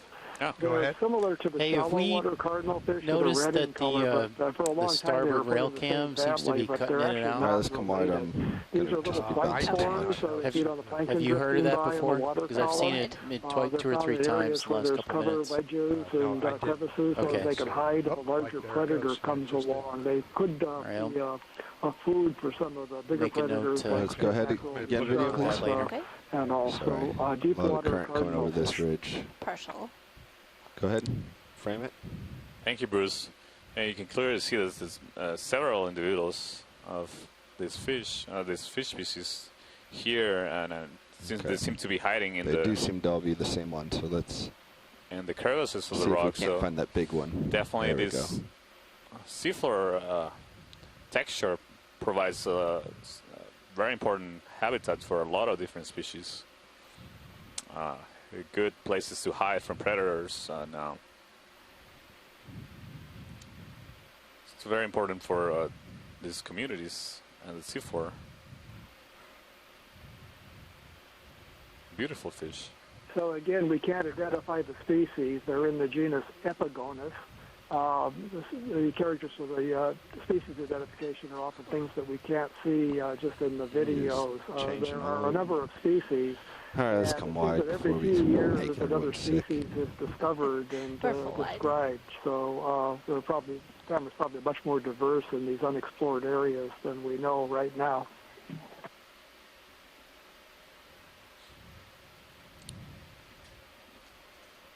Pilot, if you can turn right after finish imaging this fish. I saw something red sticking out of the rock. Video, let's go in real quick. I was able to sit down and he's cooperating.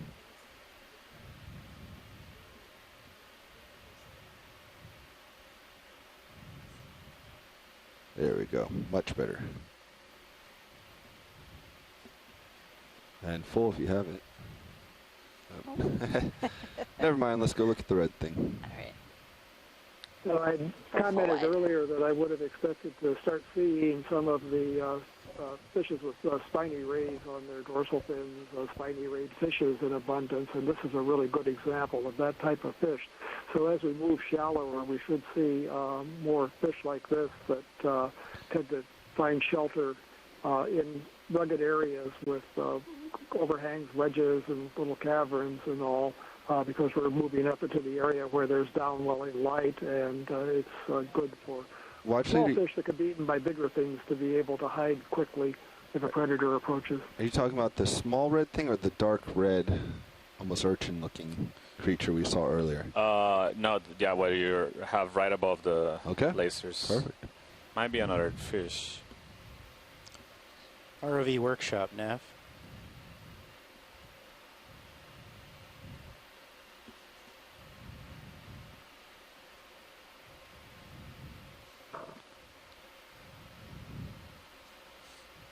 Go ahead, video. You can't see it clearly yet, but I'd be willing to bet that this little reddish fish is another scorpion fish and maybe a different species than what we've seen before. It's hidey, but it's got the scorpion fish sit on the bottom and often sit on vertical walls or high gradient features. This one's hiding, it's shy, it's got its head tucked in the shadows, but it's definitely another species of scorpion fish, and different from what we saw before. You can see that the color pattern is clearly different. Oh, there it is, just popped back up. Yeah, I mean, it just started going in and out. I saw that earlier. Yeah, so as we you saw it keep earlier? going shallower, we should start seeing let's come exactly that, the transition between the influence of more shallow water And we're full wide. species that okay, moving still on. at 400 meters, but you know, we're gonna start entering depths later on that are just at the boundary of where you start seeing light. So around, you know, 200 meters, still faint light, and some animals might move. So the ship is stationary right now. I think we're ready for another move now. Okay, so... But also be evolutionary seems I don't see a clear local high in the sonar. Descendants or ancestors of more shallower species. So it looks like from Sirius to the target is 050. Les Watling has joined us here in the UHECC. I was just talking with him, and we didn't see whether you zoomed any of this material. It looks like carbonate. Is that what you were talking about, Santiago? I was no. So I guess you're saying I mean, that's definitely possible. like I was alluding more to the species distribution. So, yeah, so, but I will be curious to you're see heading at 050. What Matt and Jasper think about the. We'll do that. The rock that we're seeing here, definitely some. Do you see a local high in the sonar? I don't really see anything jumping out. Nope. Okay. So let's just go partial right here. That would be the direct bearing to the summit, because it almost or looks the like old reef waypoint. material to us. So does that it seem looks reasonable? like it looks like a thin blanketing of sediment rather than. So we'll do a 30-meter move at 050. That's probably good. Roger that. Sounds good. Oh, what is that? What did just jump there? Is that a shrimp? It could be. It's very small.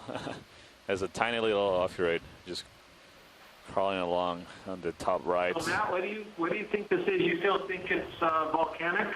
Oh, no, it is volcanic. I think it's volcanic. It's just has I think it's bits of scoria, volcanic scoria, just class of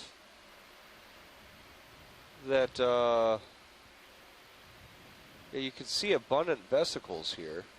All right, let's be ready for that move, or should I hold thin off? veneer of sediment on the surface, but you'd really have to poke it with Make sure ask the the watch claw, or lead. better yet, Sounds like they're getting some excited. up to really tell what it is. Okay, we can stand by. Well, let's What come do you wide. think, Bobby? All right. Sorry, what's that pilot?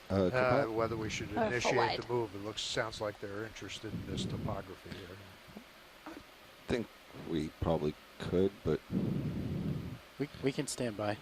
yeah, let's stand by one. All right, watch leads. We're going to give you a scrape with our toe. Sounds good. Sounds good, yeah.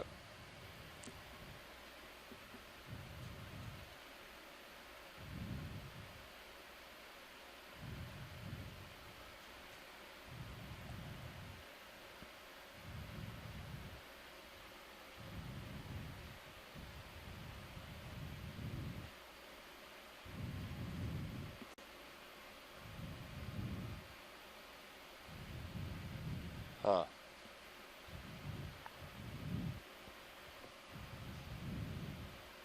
Bizarre.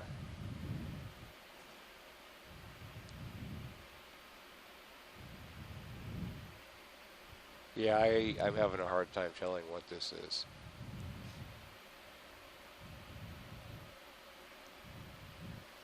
All right, video. Yeah, we should probably... Huh. Seems pretty. Yeah, it looks soft. like clay. Yeah. Soft clay.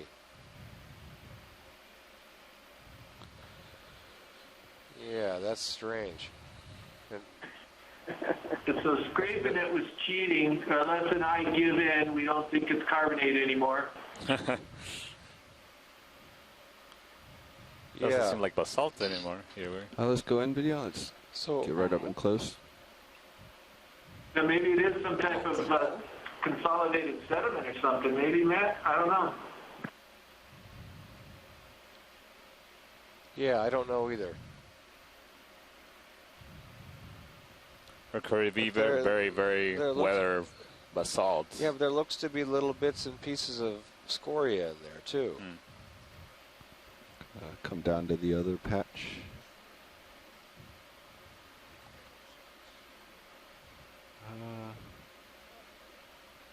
Yeah, there it is. Huh. Yeah, if there's any interest, we might... over on the right there, the screen. You see that? Looks like a chunk of scoria. So it looks to be... We have blocks of... or pebbles of scoria, really, with together with what looks to be like some kind of alteration clay material, and with a sprinkling of lighter colored sediment on top of it. But yeah. So how are we doing on time for this dive? Well, actually, we have 3 hours and 20 minutes remaining on bottom, and we need about 30 minutes to make it to the next waypoint. Oh, sounds like we're doing pretty well then. Yeah, so we're on schedule. That's right. Okay, thank you.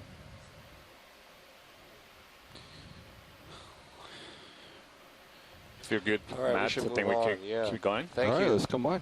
Yeah, Thank no you, problem. pilots. Watch Thank leads. you. Happy to Camera, accommodate. ROV pilot. Yeah, very interesting. Definitely informative to be able to do a little bit of manipulation there. And that scrape is probably the best thing we'd get. I'm not sure we'd get much more from the manipulator or any of our tools. I mean, putting the entire weight of the vehicle is about the best we can offer for that. Yeah. What's also interesting, looking at all the little spaces in the rock or in the substrate, is that here there seems to be less abundance of those arms of the off-roads that we were seeing sticking out everywhere. A little bit deeper in the dive, I don't see that anymore. You see a break here on the So I kind think we of can get the ship moving. animals that we were seeing and the abundance. Copy that, pilots. So I'll call in Curious a to see what it 30 looks meter like. move at 050. And we continue climbing up. Bridge, Nav. Bridge, could I have a 30 meter move? Bearing 050.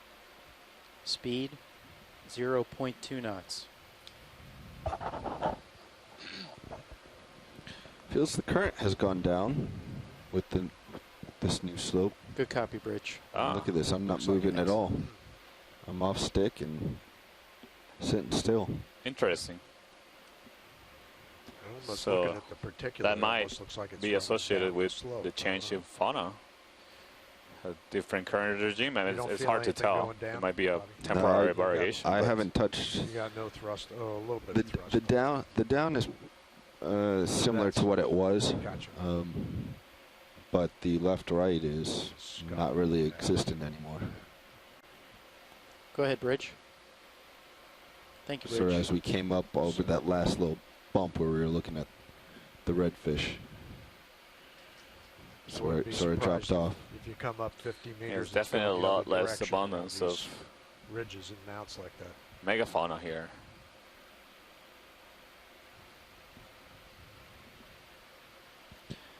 How much longer are Do you you think on? this is an Andy? area that's scoured by rock slides? Say again, pilot? How much that might longer be are one you reason why there's with our not shift that much here? life. I think it was noon to 2. Oh, okay. Pilot, it looks There's like something there's red under in Well, I one of got you those on the holes line. We just on the started that left. ship move. Okay. You see what I'm right there in the center of the Got it. lasers, pilot. You can take a look at that. Fish? Yeah. Might be a fish.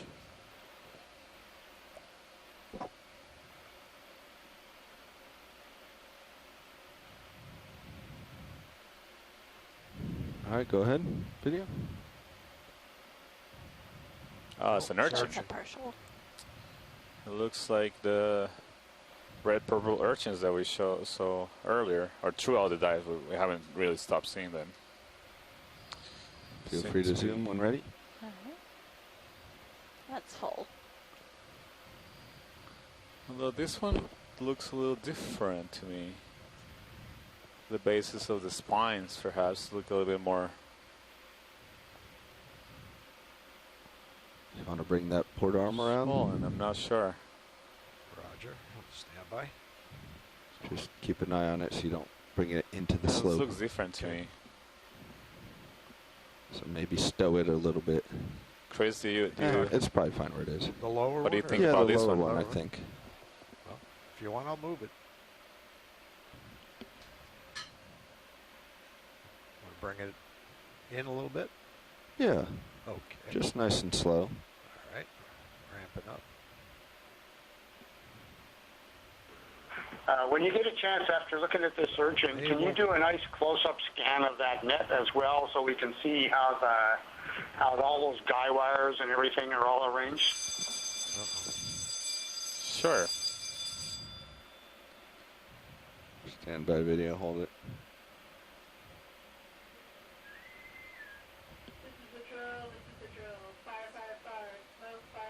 All right.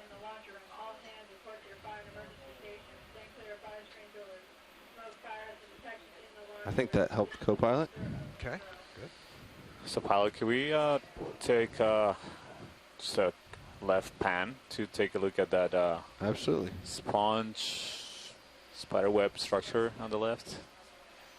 Panning left. Yep, right there.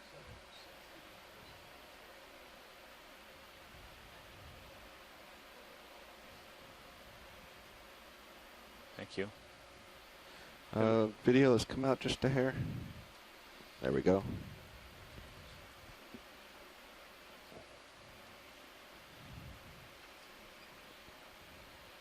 Yeah, we've seen this throughout the dive, different places. So I was interpreting it as a dead sponge skeleton. All right, I think but I would like when to we're hear done, what it's ready to other move on. people Yeah, think it's about ready. this. We're coming on top. Right, I think video's good. Okay, let's come on. Or full wide. And when you get a chance, co-pilot, if you can move my light back. Yep. Peter Oster in the chat says that mucus structures may be remains of egg cocoons of polychaetes. This is the size of that structure was, you know, I think between 30 and 40 centimeters. Thank you very much. Wide. But it looks like there's a fish or something straight ahead. Yep. Feel free to start going in. So, Peter, do you think they are big fish, beautiful fish, aggregations of polychaete egg cocoons, or they seem rather large for that? I'm not sure. I'm not familiar with Really those. seeing that Mind coming up as well, co-pilot? coming up. But this is a beautiful fish. Move into them. Yeah, this fish is a boarfish, genus Antigonia. There aren't really shallow water relatives. They look kind of like the shallow water butterfly fish, but they're not related at all. And this is another type of fish that we should start to see more of as we move upward. They're quite common in this submesophotic zone between, say, 200 to 400 meters. And there are a couple of different species, maybe several different species. So a boarfish in the genus Antigonia. Thanks, Bruce. Oh. All right, go ahead, video. Fish. Real quick. Many creatures get disoriented by the ROV lights. They're not used to seeing such bright lights at these depths. There's no significant light, or the number of photons that reach the depths is extremely low. All right, I gotta let him go. So, you know, looking at the ROV lights is like you looking straight at the sun. So you get disoriented. Back into position, co-pilot. Temporarily. I ran off. That's why you see sometimes bump into the seafloor or other. So what ability to see do these fish have at this depth? Of course, away from the ROV. Okay, coming up. Well, there's also animals in the seafloor that produce their own light. There's very common bioluminescence. So they can produce their own light with their own molecular Let's get your camera up too. biology, or they can also form associations with bacteria. So, you know, the anglerfish, and like, you know, the famous one, Finding Nemo and other places, has a light lure. Those lures are actually formed by associations with bacteria. What's this linear feature we're seeing in the geology? What is that? It looks like another crinoid. Stuck crinoid right there. No, just to the left, it's a large, probably several meters long, cutting across the screen. This is something new and different. It's a neat substrate. What is this?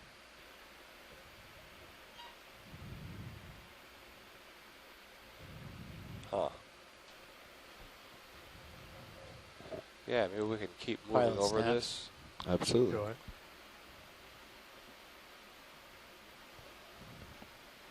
Go ahead. Oh, so the ship's stationary, and looks like you guys are okay. So you want to call in another move? Sounds good. So another move at 050, 30 meters. Sounds good. Copy that. Pilot, can we take a look at those white spots Bridge, on nav. the center of the screen? Bridge, can I have a 30 meter move, bearing 050, speed 0.2 knots.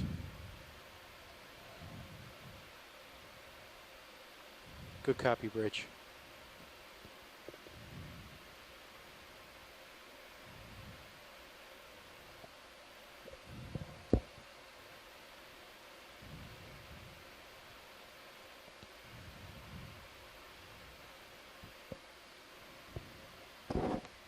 Go ahead, video.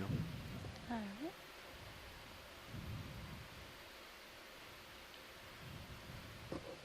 right. That's a partial. Go ahead. And that's full. So the structure to the right looks like all like a dead barnacle. Plates and the. I'm not sure what the more wider white staining on the rock is. Does it have holes in its the shell structure there?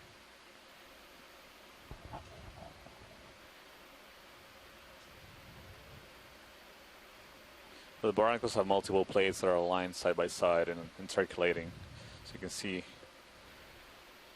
there's some lines that divide them. But are there holes that penetrate that shell or some sort of predation? It could be. Could be. It could be dissolution of the shell. I'm not sure. Thank you, pilot. Co-pilot, when you get a chance in the steeper terrain, we should probably pull our swing arms up. Okay. So you just want to store them at a video. We can come out. All right. Or full wide.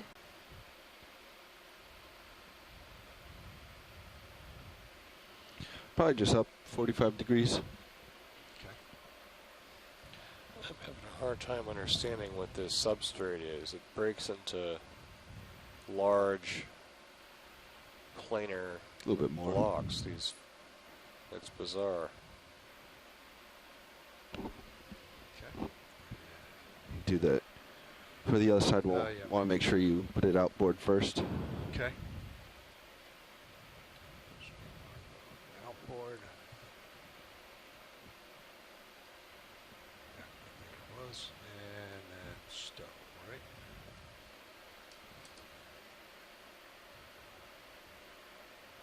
Oop, too far.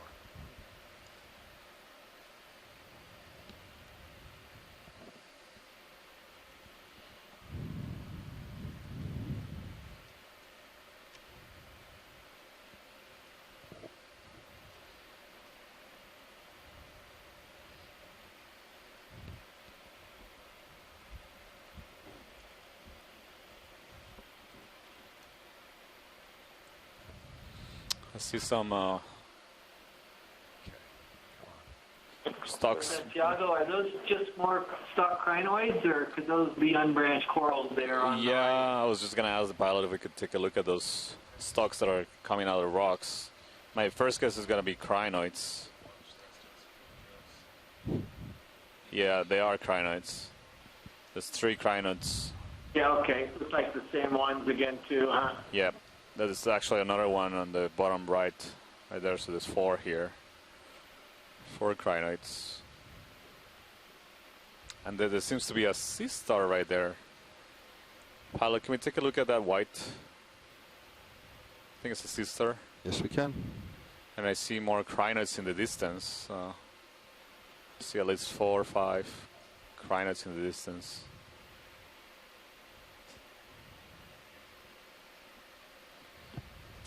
Maybe it'll also be good to take a look at those crinoids, the stock yellow ones, to make sure that they are the same as we saw earlier, since that was the only observation we had so far.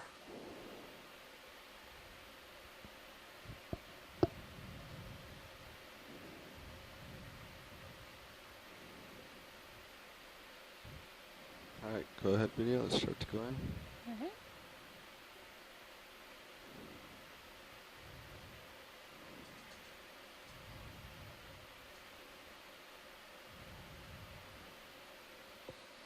Yeah, that's a sister, and it looks similar to the ones we've seen earlier.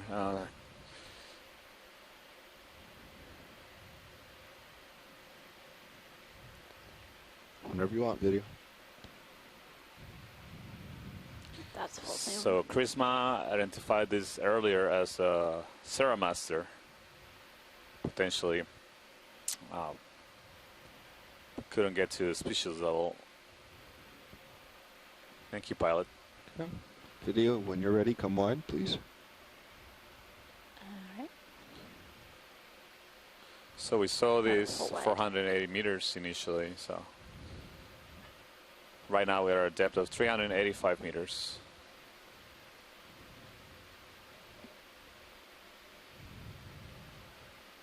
And slowly the terrain is increasing. And we transitioned an area where we saw very little fauna, but we're starting to see some increasing abundance of fauna here. A little difference. I'm starting to see more stock crinoids that we didn't see the shallower depths. And I see another different kind of crinoid on the top left that we might take a look at after we image this stock crinoid. So this to me looks... Go ahead, full wide, please. Or full in? Full in. Like the one we saw initially. I don't know, Chris, do you agree? Yeah, completely, Santiago. It's got the bare filaments at the ends of the arms, and it's 5 arms, it's yellow, and then there's no discs below the calyx there. Very slender calyx with the little rounder mounds down the stalk. So yeah, I totally agree. Yeah, so this area we see that there's seem to be picking up in abundance. Definitely didn't see this deeper. Thank you, pilot. We wanted to, this is a really nice image. We wanted to confirm that this was indeed the same species we were seeing earlier. All right. I think we can... when you're happy, video, let's come wide. All right. And then there's something else on the top left. Wide. You see... Roger that. It's a yellow one without the stock.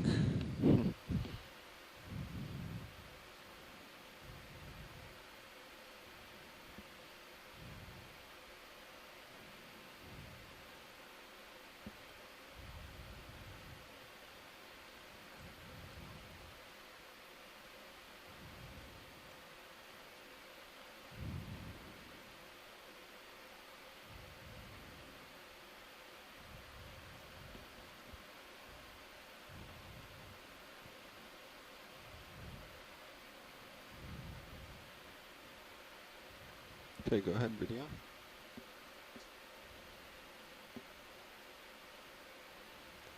So it's not quite full. So this to me looks like a different kind of crinoid. So it'll be a sixth different kind of comatula crinoid. So different from the stock crinoids. They don't have that large stalk, and this ones actually can take off and swim. Although the stock crinoids can also be motile. They sometimes have appendages and they can move along the seafloor.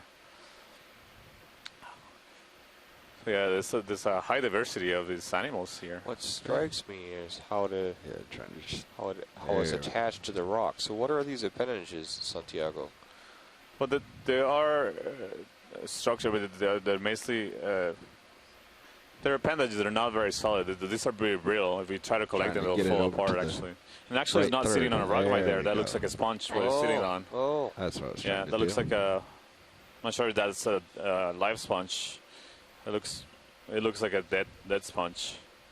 That what it's grabbing on. In my ears. Right there. I can't tell my sponges from my rocks, apparently. So these ones, this kind of crinoids, that you can see them either clinging to bedrock, or they can be on corals, they can be on sponges. What else? They tend to move quite a bit.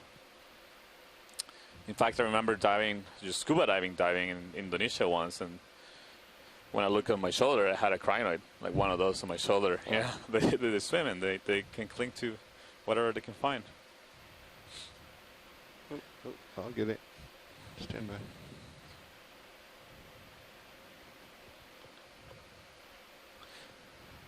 Is that shimmering in the water, Pilot, do you see? It is. It is. You can notice it on Sirius. The lights in our J-box are flickering. That shimmering is not us. Do you see changes in temperature in the water? Can you put the CTD perhaps in here? I mean, we get in shallow, so this could be some influence of different water depths of the thermocline. I think we can. And also associated with circulation, so maybe some upwelling going on. That could cause that shimmering.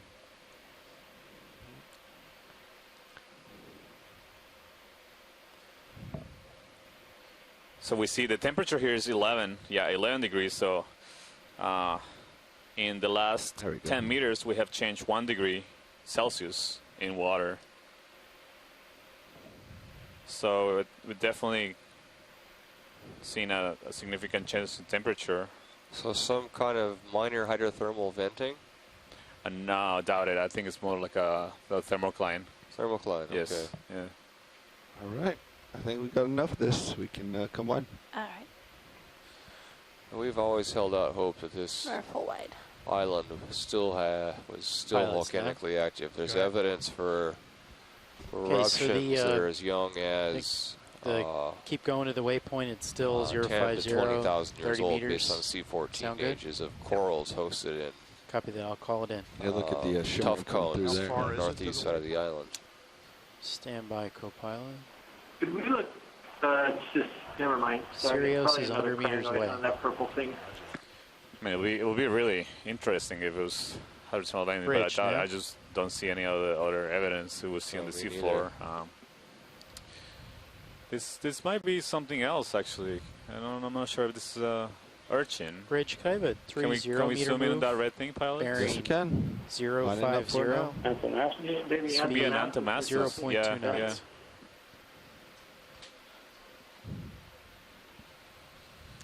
Good copy, Bridge. Thank you.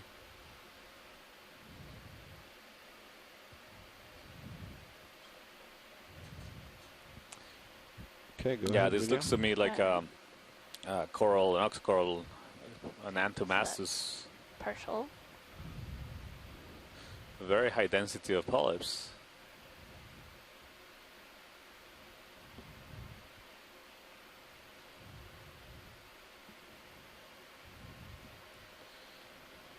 So we still have Tina in the chat. Tina Moldostava in Russia. Okay, she's an expert in this group. Stand by. So I'll be very curious to see if she has an opinion on this particular specimen. Is that full zoom, Pilot? It's not. Just momentarily and we'll be there. Roger.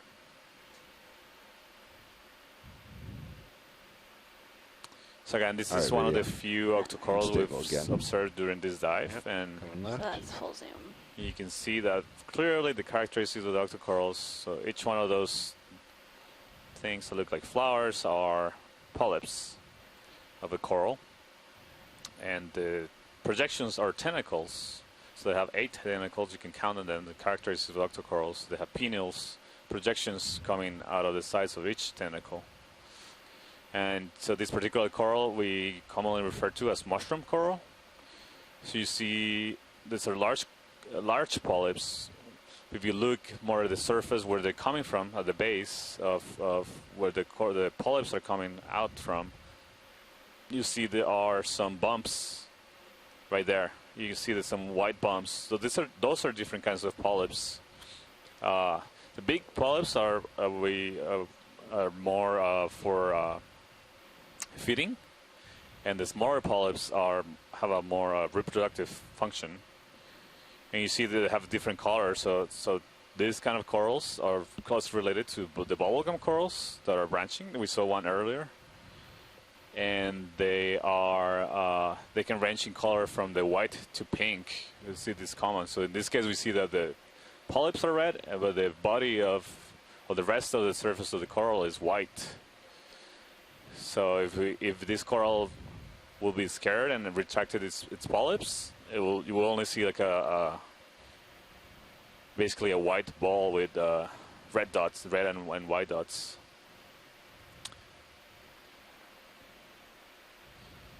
We don't have a good guess of what species this might be. The genus is very likely Anthomastus. We've seen this around the world. Let's frame it. A beautiful coral.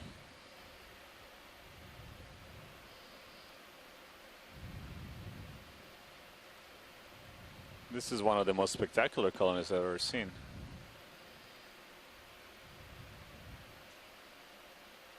Paolo, do we have the lasers on? We do. We'll get them on as we take off. Is there interest in potentially sampling this coral, or? I will be very interested. I don't know if folks on shore will agree with that will be a good sample right for a good candidate for sampling. We should probably stop it. Would there be interest in sampling the coral to get the volcanic substrate underneath it as well? If possible. Can we come to an easy stop, please? In fact. I mean, if possible, that will preserve more the morphology of this coral. These corals are not hard. They are spongy. They don't have a consolidated inner skeleton. So it's likely there'll be some damage if you try to grab it with the claw, but I don't know if we'll be able to grab or scoop it out. Yeah. Well, we have a new scooper. Right. This might be a test case for using the scooper. Yeah, so we'd like to hear from other scientists in the shore if they agree with our suggestion that it could be a good, interesting sample. I don't think these corals are very unknown from this area, so this could very well potentially be a new species. Again, I'm not an expert in this group. Tina Moldosova is a good. It's a good. She's an expert in this group. Watch the pilot. I'm not sure this is a good candidate for the scoop. So how would you get the rock underneath it? Just out of curiosity, it looks like it's solid.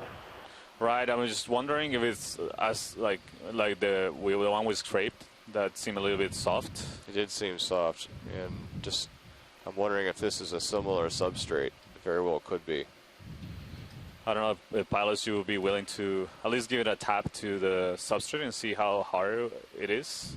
Yeah, we can do that. I don't think this is going to be a candidate for the scoop. Okay. I think it would have to be kind of a low pick with the claw. Okay. But we will see what we can do. Roger. Yeah, I've been thinking more about the volcanic substrate that we tapped with the ROV before. Are we full wide? Yes, we are. The more I think about it, the more it looks like altered volcanic tephra deposits that I've observed in various locations with explosive volcanism. So the smaller bits of tephra alter readily to reddish clays, and the larger bits of tephra are better preserved as clasts within the clay. It's really strikingly similar. Of course. That would be consistent with this explosive volcanic origin. A little bit more. Just trying to see what this is attached to. Substrate here. It's a beautiful coral. It is beautiful, yeah. Yeah, we watch these. We might be able to get into the base there, but we'll try. Okay. All right, let's come wide. And pilot, just so you know, you got two samples in the port bio box, and I believe there's rock in the starboard rock box.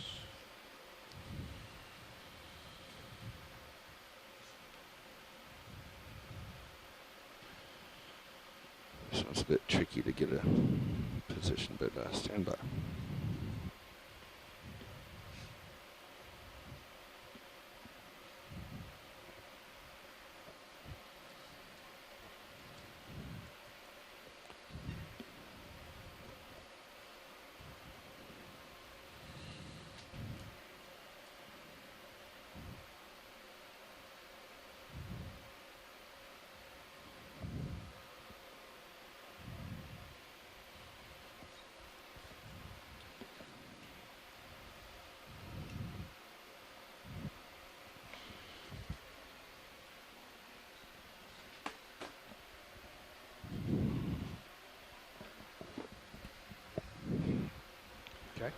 Yeah, you want to ramp up hydraulics for me? Ramp it up. There we go.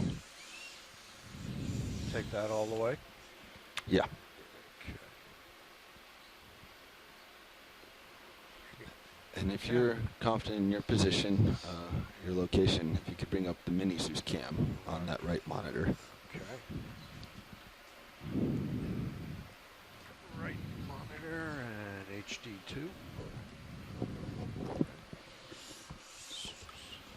All right. Okay. Did you copy before you got samples in the port bio box? Port bio box, okay. All right. You want to bring it over? Pull up the, or bring your camera over. Okay. Please. It can be the left one, yeah. Left one. Take over my mini Zeus and bring it over so I can see the craft, please. Okay. What's the field ID on this? Okay. We'll call it Anthemastus. Hydraulics coming on. Oh, I put it in the chat. Hydraulics are on. Indexing out. Is that a good view for you? You want me to just follow? Or center it up? Just where you are for now. Okay.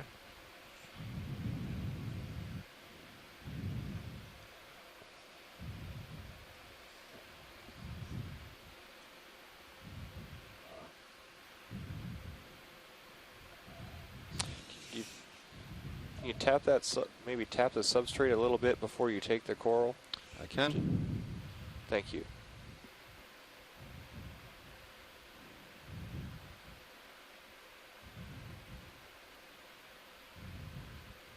You get a sense for how consolidated it is? It's tough. I mean, Interesting. My jaws aren't doing anything to it. Interesting. Might be friable right on the edge All right. there. But So I think the best thing will be to try to grab it as you were planning to do. So this coral is as I said, it doesn't have a inner consolidated skeleton. So just tell me how far to go. It can get crushed easy, so you want to try to be delicate if you can. Right there? As delicate as you can. Yeah. We will try. And with this size, we're going to get nothing but the sample. Should it? Yeah. Are we going to find that it pops off with enough of a tug? Or are we going to have to cut it? No, yeah, it should pop off Okay. easily. I don't think there's the need for the coral cutters at all. Could you come a little bit more wide, please? Right there.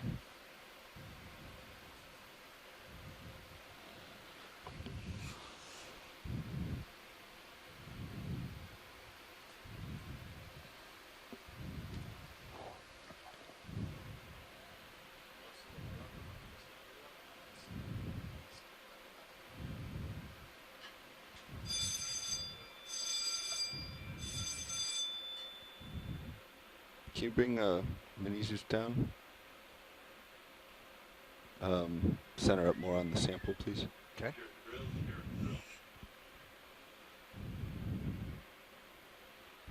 And let's go partial on mini Zeus.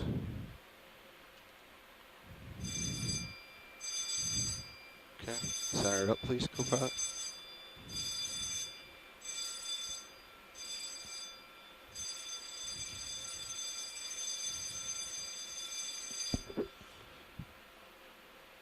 All right, here we go.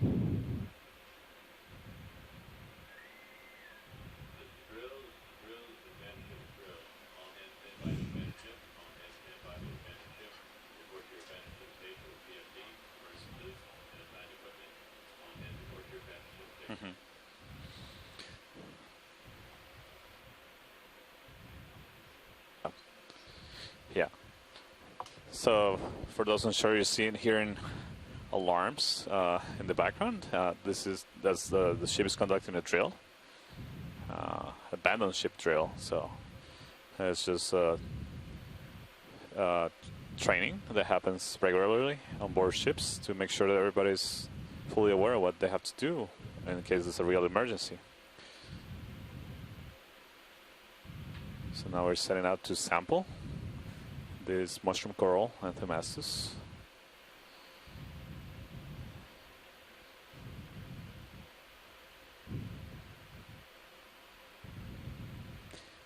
Yeah, so the abandoned ship trails means that, again, we're practicing. There's no real reason for concern, so that's what we are might have broken the base continuing to sample this with no real alarm, in case we were wondering. So you see now that the ROV arm has touched the coral. All the polyps have retracted. Serious? HC2, please. So now it looks like a mushroom, or like another one of those.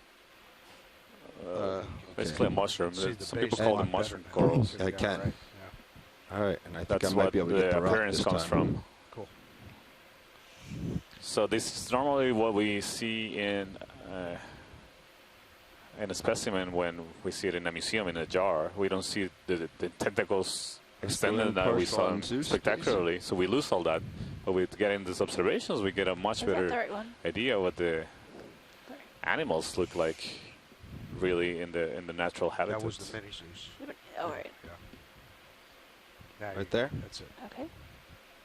So, Watchley, you noticed that as I went to get it, the rock came up. So we're sort of changing the strategy a little bit to see if I can't get the rock, the substrate. Sounds very good. Thank you, pilot.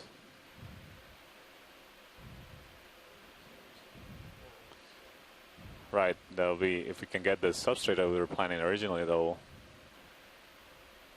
incur.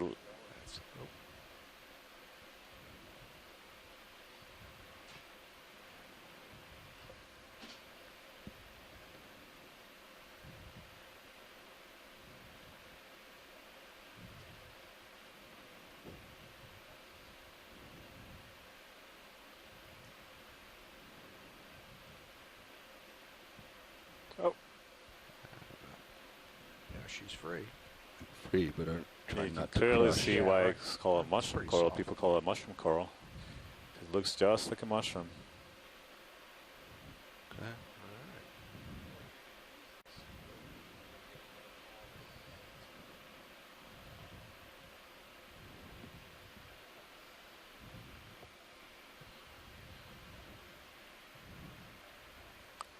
You're muted.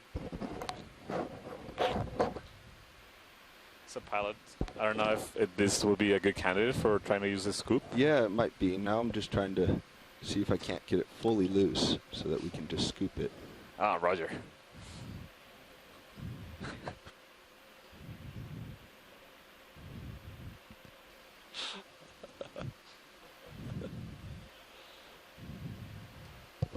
That was my idea.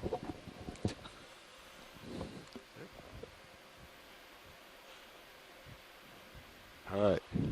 Let's come wide on both cameras, please. All right, we're full wide on both. All right. Let's see if we can't get this scoop now.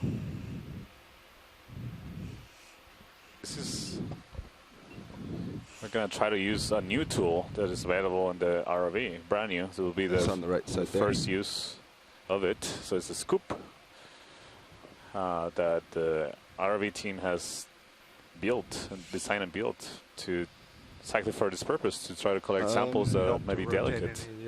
Yeah, let's bring up our swing arm. Sorry, Watchley, it's going to take a little bit longer. As you mentioned, it's a brand new tool, so we need to get some lighting on it. We are a little less experienced with it than some of our other tools, so it's going to just take a few minutes longer. Okay, so we want to come in maybe on... Try to be as quickly as possible. Roger. Yeah, probably on the upper swing arm. Okay. Stow.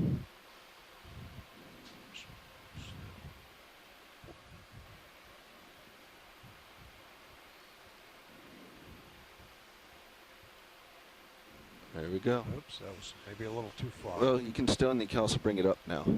Okay. Or right. the other. Yep.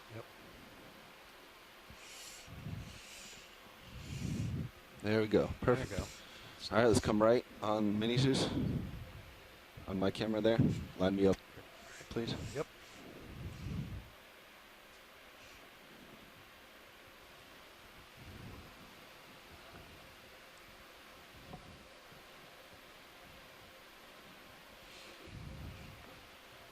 Is that where you want it? Yeah, that's okay. I think that's perfect. All right. Is this the first use here of the scoop, or I think it is. All right. Can I need to come.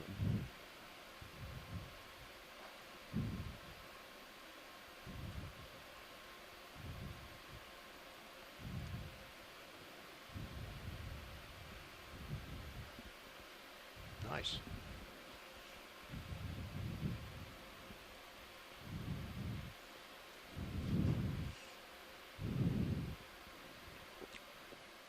That was not the right button. No. I would need to pick that up again.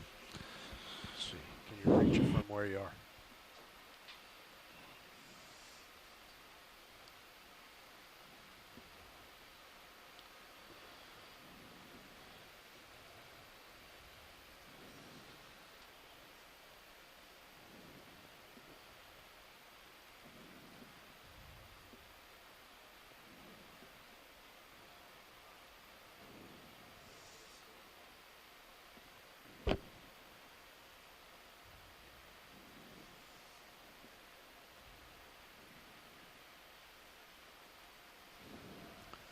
Go ahead, Bridge.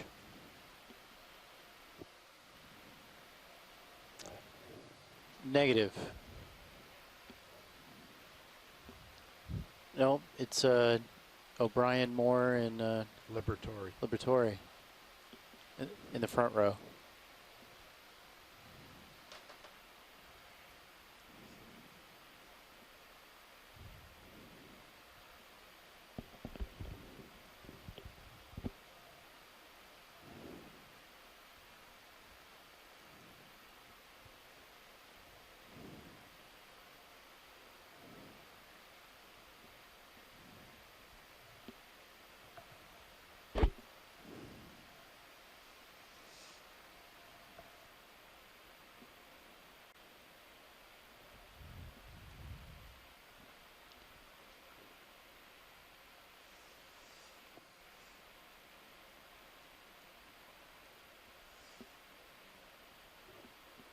Bringing the arm out. Okay.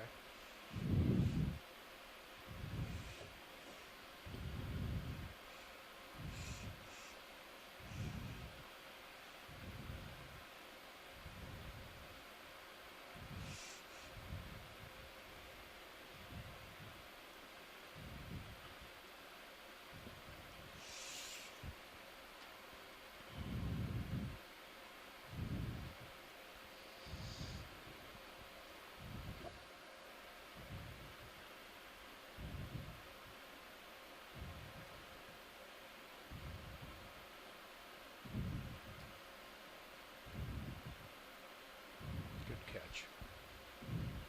Nice. All right, let's not do that again. No, and you're in a pretty good position there too to collect that.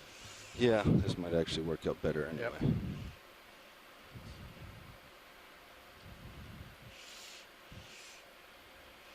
I gotta move closer. I'm at the extent of my arm. Okay, coming up.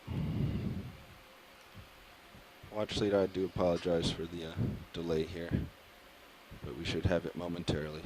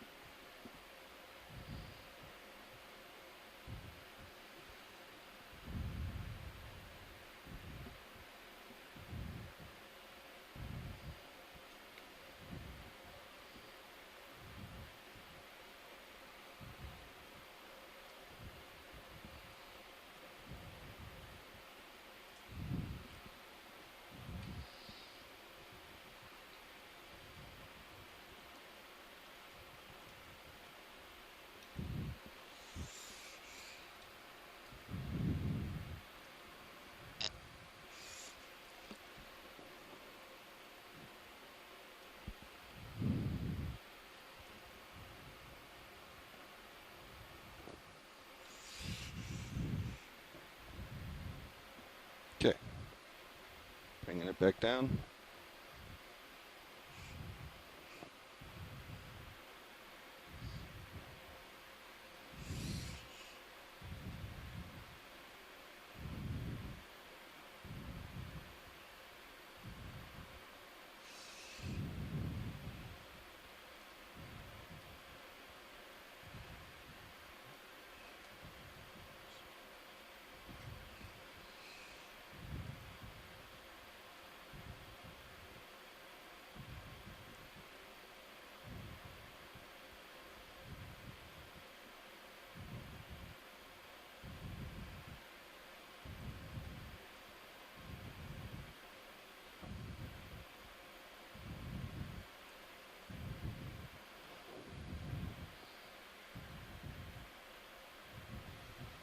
Go ahead, Bridge. Copy that.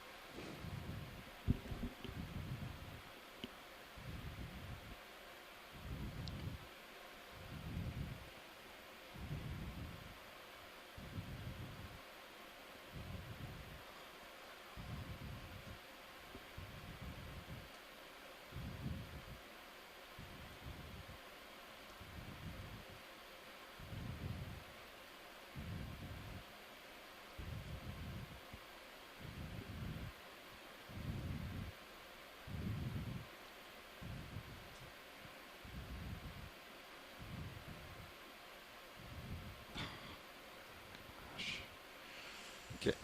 Reposition. If it stays there, now. Still rolling. There you go. Catch it from the downhill side.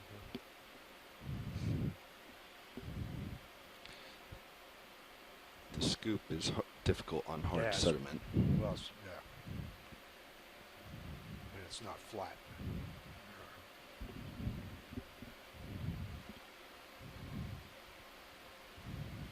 We've got plenty of time, though. Okay.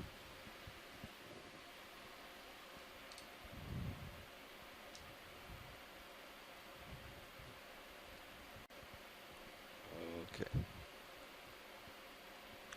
So here's where suction would have been really nice.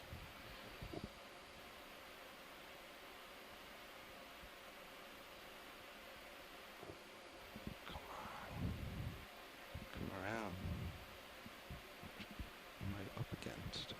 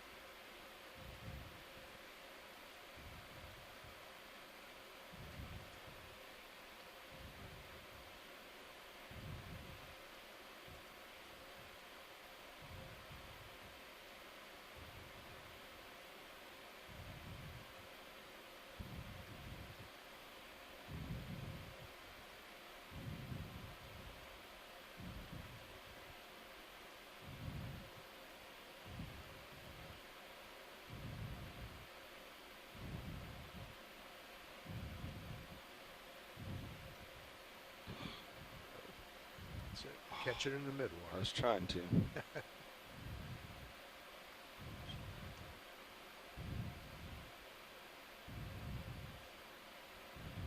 not a bad idea. Pull up fast, get it up there, maybe.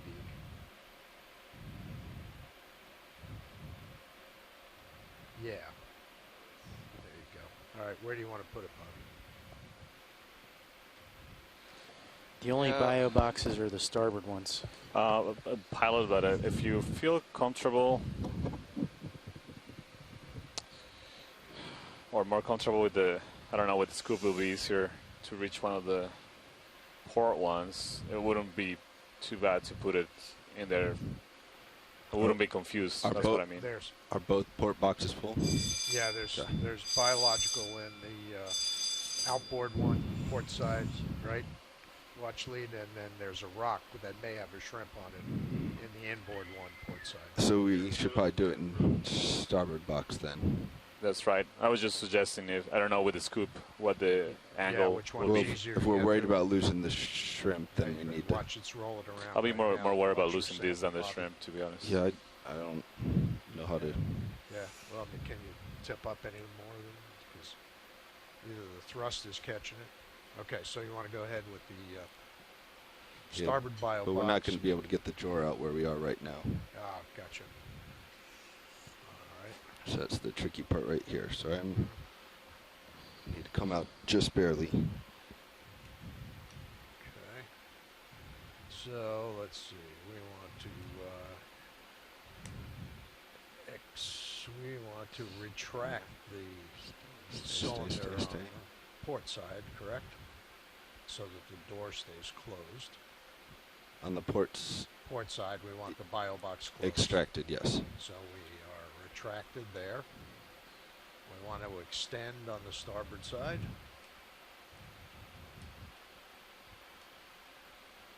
We're extended there. Okay. Let me know when you're ready for the drawer. You stand by. Okay, Roger, standing by. I'm just trying to counter my movement. Yep. I think that current has come back up.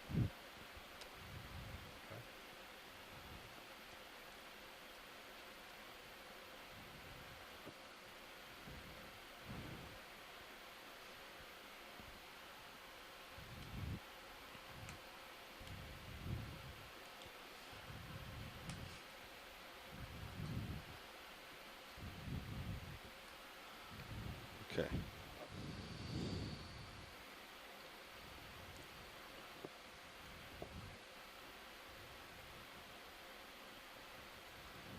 Yeah, let's get the drawer open. Start getting it open. Roger that. Drawer is extending.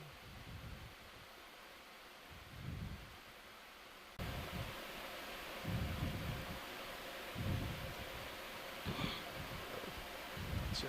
Catch it in the middle. I was trying to.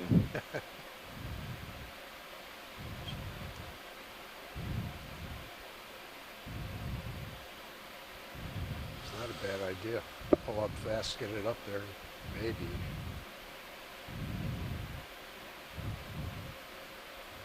Yeah.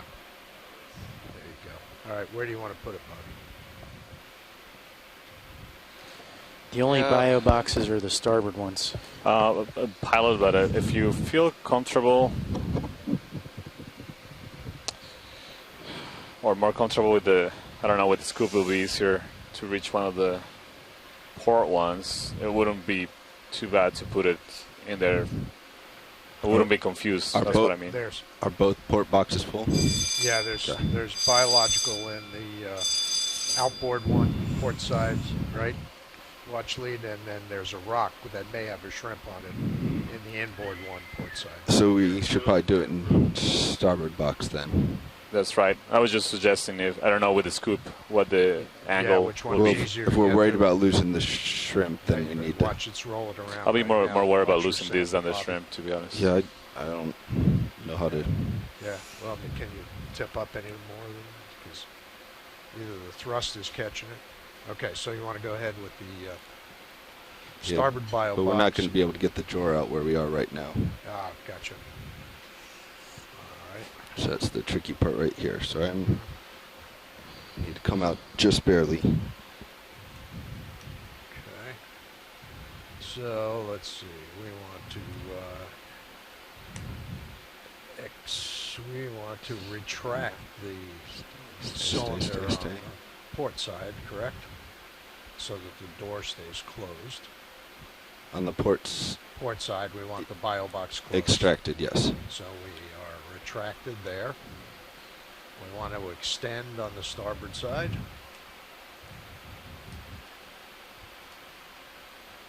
We're extended there. Okay. Let me know when you're ready for the drawer. You stand by. Okay, Roger, standing by. I'm just trying to counter my movement. Yep. I think that current has come back up.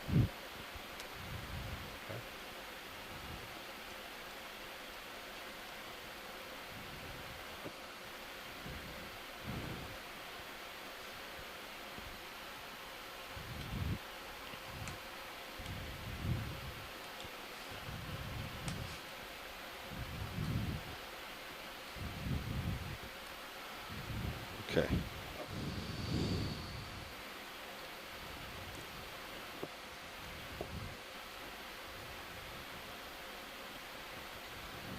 Yeah, let's get the drawer open. Start getting it open. Roger that. Drawer is extending.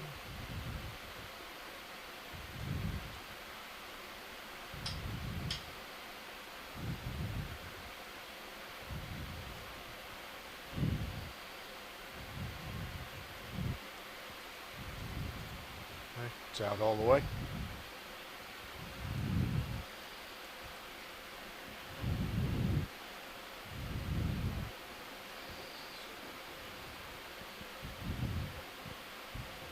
Gosh, my autos aren't even holding.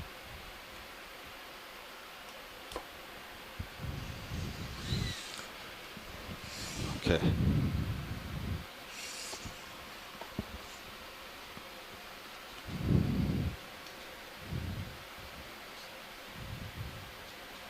I don't want to go crashing into the rocks either. Yeah. Especially with our jaw extended.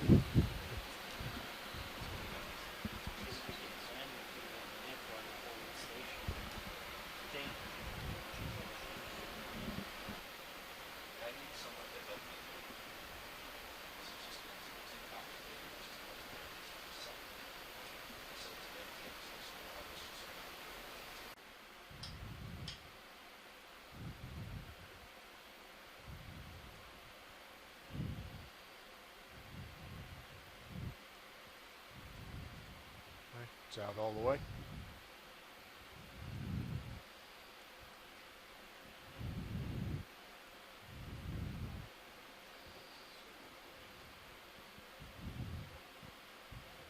Gosh, my autos aren't even holding.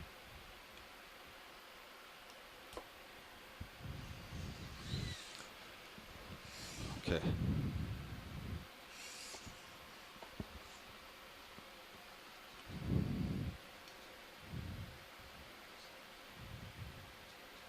I don't want to go crashing into the rocks either. Yeah.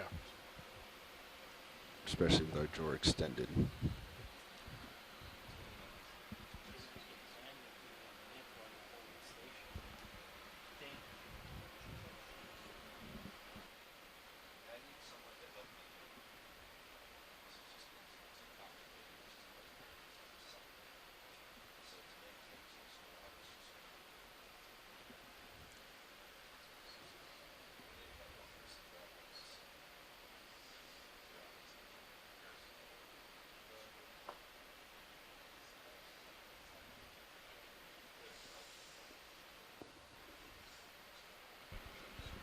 All right, here we go. Okay. And Andy, keep an eye on Sirius there.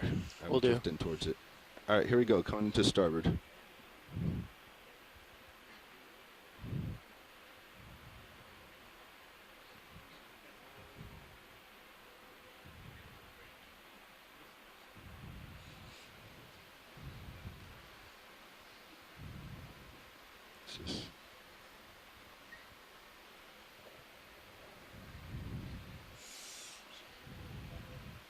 You have auto XY on, so be careful.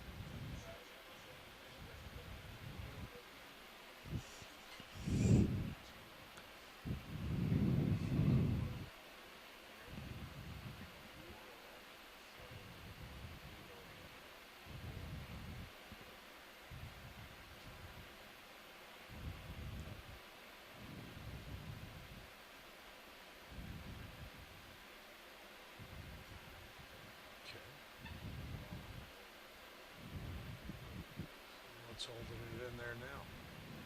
Here it comes. There it goes. There we go.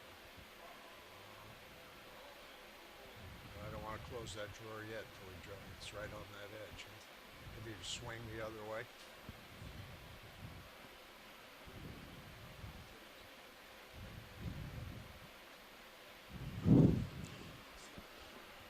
Co-pilot, maybe if you draw in, it'll... Yeah, just bump it in a little bit and see what happens.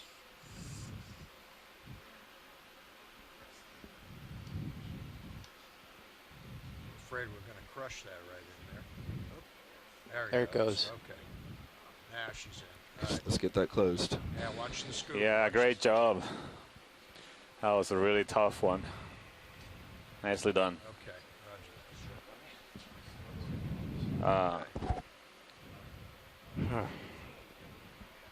Good job, Bob. Watch lead, I'm sorry that took so long, but I'm glad we got it in there. Very nicely done. Yeah, no worries. That was great. But it was fun for us too. We got to use the scoop for the first time, and I successfully scraped off all my co-workers' black paint. So yeah, but that was... That's the point, though, I guess. That's the point of it.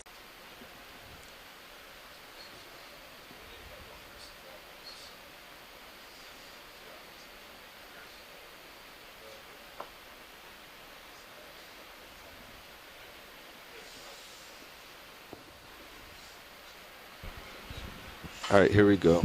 Okay. And Andy, keep an eye on Sirius there. Will do. Drifting towards it. All right, here we go. Coming to starboard.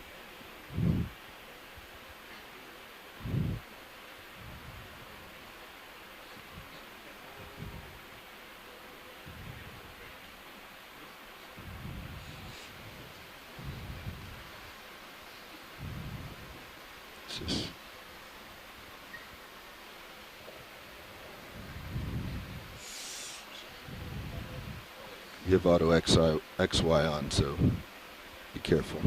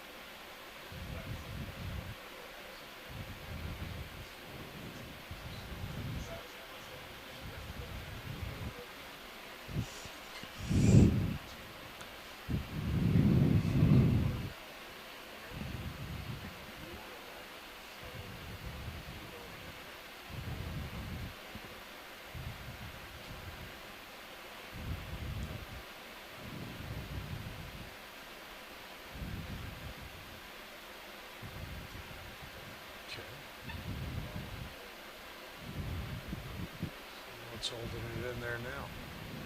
Here it comes. There it goes. There we go. I don't want to close that drawer yet until we draw. It's right on that edge. Maybe you swing the other way.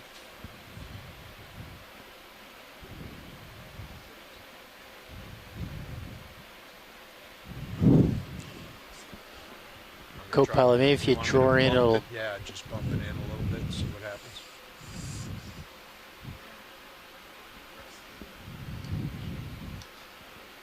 I'm afraid we're going to crush that right in there. Oh, there it goes. Okay. Now she's in. All right. Let's get that closed. Yeah, watch the scoop. Yeah, great job. That was a really tough one. Nicely done. Okay, right. All right. Just give us a few moments to get everything back, and we'll be with you shortly. Roger. Just curious, how much lateral drift was there? A lot of lateral. We're seeing current go back up from what it was. That's incredible before. current. Okay, bring the scoop out.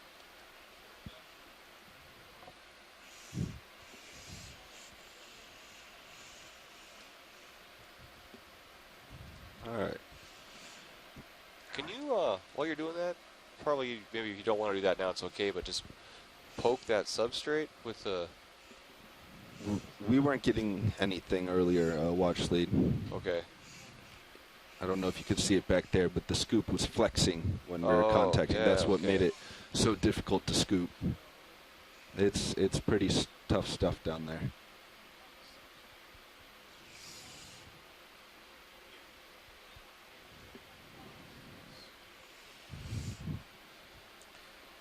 All right, that was our second biological sample of the day. That was a great day for Brother Pilots. And successful use of a new tool. Hey. So now we're getting organized, putting away the scoop sampler before we start or continue our move up the slope. Where? We'll still have about 11.5 degrees temperature where this thing resided. Oh, it has been varying by plus or minus 1 degree while we've been sitting here. Oh, yeah? So there's definitely fluctuation in the temperature. As you expect, as you go deeper, the temperature decreases. This was the first one. And the second one, the temperature was a bit higher. I didn't get the third one. I'm just trying to, I didn't like where I was drifting in your view. So I'm just trying to get myself back to where I belong a little bit so I can have a little more time to get this scoop in.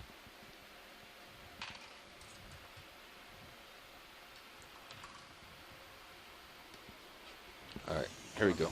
Yeah, so as we were sitting there, we saw it's not going to help us. Temperature fluctuation. Co-pilot, you might want to haul in a little bit. He's starting to drift up. Basically, plus or minus 1 degree Celsius, which is significant for deep sea. So, and the pilots saw definitely change in the currents here. So, might be a lot of current dynamics that may be tidally driven as well or influenced. So definitely some environmental variability here that organisms are experiencing.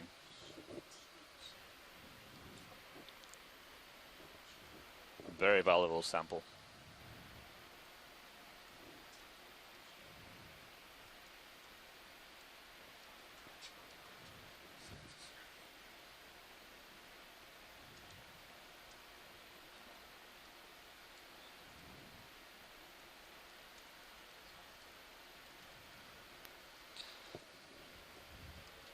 So Santiago, you've seen this species of coral or similar corals on prior expeditions? Yeah, I mean this particular species, we don't know. And part of the reason why we collected it is because it could be something new.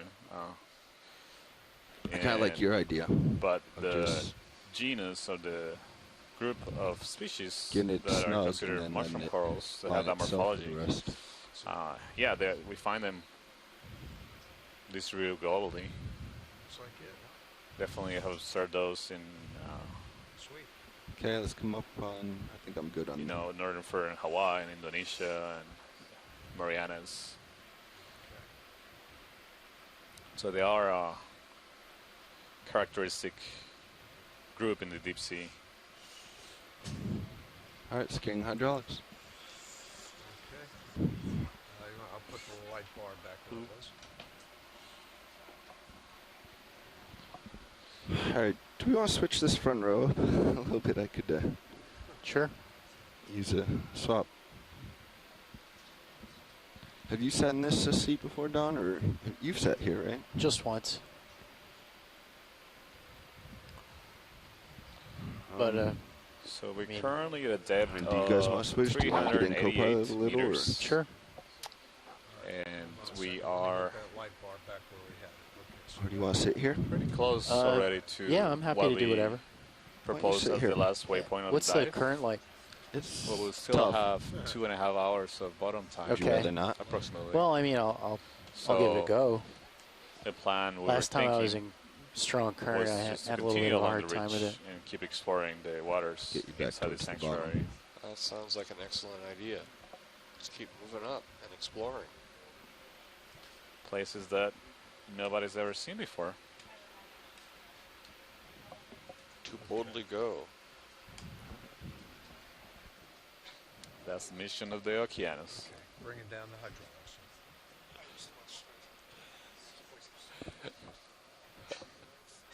Yeah, I used to watch Star Trek too.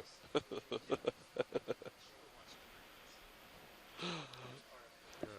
Yeah, I was watching Jean-Luc Picard. Mini Zeus.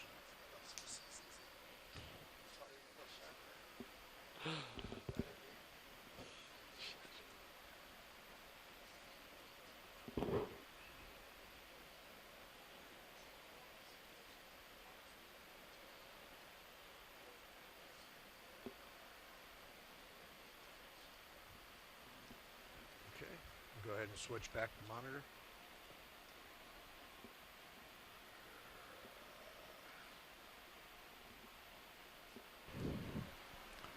Pushing me pretty good. All right, I think you guys are tugging on each other. It's partially what's happening here, so copy. Why don't you get in a good position, one in front of the other, before we do anything else. Okay, so I'm Deltas are high, Yep. so you can come down on the, yep. I am on the way down. Okay, and I'm gonna push along 030 uphill. There, okay.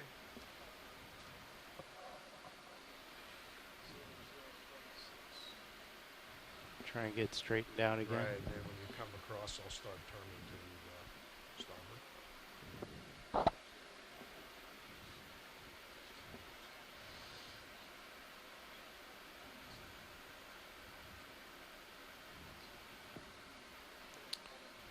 Pilot, do we have time to take a look at this anemone on the bottom right? Or, I think it's an anemone, but we'll have... Sure. All right, I'm going to try and sit down next to it then.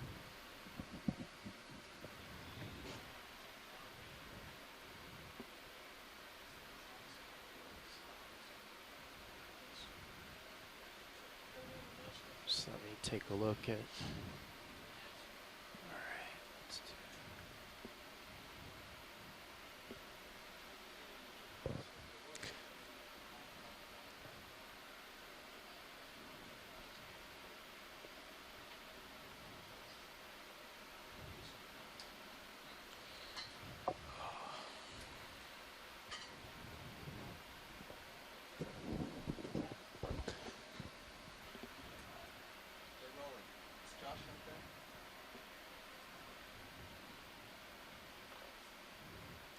So the reason why we were mentioning the temperature fluctuations that we're seeing at that point were surprising or remarkable is that usually okay, video. I want to try and set you up temperature for has a steady decrease with depth. So the shallower waters in most world's oceans are warmer at the surface. And as you go deep, they get colder. In fact, when you get below 1,000 meters in most places in the world, in the ocean, you get start getting temperatures that are near freezing. But since we are near a coastal feature, like this reach of the Tau Island, the southern side of the Tau Island in American Samoa, okay, video. we can get influence of local currents as well as tides that may change things, especially at shallow depths like we are, relatively shallow depths of 300. All right, trying to 90 or 80 meters. back around. So this looks to me like a corallimorpharian. So it's not an anemone, and not necessarily we consider strictly as a coral, but okay. You can think of it as an line intermediate, video. but in fact it's a different Or branch full in the wide. trio life. Thank you. Can't hold that. No.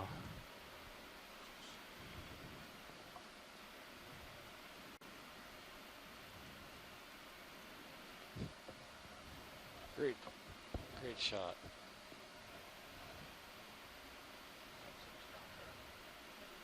Yeah, it pushes you around. All right, I'll try coming back in. Maybe if I can come at it this angle a little bit. Got any pointers now?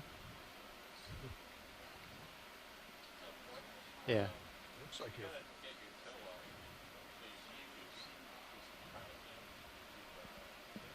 Ah.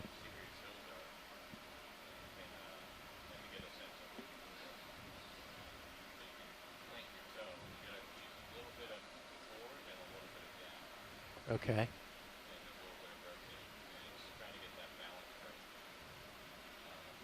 Try to pick directly into the current too, right? For the most part. If you can, yeah. Yeah.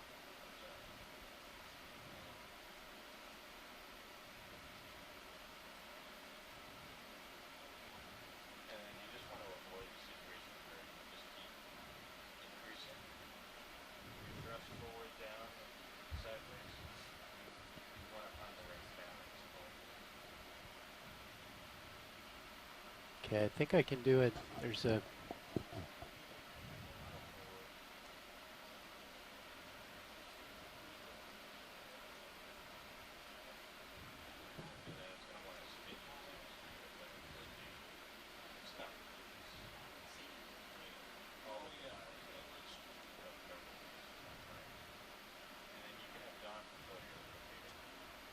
Yeah, would you take... Sure, it takes... Yes, Zeus please. Yep. Go for it. So right now the pilots are trying to get settled to image this Corallium morpharian, the first one we've seen in this expedition. But we are, as you saw with the collection of the mushroom coral, the Anthomastus, they are also fighting a current that is pushing the ROV, so trying to keep the ROV stable enough to make collections and also observations, close-up observations in a steep terrain is challenging when there's a current. So that's part of the reason why you see that sometimes they're trying to get their orientation and reposition the ROV. You can see the current pretty clearly if you look at the series view, top view of the ROV and the second stream, the channel number 2. Okay. You see there is a current that is actually going perpendicular to the orientation of the ROV, so it's coming very likely from the northwest. Okay, video, could we try and zoom on that? Of course. So that's Oh, you're right, Tina. I thought it was a Corallium morpharian, but now it really sees a cup coral has a vase. I hadn't seen the vase, the stalk of the base before. It is a cup coral, and it's a different kind from the ones we've seen before.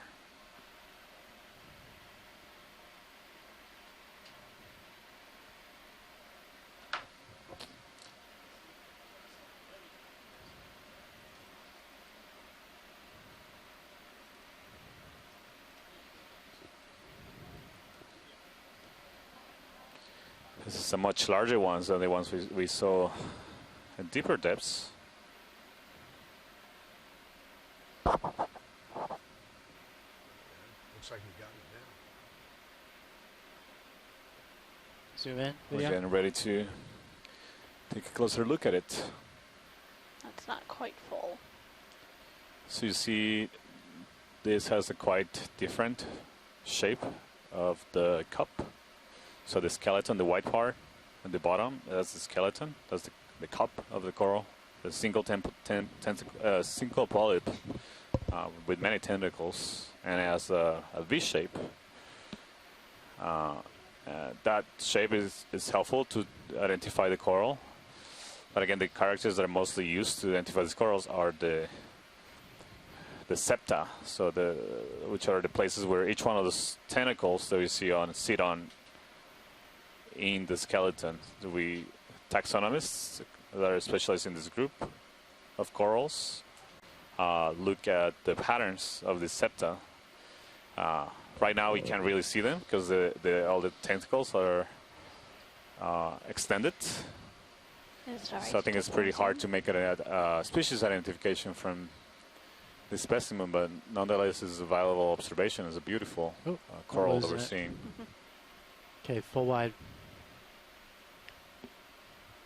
Is that sufficient, watch lead? Yeah, that's good. Thank you. Okay. All right, Nav. So I should push out along 030. Get us back on heading. Yeah, I need to swing around when you do. I'm going to give you.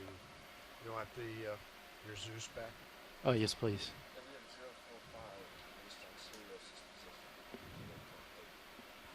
Okay. So I'm going to get a little altitude and then just push out so we can stretch back out. We've got plenty of separation though.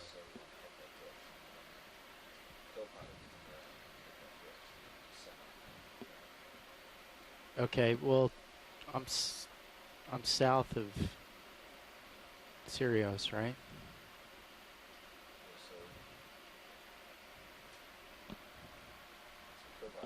Yeah, I'm coming. I am coming around. Look at these blocks of rubble. At some point, it'd be nice to zoom in on these to see what we're looking at. You mean the large blocks. boulders? Yeah. Maybe over to the right where we have a really nice, something white, some white, possibly biological specimen on the right. If you're interested, we could use that as an opportunity to zoom in.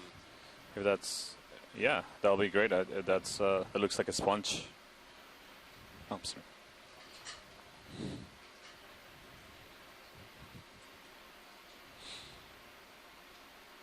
Copilot, would you grab Zeus again? Yep, roger that. So we continue to see the yellow stock crinoids, likely identified as the family Video, you want to zoom in? Hyocrinidae. And this looks like a glass sponge. I don't know, we still have Chris Kelly in the line. They might be able to tell us about this sponge.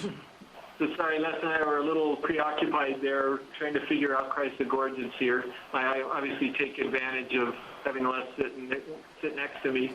There could be that holoplex again, just sort of a side view of that glass sponge we imaged a couple times.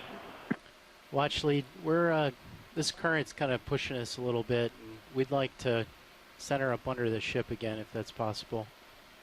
Roger, yeah, I think you need to position the ROV better. Please go ahead. Should just take a moment. There's something on the right. You see that white line? Yeah, what's this white material underneath? We see something here. Oh. I don't know if pilot, if you see that on the far right, there's a like wide stripe. Far left? Sorry, far left, far left. I think that might I don't know what that is. It looks interesting. Yeah, he should be. Yeah. Okay, I'm gonna keep heading uphill.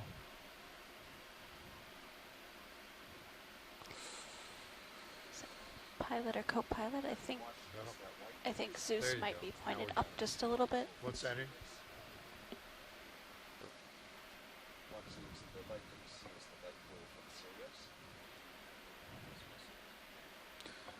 Right. Okay. So that linear feature. So you're suggesting that's a real feature, or is just the lighting? It seems to me like it's a linear feature. Yeah. There's some rocks and stones here, but what made it so light is it's actually the light from Sirius.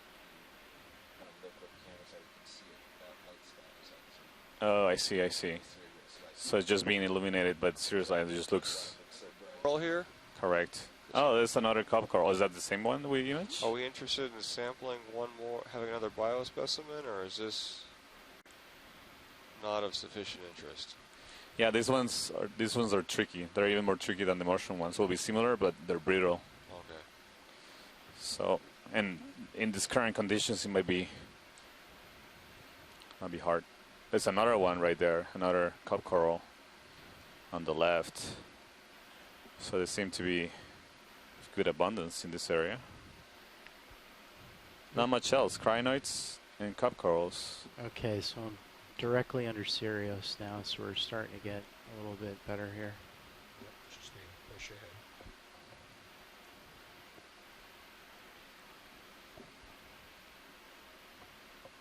So now, should I start cheating over east?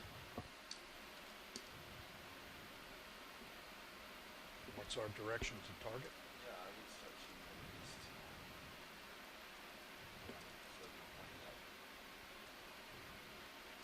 There we go.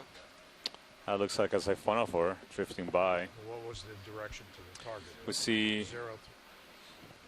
we see another of those yellow crinoids, and on the How about left that now? looks like another Antemassus, like the one we just collected, passing by. What is this yellow striped? I got you. I think that's the yellow crinoid that we imaged earlier. This is another one. So Test, I see test. at 1, 2, least 3. one. There's another Antemassus, Gonna mushroom bite it. coral 1, 2, 3. Test. Wow. In the field of view, 4 perhaps. Similar to what we collected, the same? Yeah. The pilot, can we take a look at the pink ones? I think it's the same what we just In the lower collected. right. Yeah, there's either one. There's one on the lower right and on the lower left. We just want to confirm that they're the same. Copy that. Okay, gonna set up for it. Okay, co-pilot, would you grab my mini Zeus again? Roger that. Video, stand by for a partial zoom. All right.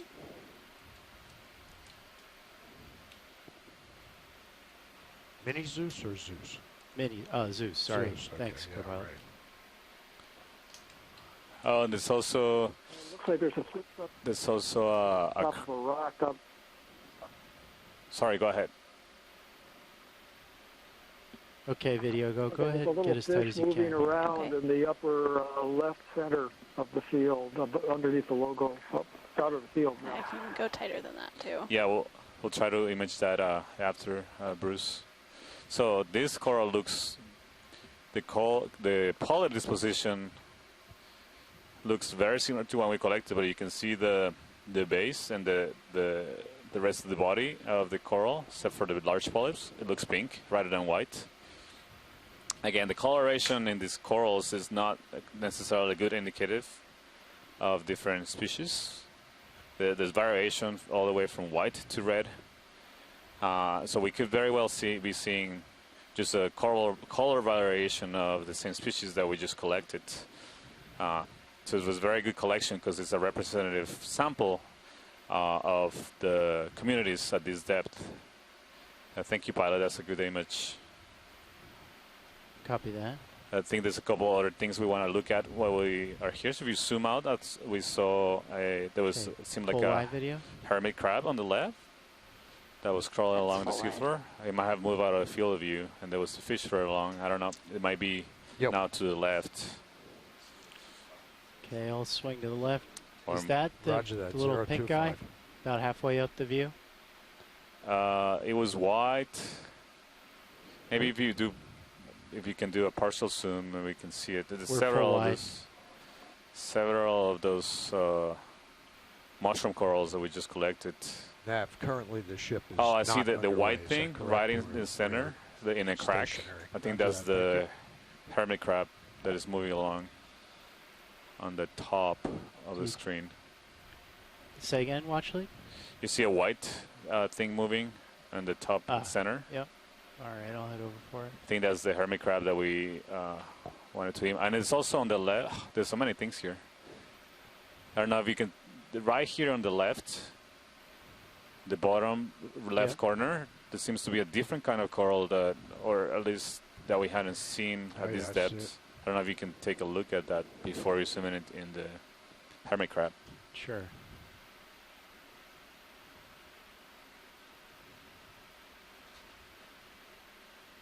Okay, video. Get as tight as you can. All right. Yeah, so this is a different kind of coral. It's not quite full.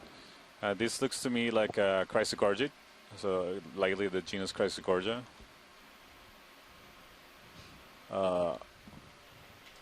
Should put my, there you go. Thank you. Oops, sorry. Yeah, if you can come back and get a view of the bottom of that pull back a little bit, video. Chrysogorgia, that would be good. There you go. Thank you. All right, now you can come in. Yeah, working on it, Les. I would definitely want to image this well. So yeah, this looks like a Chrysogorgia, another one of those golden corals, so similar to the one we saw shallower. All right, I'll try it again. Yep, let me just grab so. Is that an octopus up there? I think it is. Sorry, deeper, yeah. Yep. Okay, let's try again. Right. You want me to come in? There, we got an octopus up there. Oh, where? Oh, that's not a hermit crab. It's an octopus, actually, that's coming. Octopus. Center screen. On the right. Yep. To the right? Yep. Yeah, you see it there? Oh. He's moving down. Right there. Yep.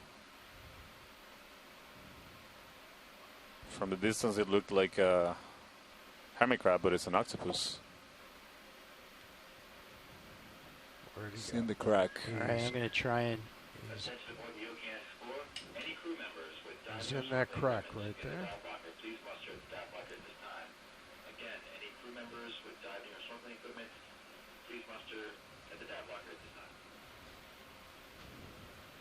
Center screen.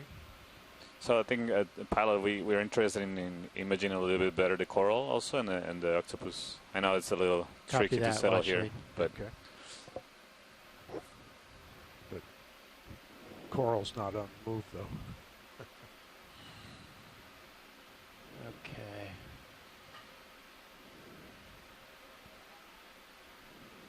All right, here we go. Okay, zoom in video.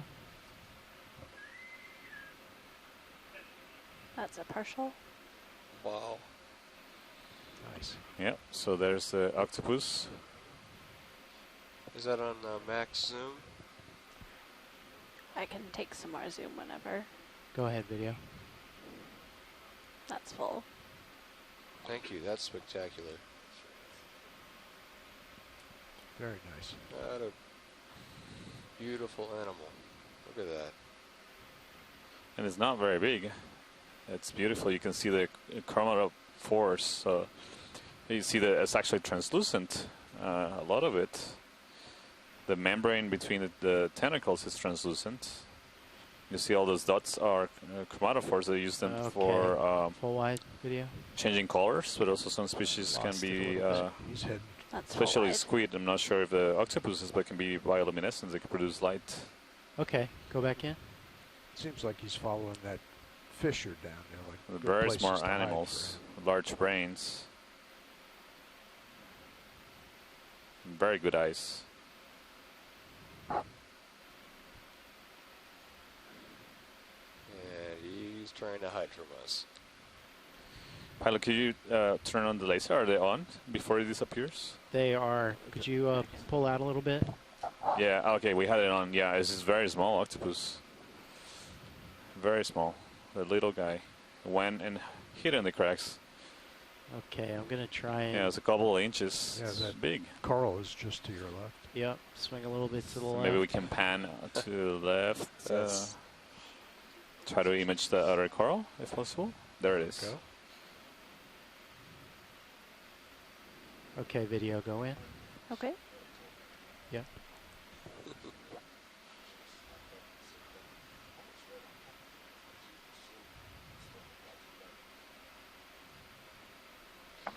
By the way, Chris, we Okay. think that your negative thinking is working That's rather fine. well. I'll try that if I can't. Yeah, I think let's see if we can hold this long enough. For And there's been no mechanical problems, and we're seeing weird things, right? Okay. All right, I'm going to come up and I'm try and thinking negative reposition to about get a that. better look. Okay, full So wide. Santiago, did you expect to see this, full wide. this level of diversity on Tau? Co-pilot, Yeah, would you Got tilt it. it down? for me? definitely. I mean, based on observations we Okay. had and also in other tropical areas I'll in the try and keep Pacific. moving And it some, so we I'm don't thinking wanna of lose sight of Indonesia, the close to the coral. equator, and also in the Mariana further north. We've seen quite a bit of diversity. I mean, in fact, to the west of us, in the coral triangles of Indonesia, Philippines, the area of Papua New Guinea is the area of highest biodiversity in the world in marine ecosystems. We know this from shallow water, and we have some evidence of that's likely the case also from deep water. So yes. Okay, you can see both of them, yep. I've got full stick forward. Wow. Oh, I was stuck. Again, this is not a very big coral either. You can see with the lasers is less than 10 centimeters there, so it's probably just a couple of inches wide. It's quite small, the colony of this chrysogorgic coral. So this is another example or representative of the octocorals. Just like the mushroom coral we sample, it's also an octocoral. So if you a little bit farther out, if you zoom in close enough and focus on the polyps, you can count the 8 polyps. But this one has a different kind of a skeleton or skeleton than the mushroom coral. This one has consolidated skeleton. So it's a solid skeleton that has a high okay, you can go in video. High percentage of it is made of a protein. That's full zoom. Nice. You can see the tentacles. You can actually see the claw of a crab there is translucent. So, pilot, if you can span out a tiny bit to the left in the center, you can see the rest of the body of the crab. Even more, huh? You see it's completely translucent. You can see through. It looks like as if it was made of. Co-pilot, could you rotate up a little bit? I'm sorry. Can you repeat that? I couldn't hear who. Clear whoever spoke. Right there. See him on the left-hand side. Oh, this is Bruce. I'm thinking that's another one of the snapping shrimp. The claw had a peculiar knob on the inside back toward the joint that they use to make the little air implosion or implosion that creates the snapping noise. So it looks like the characteristic claw morphology of a snapping shrimp. That is. Oh, great, Bruce. Yeah, I can't. It's great that you recognize the claw. I can't really tell. I mean, see an eye right there, but I can't really tell much else. Oh, I'm losing it. But I see what you mean, the claw right there at the end. So this might be the second observation in this particular site of association of a snapping shrimp and octocoral. We saw that with the Crinoid coral earlier.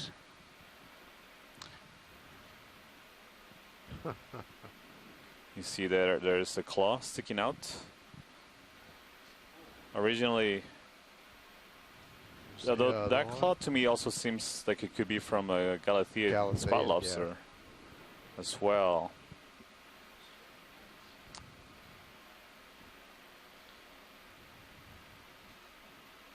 You see the 2 eyes in the body.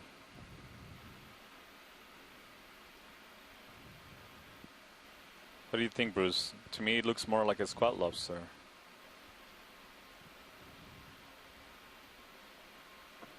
Well, I can't get a view of the entire animal, and I do have to say I'm not a crustacean expert, so that was a guess. So I don't know. Right. Yeah. So this is a nice specimen of important representative of deep sea fauna, deep sea coral fauna. This is great images, pilots. I think we can continue. Say again, actually? I said this is great imaging. I think we can continue looking around in this area. Seems like there's a good number of things we want to image here. Copy that. Thank you. Full wide video? All right. Okay. Great work, Andy. Thank you. That was good. We're full wide. Okay, I'm going to return your lights where they were. Great, thank you. Swing arm. I'll just hold here until you're... Yep, just give me a second.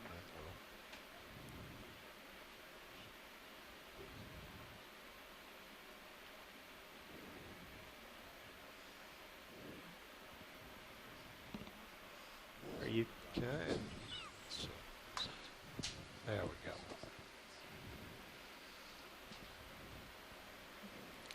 You get both. I wonder if it would stay if you, probably not, if you tried to. Okay, great. Pilot, this is video. Go ahead, video. It looks like the octopus is starting to come back out of the crack just to on the right side. About level with the toe of the sled. It's okay. Well, it's time for a pilot change here. Okay. So I'm going to pull back a little bit, get a little altitude, and hand off. So would you Co-pilot, would you rotate me up a little bit? Yep. Coming up. All right, I'm coming off the bottom.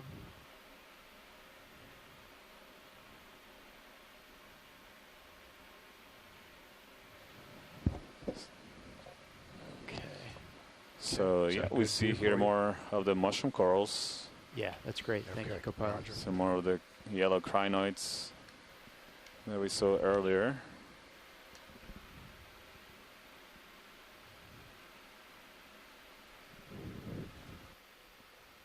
Okay. Just give you that back for a minute. Right now we're at depth of 374 meters, and ambient temperature is 12.16 degrees Celsius. I think the fish is still on the upper left. I saw something wriggling along the bottom underneath the logo up there. Where did you see it, Bruce? More like in the crack in the ground, or was more to the right? It was on the left of the image, up toward the long crack that's underneath the logo of the Okeanos Explorer. Heading toward the upper left corner now out of the field. Roger.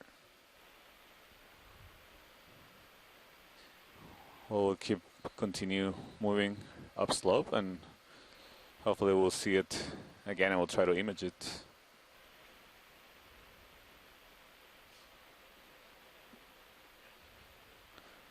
Right now we're having a pilot change here.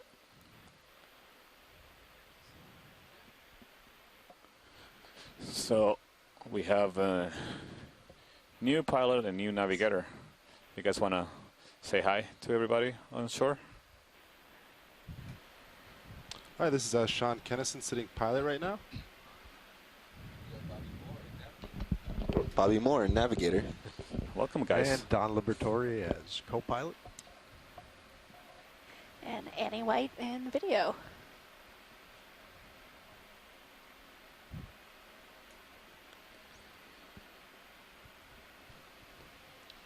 And we're your pilot crew sitting in the front row. And we come from GFOE, the Global Foundation for Ocean Exploration. Yes, and we're very excited to be here. Just give me a moment to get a feel. We'll be on our way.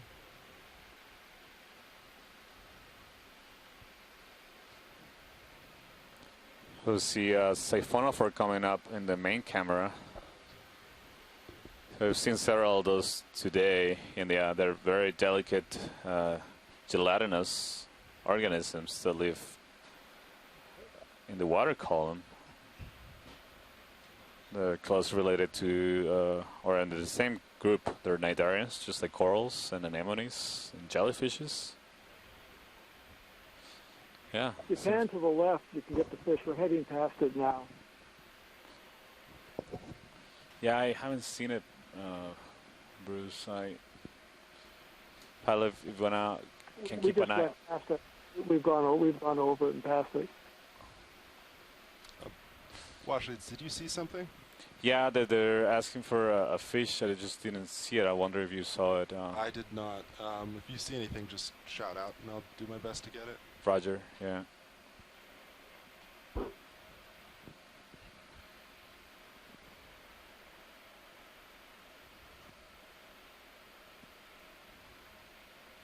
Sorry, Bruce, I think we missed a fish.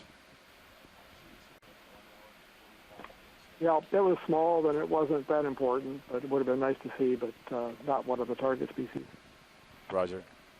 Pilot, can we please take a look at this thing in the center? It looks like an anemone.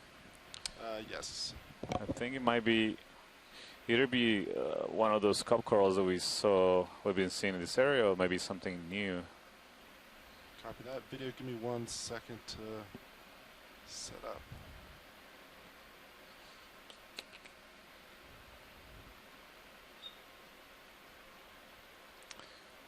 And after we imaged these, I don't know if you saw, there were some things on the right top corner, just a little bit further upslope. I think we want to image those after this. Copy that. All right, video, if you want to come on in.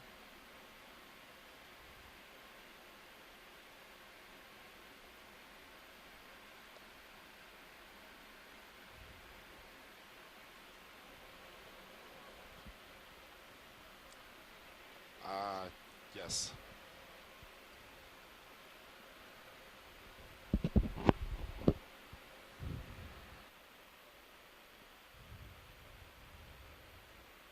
How's that video? That's a lot better, thank you. Great. Yeah, if you want to come in, I'll try to keep it steady.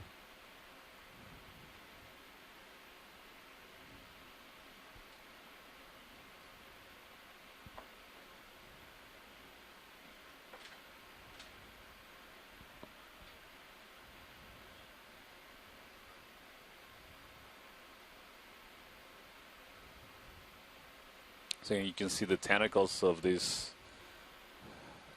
I think it's an anemone. We'll wait until we zoom in, but you can see the tentacles moving with the current. Okay, that's a good indicator with the direction of the current coming from the northwest of the ROV. Right, that's a partial zoom.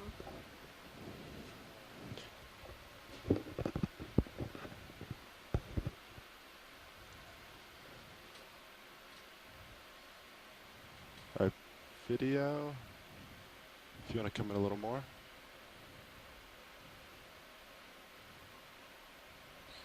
Yes, it does. This does look like an anemone. We haven't seen any anemones until now in the dive. You see the central part that's where the mouth is.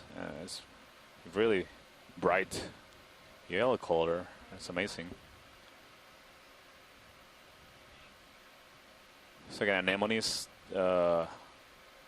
usually tend to eat animals that come and get in contact with the tentacles, and they inject them with the harpoons that they have in their tentacles, so the cnidocysts. They inject venom, and then they move their prey to the mouth and into their gastric cavity to digest it.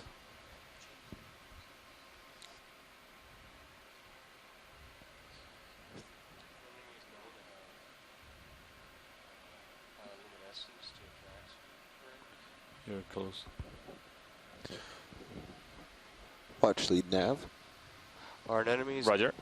Go ahead. Yeah, to confirm our endpoint for this dive, are we stopping at waypoint 3, or do you want to continue to the top of this feature? Yeah, we'll like to continue. Roger that's that. why we went 3 until we reach the time where we have to come up. Do the enemies have bioluminescence that they would use to attract prey? You know, I don't know about the anemones. There are other cnidarians for sure. So there's octocorals, like bamboo corals. Some bamboo corals do produce bioluminescence. Although the role there for bioluminescence is unlikely to attract prey. Other octocorals, like sea pens, we haven't seen today either, also can produce some species can be bioluminescent. There's jellyfishes that can be bioluminescent as well. I'm not sure about anemones. So I wouldn't be surprised if they also. So there's examples of species that are bioluminescent.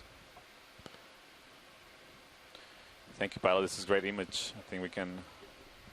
All right, video whenever you think you're good. You can come on out. All right, sounds good. All right, watch leads. And next spot was where again? You see the top right corner. You see some white. Ah, yes. White. I will make my way over there. Features. This looks like volcanic clastic Co-pilot, how about a ship move? And again, it's been 30 meters. You're heading. Sure, that sounds good. 020. Unless they're going to want to spend some time looking at this little piece. Well, that should take you to roughly where he is, I would think. Okay. So if it was carbon, it was likely coming from shallow. I don't know. We've seen water circulation, subsurface water circulation in the volcano that ends up precipitating. Bridge, ROV nav. All right. Yes, a ship move, please. So right above the lasers looks like another anemone, but I think we're interested in the one on the left. 30, actually, bearing 020 that at looks 210. that looks very similar to the anemone we just imaged. Washley, do you want to see one on the left? Is that what you said? Yes, please. Copy that. So that yes, yeah, the one on the left. Bridge, good copy. Thank you. That looks like a stony coral. So this will be the first colonial stony coral that we see in the dive. And very likely the first stony coral, colonial stony coral, has been observed in the monument waters, as far as we can know. Ship move underway. You see that there are crinoids of the white morph that we seem like the white morph we observed earlier. And there seem to be colonization of zoanthids, so I'm uncertain. Good copy. We had to take a closer look to see if actually this coral is alive or not. Video, if you want to come on or it's just a dead skeleton that has just been colonized by other organisms. That's full zoom. Copy that. You can see greater detail here. Those things, those look like anemones to me. I'm not sure if they're zoanthids. There's a squat lobster in there. 2 of them. I'm not sure this coral is alive. Yeah, Santiago, I think there are some live polyps, but a lot of this is dead. I think they're further up. It's a little different than Enelopsamia rostrata. I think it's probably an Enelopsamia, but the spacing and arrangement of the helices is a little different. It almost looks like they're symmetrical or lined up more like Madrepora, but it's definitely not a Madrepora. So I think maybe in the genus Enelopsamia, I think that family is Dendrophiliidae for this one, and that hard coral, as you already identified, that's what it is, I'll bet. Yeah, thank you, Chris. Yeah, I was debating whether exactly what you were saying. I was debating whether Madrepora or Enelopsamia. Where do you think you see live polyps, Chris? It was sort of in the back and up, but maybe I'm mistaken. Yeah, right there in the up, center? I think. Because I see some that have projections, but they now look... I'm starting to agree with you. Maybe there aren't any live polyps. Maybe it's completely dead. Yeah, that looks like maybe it's just hydroids covering it up.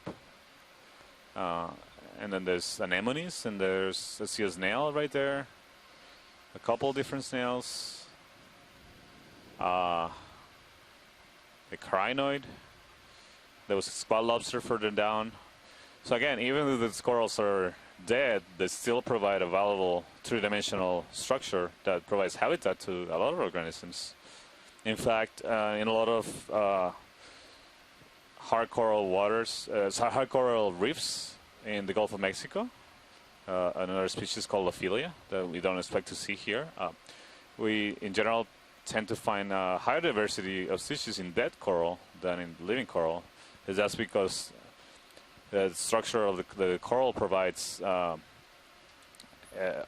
the structure the coral creates provides habitats for a lot of different species that use it. So Santiago, I think those yellow polyps there, that's live. It looks like it has 2 polyps that are still alive on it. That was over to the left. Yeah, there they are. I think that could be live polyps. I might be mistaken. What you mean on the top or to the bottom, to the top center or the bottom left? There, along one of those bottom branches, there's 2 yellow things. I think that's actually live polyps, particularly the one on the left. Yeah, I see what you mean. So, Paula, do you see in the top left corner, or right now in the left center, there's a yellow. So you see the snail right pointing, like the anemone shell point is pointing right at it, below it. It's a yellow. Sorry, I'm losing it a little, Washleads. I'll come back to it. There are varieties of Enelopsamia that have the yellow tissue like that too. Yeah, that's a good. I think that's a good clue. Yeah, I agree, Chris. It's only 1 or 2 polyps that are alive. Not clear why. It's not clear why it would be all dying. Yeah. It seems like it's being colonized heavily by other things. Yeah, Nav, does it look like we're getting a little close to this wall here on that heading, huh? Very good observation to make. Do you want more visuals on this, or? I think we're good, thank you. That's just the slope you're seeing, right? Yeah, it's the slope, but we are definitely coral colony. closer on the sonar. Oh yeah, you're starting to move. If we continue along, we might see some I living misunderstood. He should start coming up. Correct. And head in that direction as well, so I can come up. We're at a depth of 375 meters. The temperature is 12.25 degrees Celsius. I think I saw some more to the right. There may be some corals. Pilot, did you copy co-pilot? He wants you to. Sorry, co-pilot. He wants you to move towards his light pool. Yeah. Copy so that. Just as you're doing, kind of, it's going to be up and left to you. Copy that. Did you know you have auto head in? Thank you.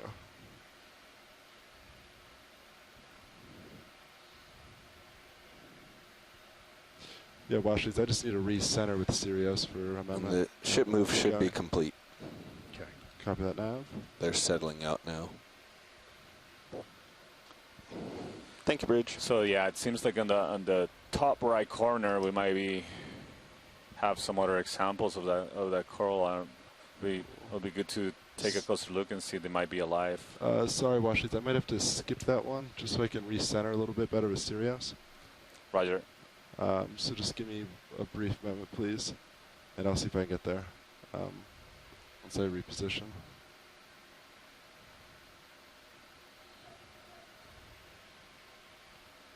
There you are.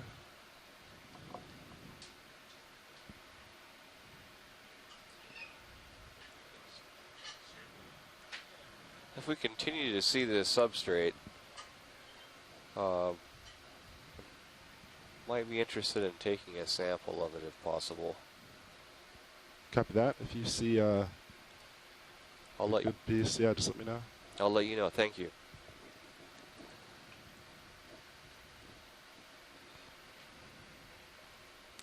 You're full up? Yeah, the current's very strong right now.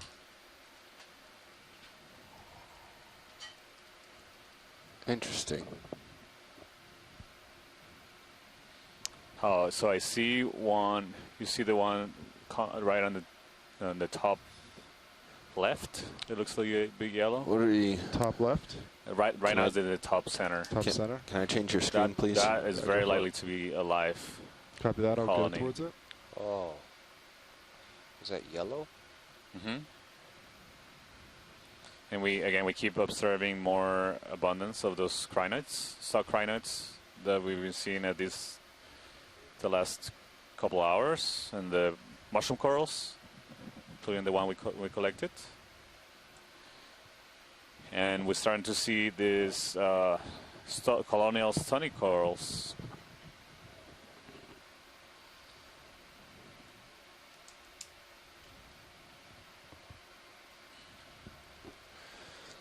Co-pilot, are you noticing anything with current? Anything affecting you that you notice? No, I mean, not that I've noticed. Your heading's not too far off. No. Well, I came around a little bit just so I could see him better. Yeah. But I mean the difference between your auto and video, if you want to come on static. Because he is, for that little move, he was up full on thrusters and that full lateral. Was pretty tough to. So if this gets much worse, we're yeah, out of so luck. this one looks like most of it, or at least a it's got to be larger right fraction down of it the is hill on him, close alive. to the bottom, You still see some of those Turn video. anemones or potential zoanthids. I'm not entirely all sure. his thrusters are working, right? Correct. Could be zoanthids. Everything's looking good there. Not my birds right now, but yeah, they were. See the crustacean. So Santiago, I think the thing that was funny about this one is that Elapsamia typically has the calyces on one side of a colony and is often fan-shaped. This is sort of bushy, and the calyces seem to be coming out on opposite sides of each branch, at least in some cases, but not in all cases. Yeah, I agree. I agree, so, Chris. I wonder if it's the Madrepora. Different species of Enelopsamia here. It's pretty interesting. Right. Is there a crustacean in there? Looks like. Yeah, there seems to be a little crab in there. Bridge, RV Nav. Thought the move was already complete. It's a little bit hidden. And I see also arms of ophiroids, so some black arms of brittle stars in there as well. Could you point those out? I'm not sure Oh, yeah. This looks like a brachyuran crab to me, just by the profile of it.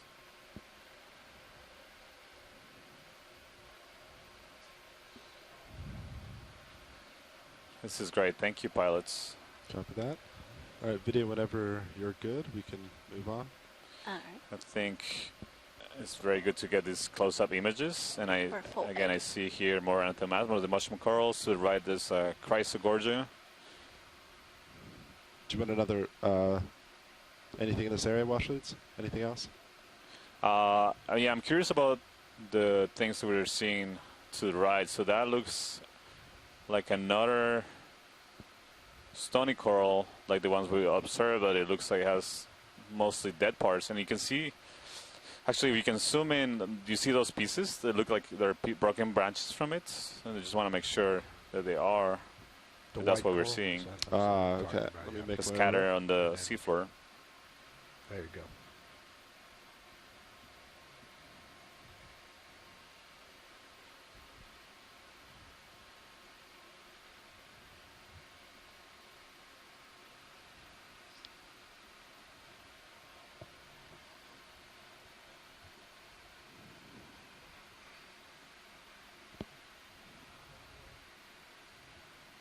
Just want to zoom in on the branches, or the main.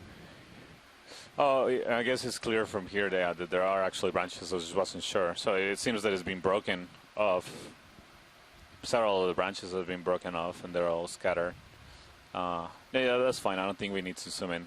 Copy that. I think we can continue.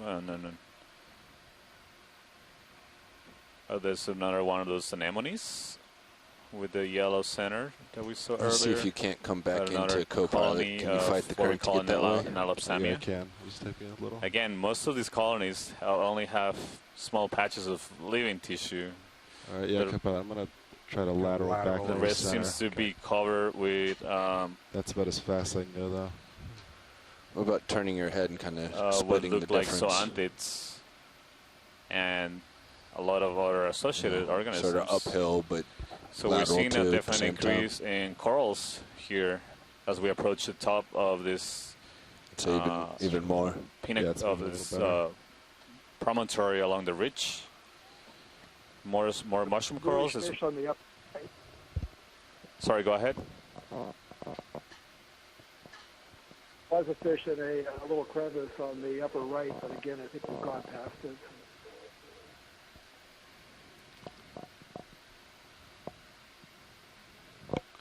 Yeah, I didn't see that. I'm sorry, Bruce. So there's a much greater abundance here of corals. And we just run up to a almost vertical wall here. We'll climb up it and see what's up there. Watch leads, just for your information, the pilot is currently fully up on our vertical thrusters, and we're not making any vertical motion. Yes. So we are seeing some very strong currents here. Oh, wow.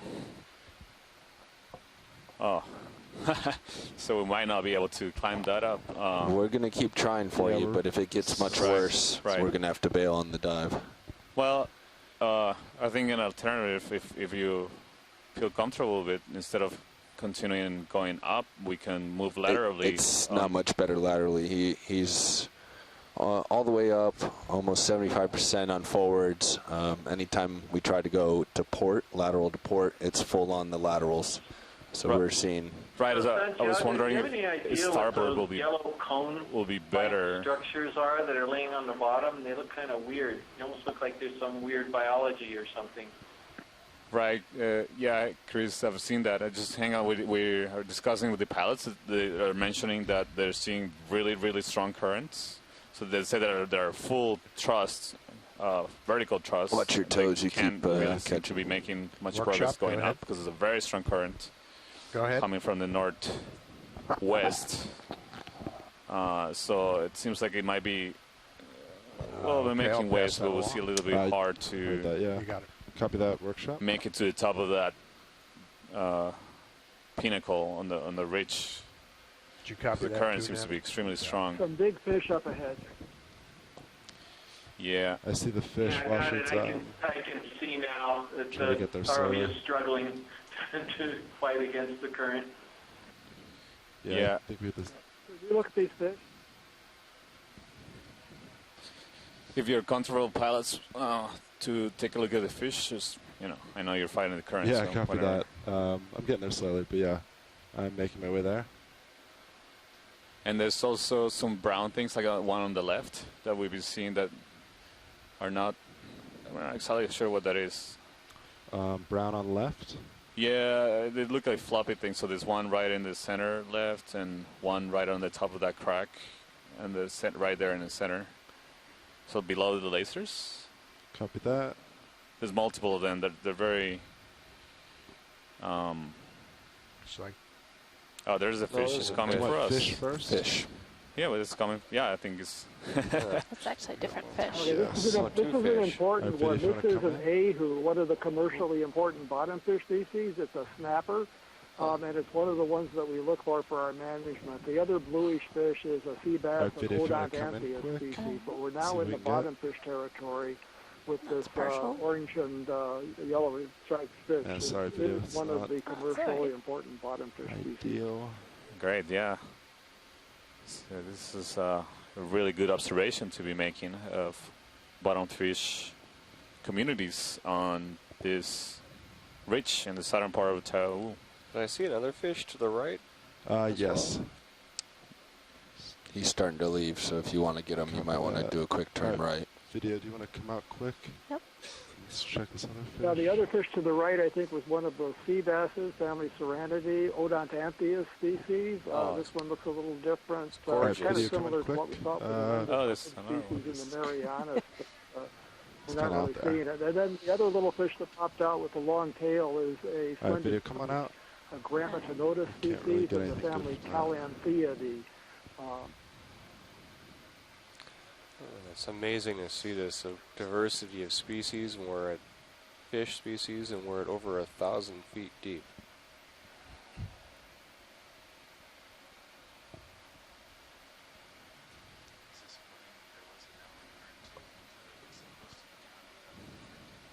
Oh, we can do it.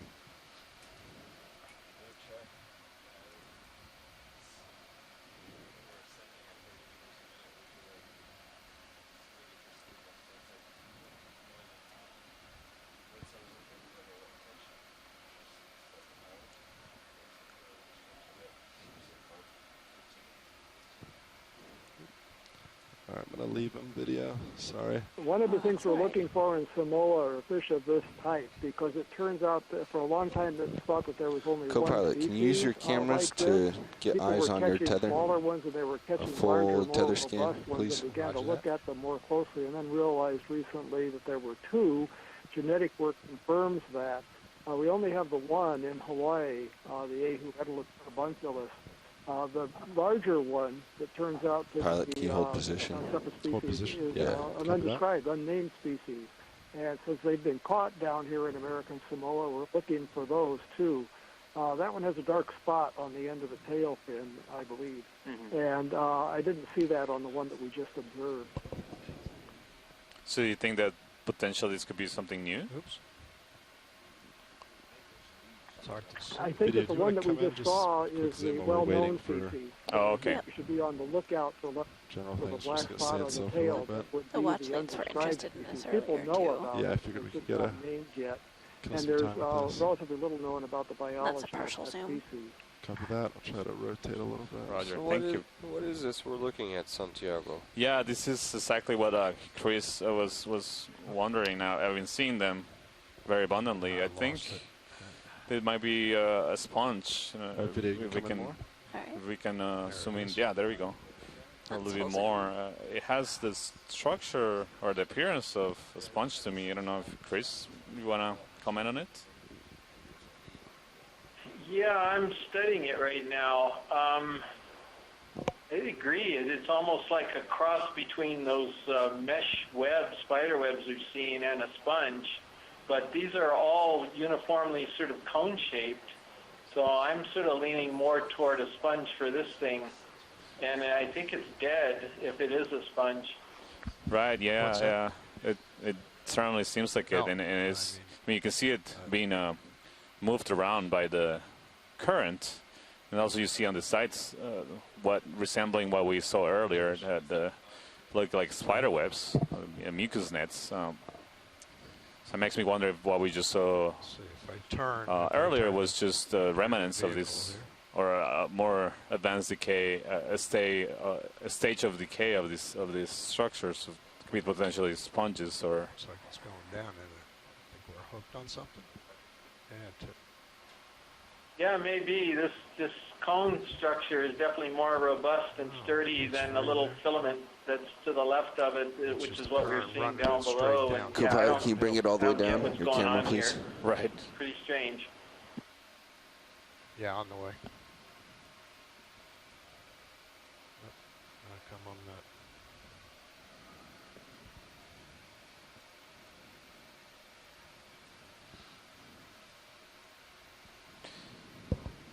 So, pilot, what? How are you guys doing with the current situation? Yes, we're just doing a little checking with That's all our tether in Syria. So we're just standing still for just a moment. Roger. So we're standing by until the pilots are assessing the situation of the current. All right, guys, let's keep on going. We just wanted to make sure that we weren't snagged anywhere. Yeah. Because we've only seen this a few times. Gotcha. Video, if you want to come on out. So go ahead and realign. Current pulling the tether. Yeah. So much drag.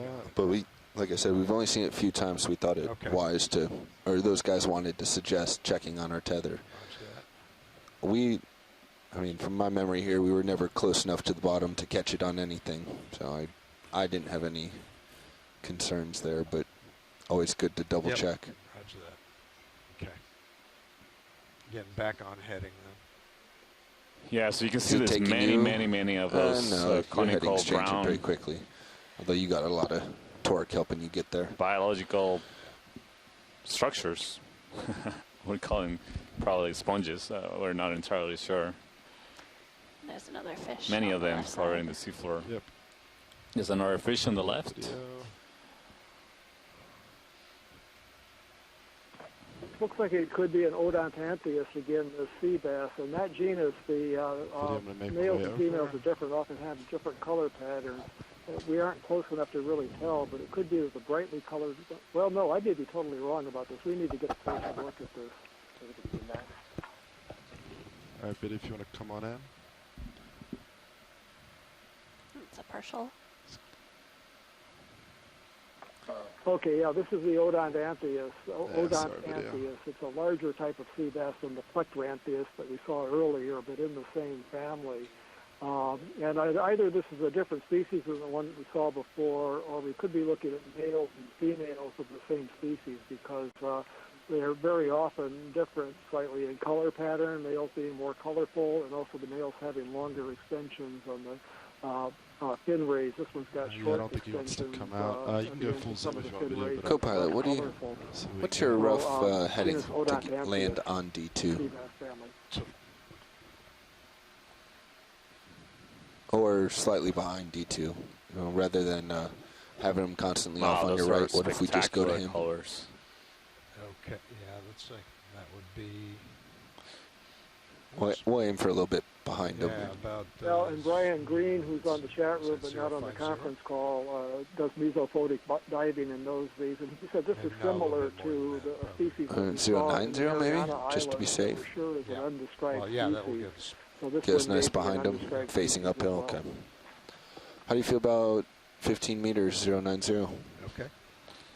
So, Bruce, what's the depth distribution of these species that we're seeing? They seem to be very colorful and big eyes. It makes you think that they go into the mesophotic areas where visual interactions will be more important, and having coloration and patterns and very good eyes. All right, you can come on back in if you want video. Bridge, RV This will be a good adaptation. Yeah, we don't.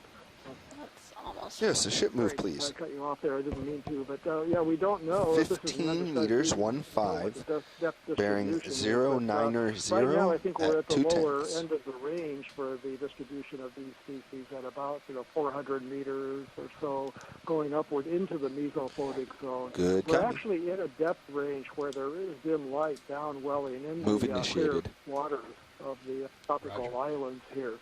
Fish have eyes that are much more sensitive to light than the eyes of humans, and so they can probably see much better in the dim light. The bright color patterns that we're beginning to see at this depth are a little bit of a quandary, but it may not be the colors per se that are important for these. It may be the patterns that they have, and they have those. It doesn't really matter what the colors are. One thing we've noticed with the gold-banded snapper, one of the most important Video, are you happy with that? when we do submersible dives and turn off the lights, this bright yellow color that we see on those and on this fish look intensely black. And so those yellowish markings will show up as black bars and stripes. And so what the fish are seeing is very different from what we're seeing with the bright lights of the ROV right now. Okay. So there are there's utility for the fish to have these color patterns. The colors themselves, again, maybe You don't have any more room to go that way. Other things that are Yes, we're bringing the ship to you, but right. So you need to stop something that lateraling we to your can right if you can. say to people in the audience is that sunlight as it penetrates in the water, in the seawater, it starts dropping colors, and one of the first colors that gets absorbed by water is red color. So likely that color really it's as Bruce was pointing out, that color is really not being seen by the organisms at this depth. Really everything at these depths is probably just different tones of different shades of blue or dark. Video come partial? Gray. We have another fish in the center. That's a different one zooming in. Okay, this is another one of these smaller sea bass. It's a different species than we saw before, but this is a different species in the genus Plectrantheus. And again, there are dozens of species in this genus, and we have to do a lot of homework to try to figure out what we're looking at here. But this is a species that we haven't seen before on this stuff. Not saying that it's a new species. We don't know that, but it's another you can come on in full if you want video.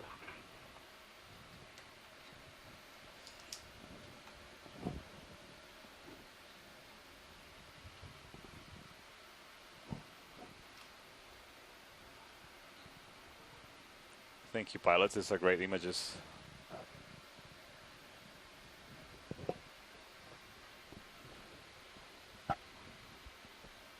What's the ship move look like now? Is it still in motion or? It's still in motion, but we're coming directly towards you. It shouldn't affect you at all. Oh yeah, I was just these are fantastic images. All right, video, whenever you're good, I think we can move on. All right. This one's similar to. So we want to keep trying to head upslope as best we can. Out what that one is yet. Copy So that. this may be the same as And we're full one in wide. Marianas, but look like there's some subtle differences in the color pattern. So pilots, what do you guys feel about continuing moving shallower? As of right now, I think we're still okay. So yeah, we're going to start to move upslope a little more, and we'll just take it step by step. Roger. And then yeah, if you see anything of interest, just shout out. Will do.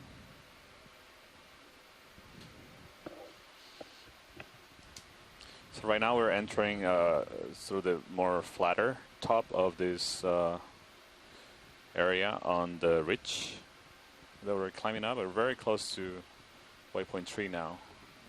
And I see some more anemones coming up. They do seem like the anemones we image a few meters deeper.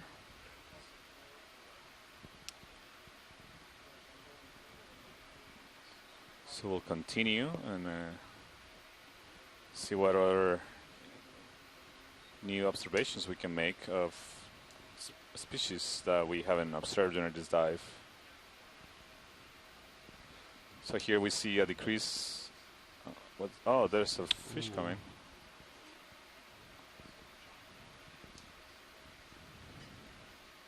This is a bigger one. Okay, this is another one of the really important bottom fish. This is an onaga. This is in the same genus as the one, the ahu, that we saw before, but you'll notice this one has long streaming ends to the tail fin, the caudal fin.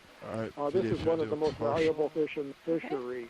And there's a second one off in the distance too, so now we're in the depth for these. The onaga, and they're just beautiful fish. Those lobes on the caudal fin are red when you bring up to the surface, but they look black in the ambient light at these depths. Extremely graceful, fast-swimming, powerful fish.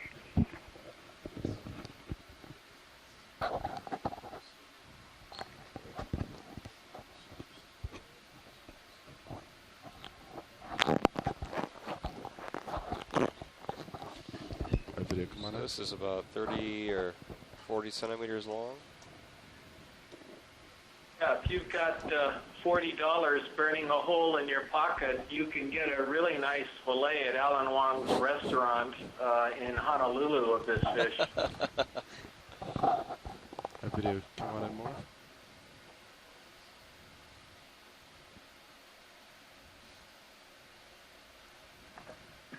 I'm hoping there are some people from Samoa online or watching. I'm going to get myself in trouble, and I'm going to try to give the names of these fish in Samoan. Checked it by Richard Wass. It was published a number of years ago. But I know I'm going to get pronunciations wrong, and I apologize in advance for doing this. No worries. This one is called Palu Loa, or Palu Malau, and the one that we saw before is also called Palu Malau.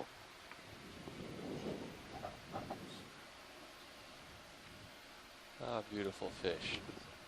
Come on out to partial video. Can we get a whole body shot of this with the lasers? I can't remember, and if not, maybe, yeah, just as we, that's good. Okay, I can see him now.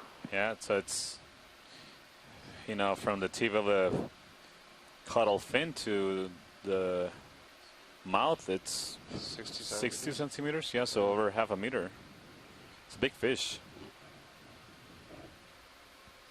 Yeah, and you're very fortunate because this is the most cooperative one of these that we've seen. They're usually swimming around fairly fast or cruising by and not giving you a chance to look at them. They're such graceful fish, but they also usually keep on the move.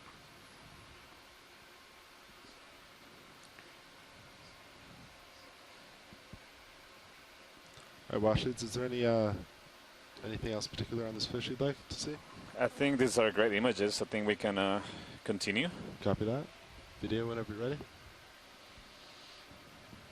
All right, we're forward.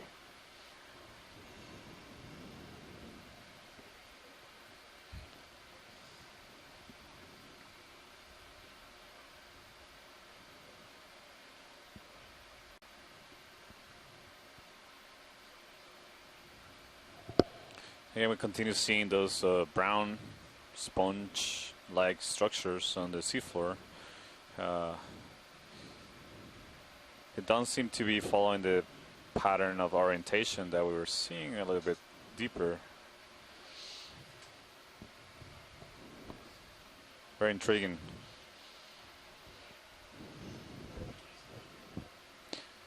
So as a reminder, the lasers, the two dots that you see in the screen, the lasers that are mounted below the main camera of the ROV, and the distance between them is 10 centimeters. So about 3 inches of separation. So we use them as scale to precisely to estimate the size of things, the things we observe. Watch leads. Any interest in the sea star coming up to center?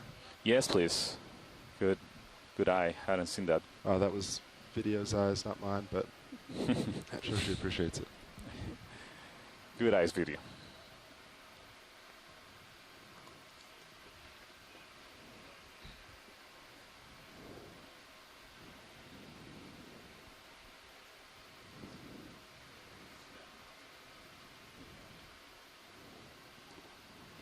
All right, video, come on in partial.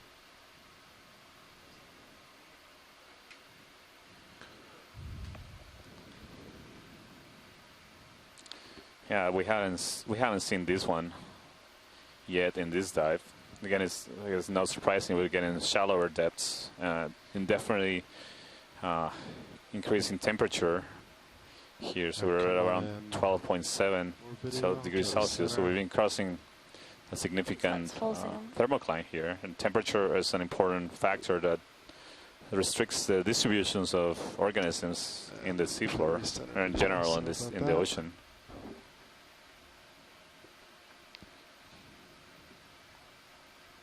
The temperature varies with depth, so deeper you go, the colder it gets in general.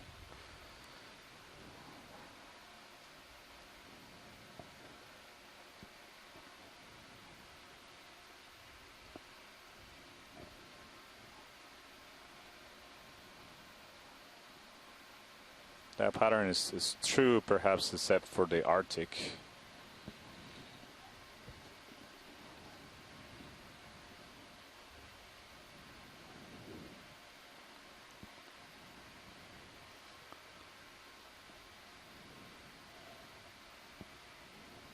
That's great. Thank you, pilots. Copy that. Video whenever you're ready. All right, video's good. And we're full wide. Thank you.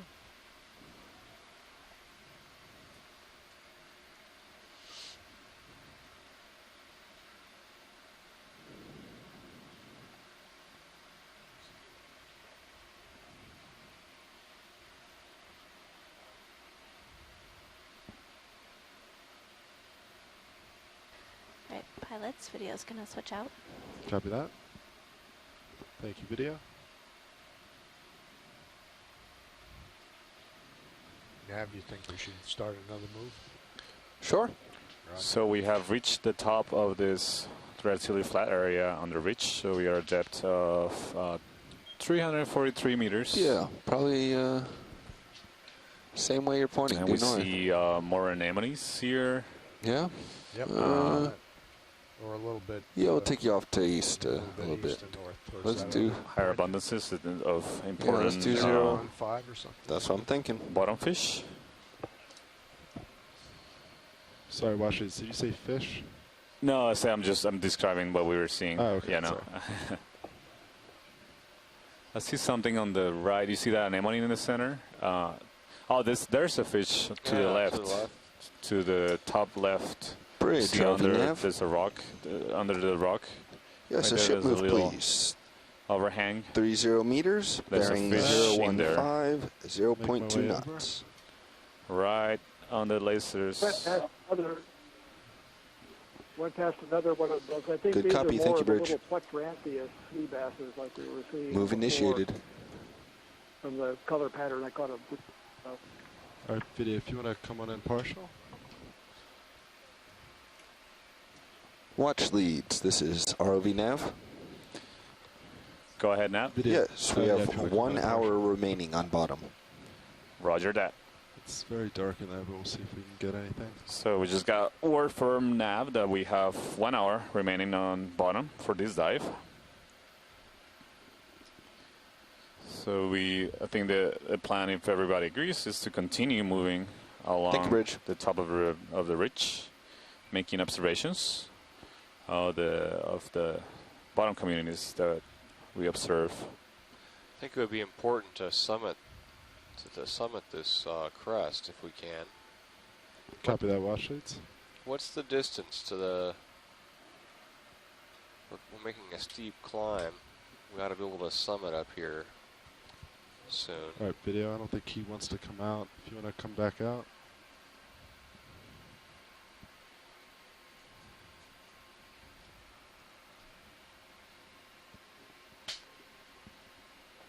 I think somebody Watch has leads, an it's about open 175 mic on meters.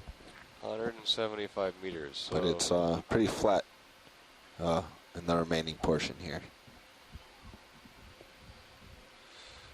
Is it possible to cover that kind of distance, 175 meters? No, okay. Had a different type of crinoid straight ahead. Yeah, I see we it, saw Chris. these in the Marianas, so this is a new one for today. If we could get a close-up of this.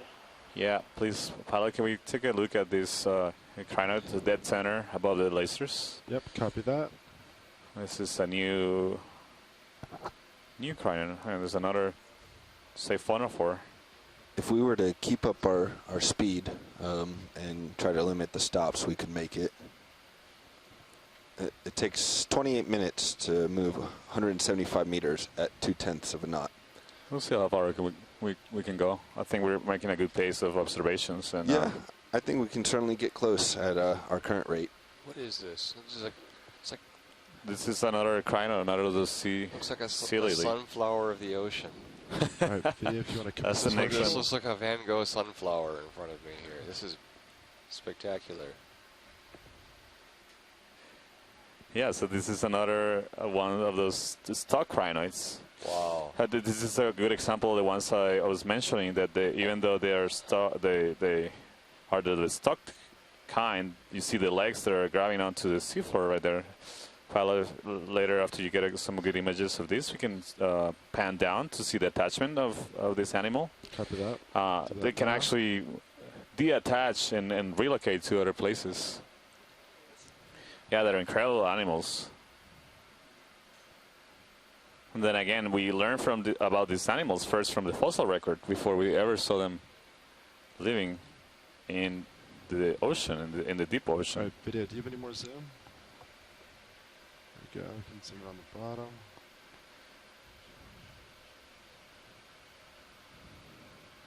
So the end of this one seems to have been broken off.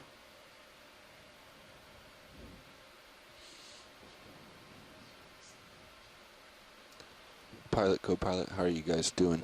Do you want to rotate around for It the looks like final another hour? onaga swimming around D2 from the Sirius view. It could be something else, but it's not the size and shape of onaga, so it may come into view. It's not in front of the D2 now, though. Roger. Yeah, so this will make it like, Video, I think the good zoom on the top part then. 9 or 10 different morphospecies of crinoids we've seen today, combining both the stock crinoids and the comatuli crinoids, the ones that don't have the stock. This is a pretty spectacular one.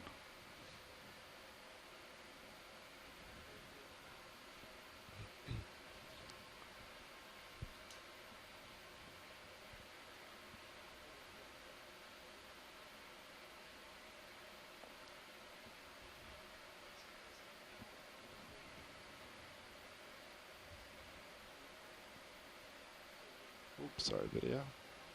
It's my fault. If you want to come partial video, try to recenter. Actually, come on out, video.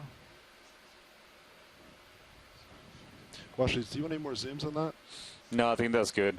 Oh, okay. I think that will give us a good idea of what family it might belong. I think it might be a meta-crinin crinoid. Push ahead. Octopus off to the left. We're moving away from it now, but it was on the left. Yeah, I had an observation on an octopus. Is that perhaps that one in the center? To the left of the crinoid. Of the crinoid we were observing, Bruce? Yes, that's correct. So pilot, I think it was at the left of that crinoid we just imaged. Copy that. Washies, we're going to do a quick swap real quick. Roger.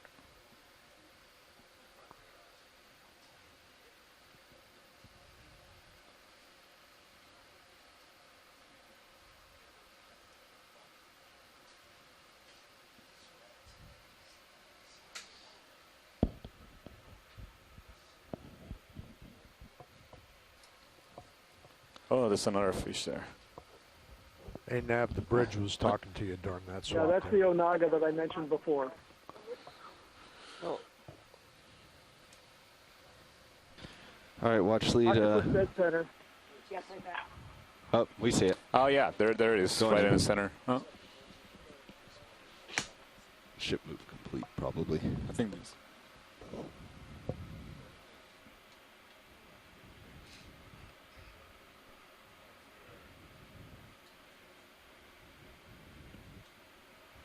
Go ahead, video. Let's go in quick. Let's frame them. Wow.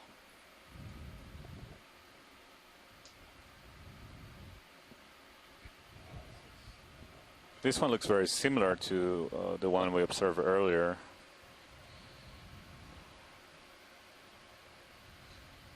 With the translucent members between the tentacles.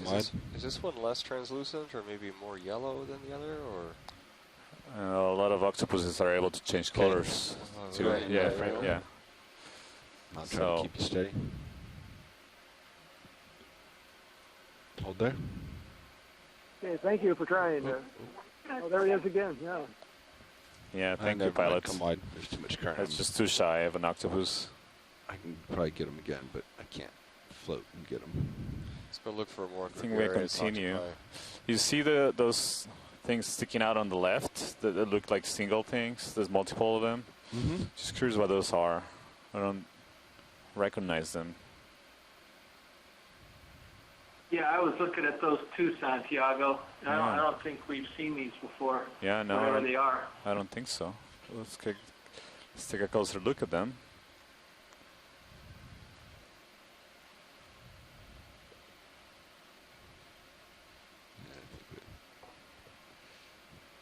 These stalks kind of right here.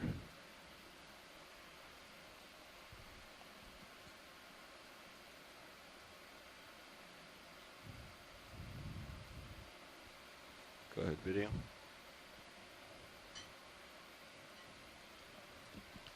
Go ahead, video. Go for zoom, yep.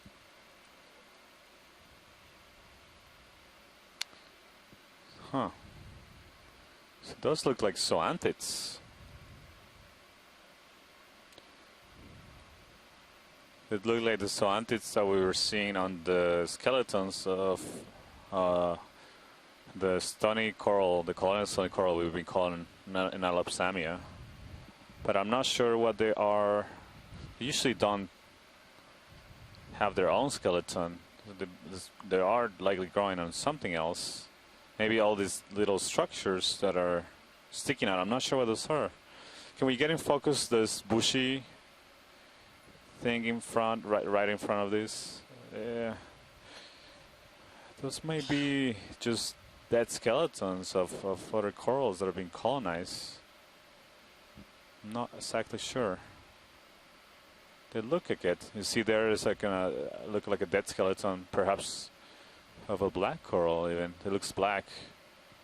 And there are zoanthids growing on it. Many of them. Maybe we can see one of the living organisms that generate the skeletons that all these zoanthids are going on.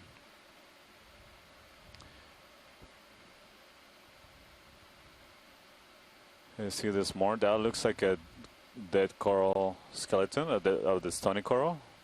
Likely the same type that we saw shallower, the Analosamia-like coral, sclerotian coral.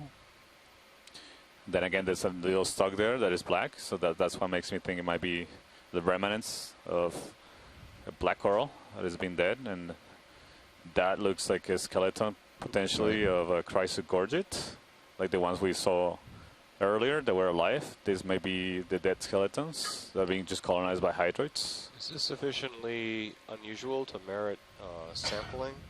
We are coming towards the end of this dive.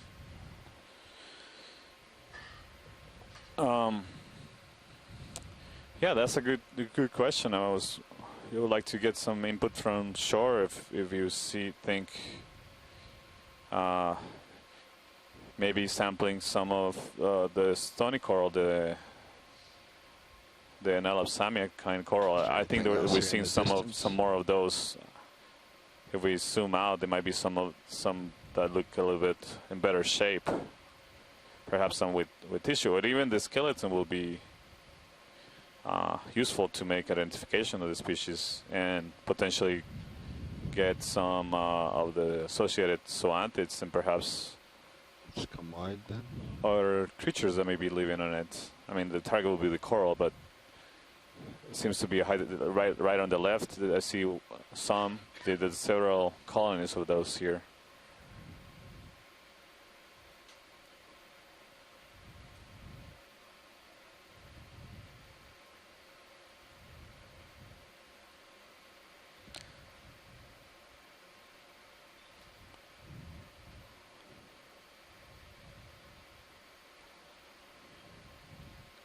Can we take a look at this colony right here, pilot?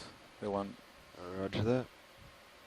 So this seems like it has the combination of living tissue, the yellow parts, and then the dead tissue that is white, and you see colonization by zoanthids.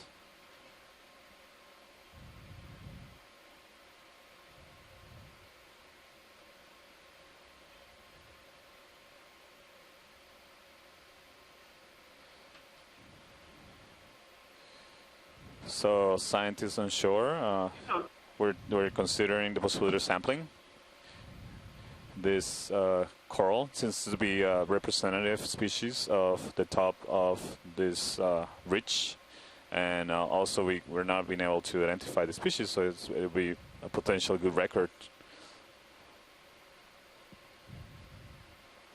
So Santiago, Tina Molitsova suggested that this could be Dendrophilia, and I don't know that genus very well, but I think that's something worth pursuing. I think she probably may be onto something here, because it really doesn't look like any of the, or it looks different than any of the enlops that I've ever seen. Roger.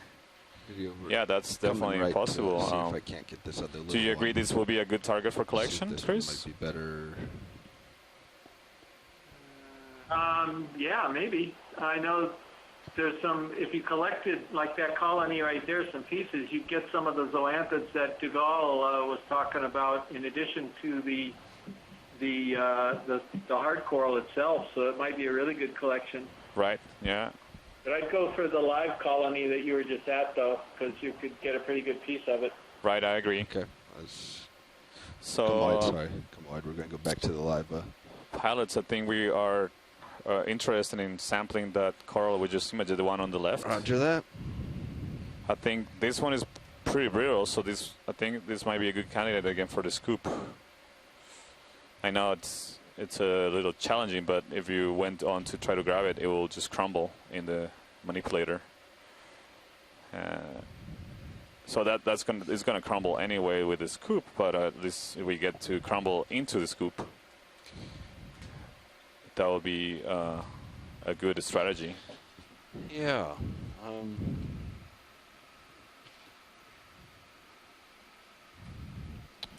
Yeah, pilot. So the open bin is starboard inner. Can we hit that with the scoop? I'm not sure. I'm not sure that one's accessible to the scoop. I'm not sure about the angles. It might be if you pick it up in the right manner. Pick the handle up from the side instead of like a right angle. Like a dustbin. Yeah, I can't get around to that side. I'm going to have to come back.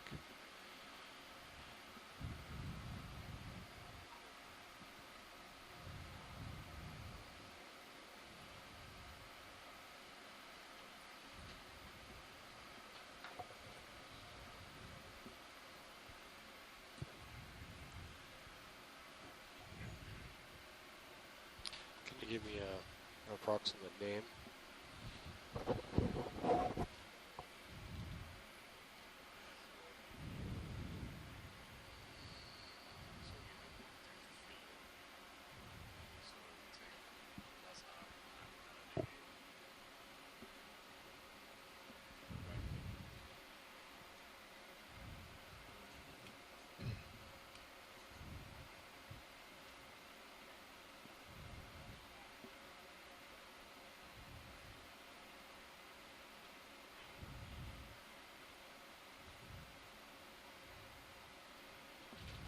We'll check that.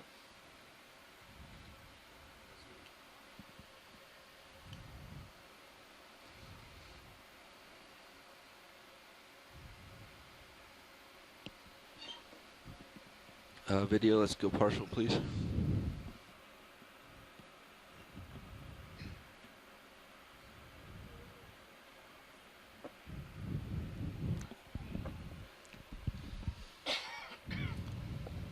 Yeah, I mean, if you scoop like that, should just flow right in. Yeah, I think that's your hopefully best it floats right in, and I have to get it under and in. Yeah, but can you rotate it in that position if you pick it up perpendicular? With the wrist rotate, we might be able to keep it upright, get it in. Until you get it over. But then have to lift up and release. Can we even pick this guy up at a 90 degree? I'd have to. Yeah, you might not.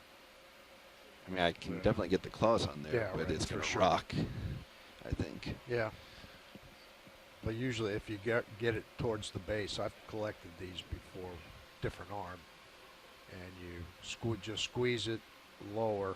You usually, a lot of pieces break off, but you wind up with some portion of it. I'm okay trying to use the scoop. I'm just a little concerned. Oh, you want to take a practice run with the scoop? See if you can yeah, get let's it try in the that scoop. drawer. I mean, just to try getting it in the drawer first, see where you got to go before you pick up the sample.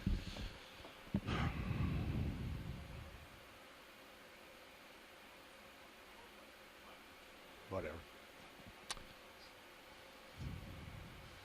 And yeah, probably just keep an eye on that lat.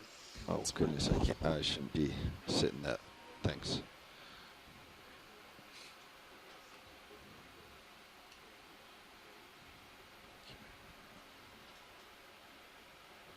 Put Mini Zeus on the screen here. Mm-hmm. Okay. Yeah, ship's still, so we should be okay.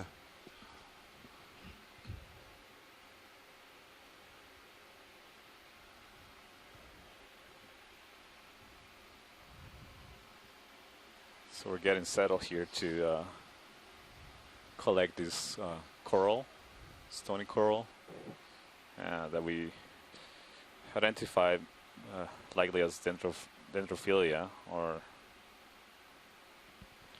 Nalopsamia. There's some debate, but one of the coral experts on shore identified it as likely dendrophilia, so we're gonna go with that. This is we've observed this coral with some abundance on the upper portion of the ridge we've been exploring, so it's a prime candidate for collection, given that it's representative of the community, and it is also potentially it might be a new species. We won't know that until we collect it, but certainly it's nothing that any of us scientists that are participating from shore and on the boat, we don't identify it as something that we know of, so it could very well be a new species.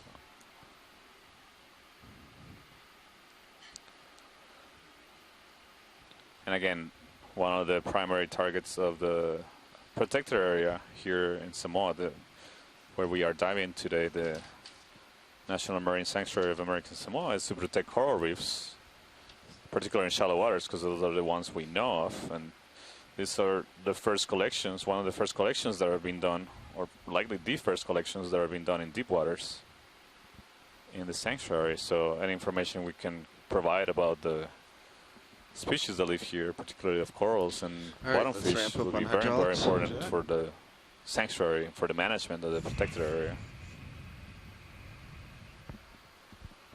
Okay, you're up. Okay, here we go. Hydraulics coming on. Go ahead and bring up Mini Zeus as you're ready. Oh, you already have it? Perfect. You can come around a little bit. Yeah, go ahead. Take your camera. Let's kind of split the two.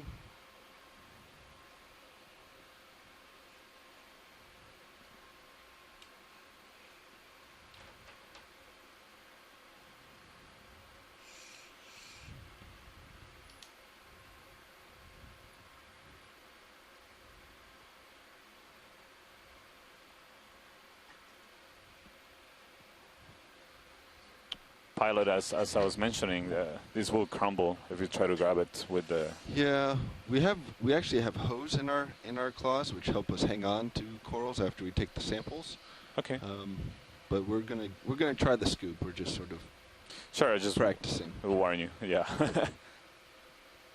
These are especially famous for just trying to grab them and then end up with nothing in the club. Swing arm. Still get you some light there, Bobby. Yeah.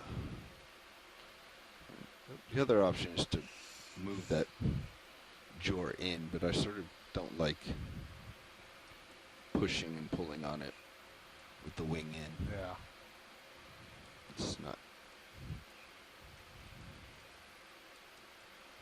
There we go. Oops, too far.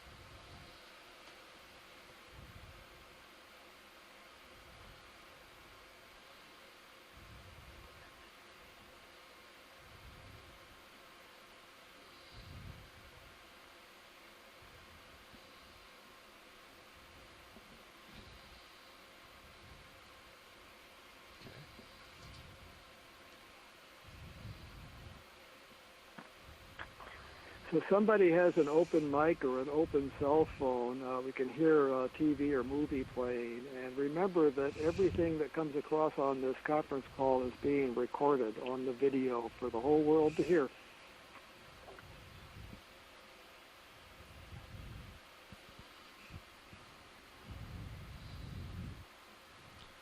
What do you guys think here? Scooping from the side, there's a lot of. Can you push the light out again? I feel like our light's a little. Coming back around. Do you want to try to see how it'll up or something? Okay. When you twist around, do you want to see what it'll. How's that? There we go. That's beautiful. Okay. I sort of had to come in this way last time, and it worked all right. I think we'll do okay. You don't go like that? This stuff I think is a little bit heavier than the last guy picked up. Oh, for sure. Yeah. Yeah, that's probably your best bet then. I may have gotten too close, actually. If you get it at the base, you may have too much there. You have to crush it a little. Any thoughts, guys? Come from around the outside and scoop in. Maybe just like a side scoop? To me, it's always better coming from the downslope and going up. Let Yeah, it fall I'm into not sure I'm in the right position. Looks like you may need to reposition to do that, but something will fall in if you come from the side for sure. Let's Those just try branches. repositioning.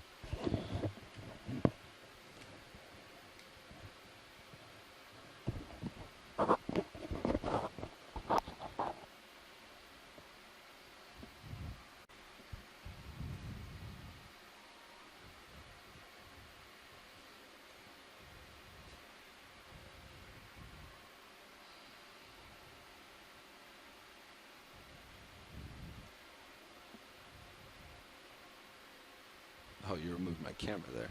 Yeah, sorry.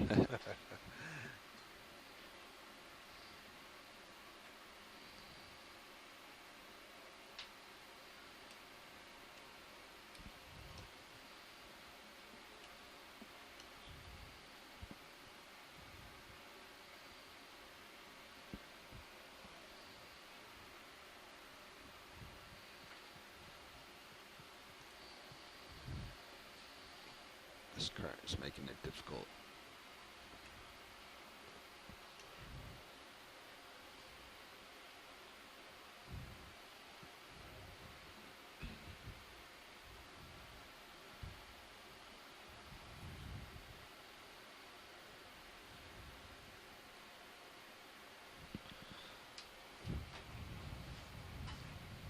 All right, let's try it.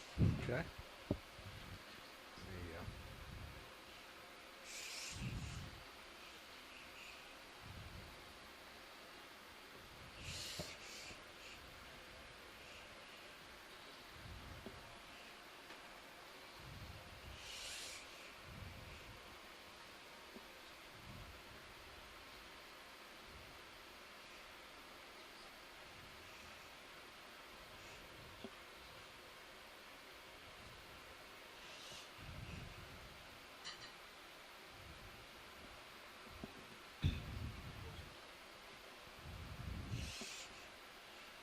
Video, let's go partial.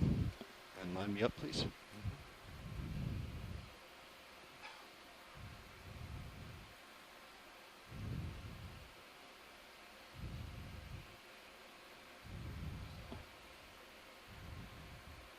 Let's come out a little bit more, please.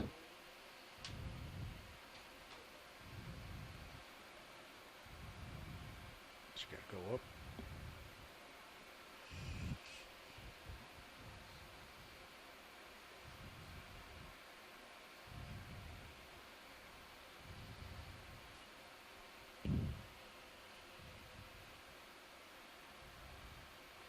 Good chunk. Huh?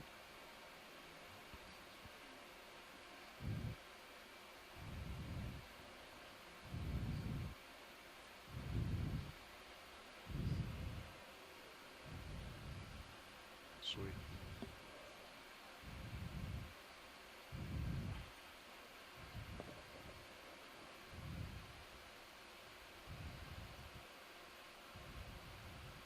Nice catch. Good stuff. Yeah, good job. Okay, let's come wide on camera, That's please. a great piece.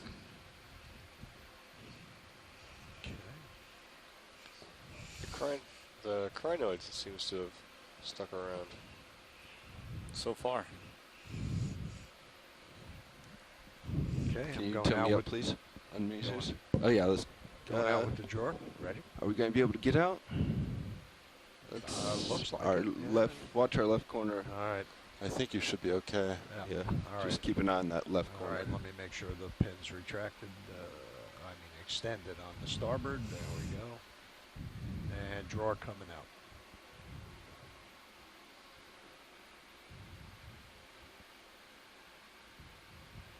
Oops. There we go. Okay.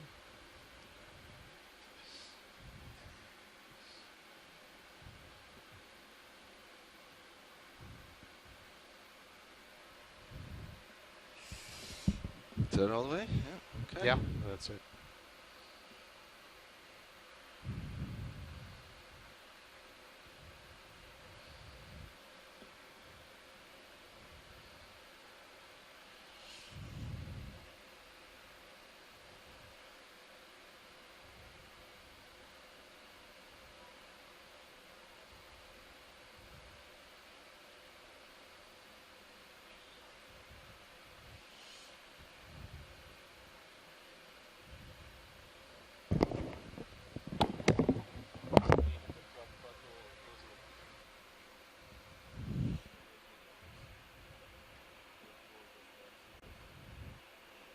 So watch leads, just so you know, there's a high probability some of this is going to get mixed in with the other sample. Yeah, that's fine. The other Hopefully sample we is can, the mushroom coral, so that'll be easy to distinguish.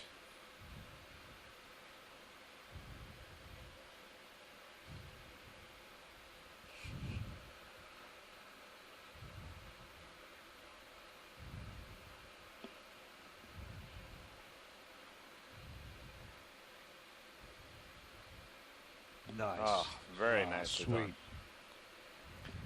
Okay, closing the drawer. Stand by 1 second. I'll try and whack it. Well, I think we have enough, but It's in there. I think just the You crinoid give it a sticking little out. tiny tap, or is that too far to reach? Oh, in your scoop. Okay, yeah, something's. Oh, there's more in the scoop yet. No.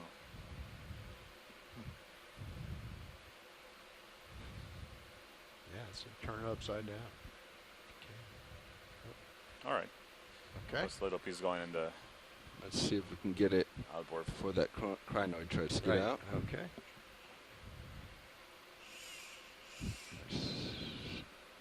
Nice and fast. Close them in. Yeah, there Oh, we go. Perfect. Perfect. That was a perfect sample. All right. Really nicely done, pilots. Thank you. We got a really good sample of both living and dead tissue with associates, and we're still left most of the colony alive. That's perfect. I'll bring that light in again. Yeah, that seems to help pretty well. So we just collected a sample of a stony coral, a colony Make sure you coral get that called we're calling recorded. Dendrophilia. Had associates, so zoanthid associates that are similar to colonial anemones. It also had a crinoid, one of the crinoid species that I've seen the dominant here on the top, a yellow one. So the associates of the coral. So it's a really good sample to characterize the coral that was the primary target and the associates that were with it. We collected the sample at a depth of 346 meters, and the ambient temperature is 13.16 degrees, and we are dissolved oxygen concentration is 7.7 milligrams per liter. So these environmental parameters are very important for us to understand why we find these species here, and this information can also be used to predict where we might also find these species in other places in the region at similar depths or similar environmental conditions.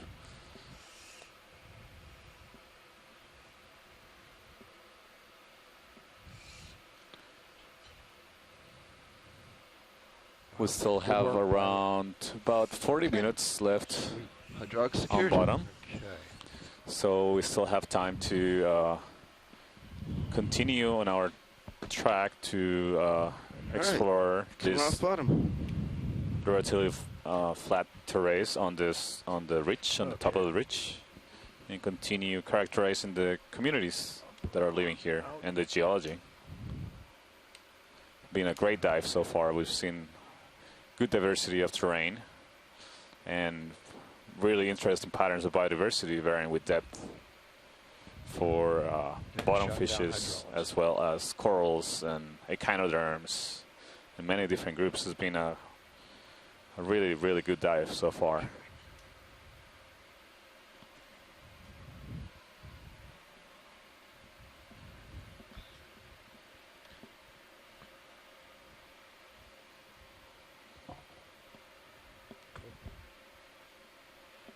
Seems so you want to push out, just go up slope? Yeah. Whatever it is. It seems our slope we have. Seems our current has once again kind of diminished a little bit. It's still present, but not nearly what Sean was facing. Yes, pilot, about 25 minutes before off bottom. 25? Yes. Well, actually, it's about 25 minutes before we have to start to get off bottom. All right. Roger. So an outdated estimated time on bottom is 25 minutes.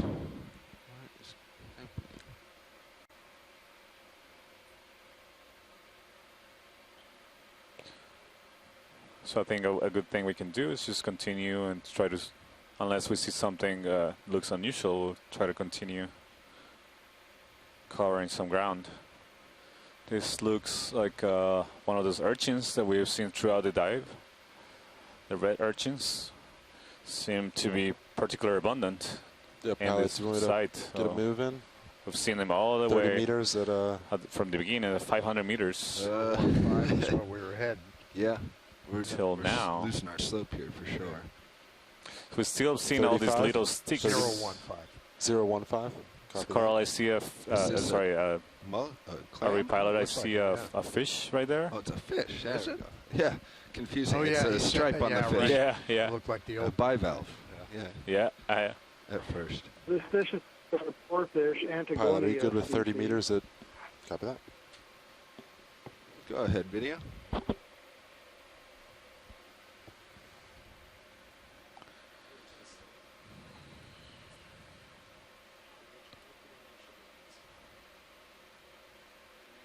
Bring it down.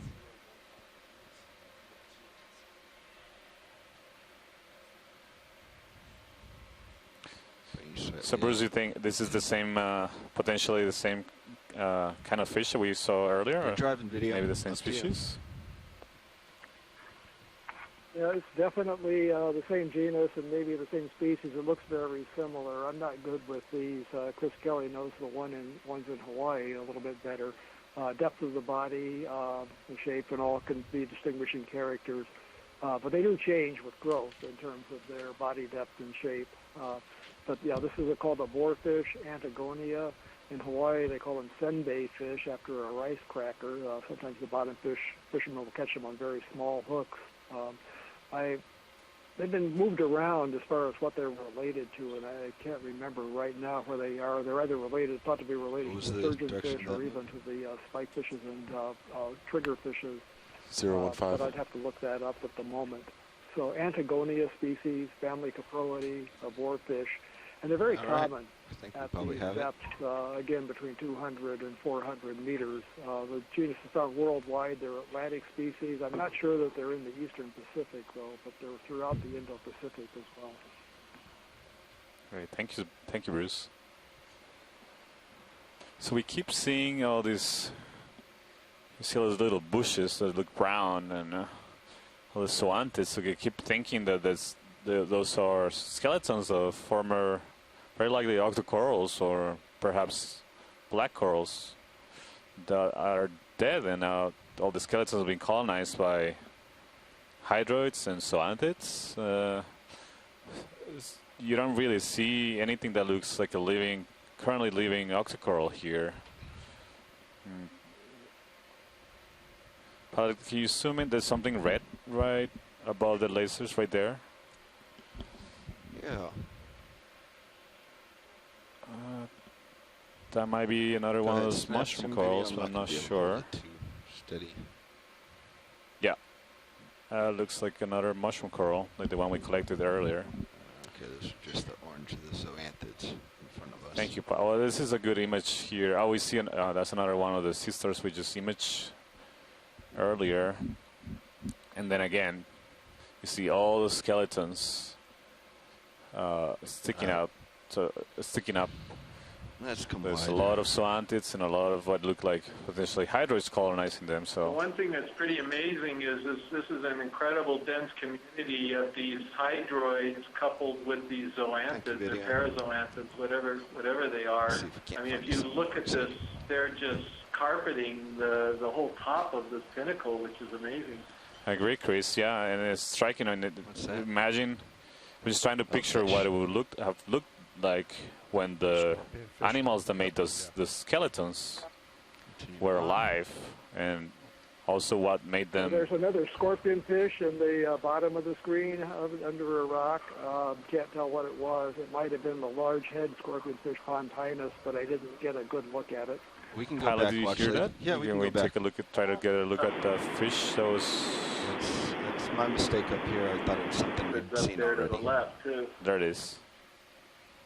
Sorry, I think somebody was trying to speak, but we can only hear noise here. Can you repeat what you just said?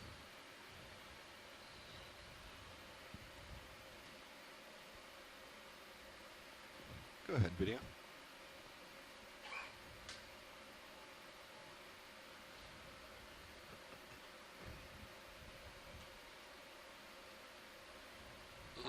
This is a scorpion fish. It's a little shaped head. I think this is what they call the large head scorpion fish. It's in the genus Pontinus. They often have sort of tentacle cirri over the eyes. You see short ones on this, not the long ones that they usually have. But these juvenile. Having said all of that, I'll take any corrections or updates that Chris has of his thoughts because he's seen a lot of these too. You can go in if you want. But they're large enough to sometimes be caught by hook and line for people fishing for bottom fish. The larger adults are. So a scorpion fish and maybe a large head scorpion fish in the genus Pontinus.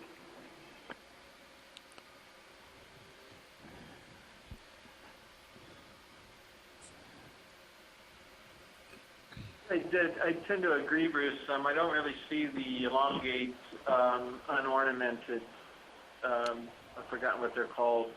The little stalks sticking up between the eyes, but yeah, maybe the same genus. It's got kind of that sort of flattened nose too on this thing, big head.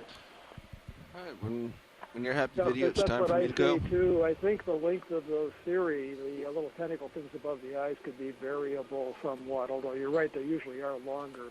Yeah, the proportion of the head to the body and that curved, flattened snout certainly match up. But it should be just about the end of that move. Okay. So maybe find a rock in this area to sample. Just looking ahead a little bit.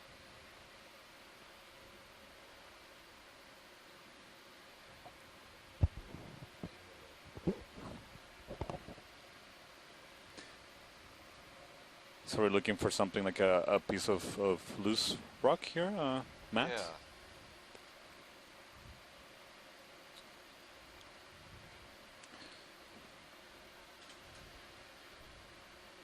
Yeah, so it's incredible, all the little bushes. I'm tempted to think that those are potentially skeletons of dead chrysogorges or similar, just based on the structure of the branches.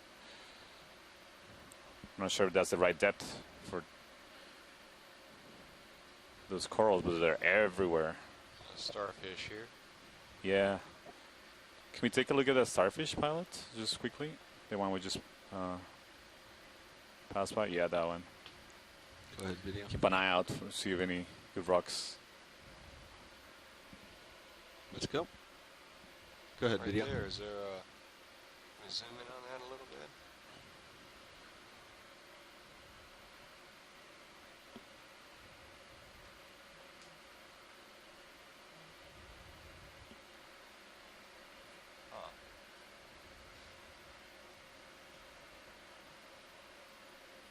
Oh yeah, this is a different one. It is different. Okay. Let's combine and let me settle since.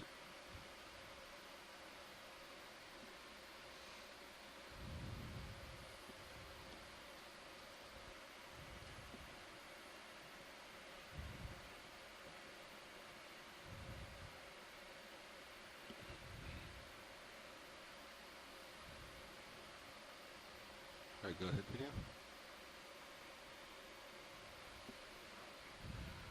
Go ahead.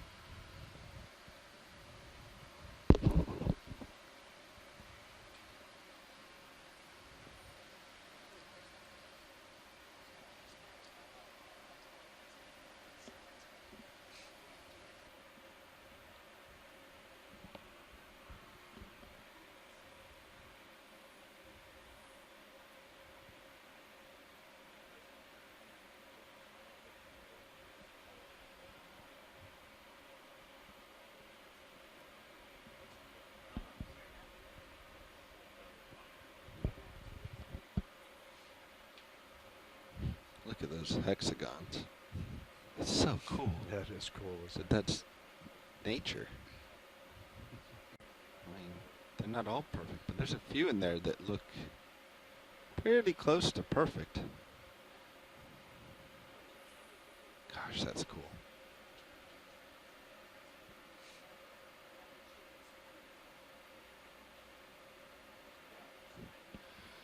All right, video, if you think we have it.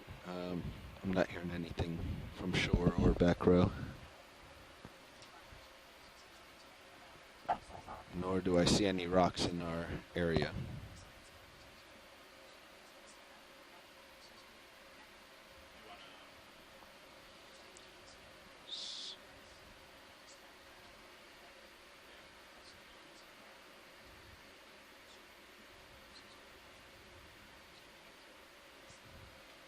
So this seems to be uphill. Keep There's something that way. Oh, that's an urchin, the dark thing coming up. Okay, that's.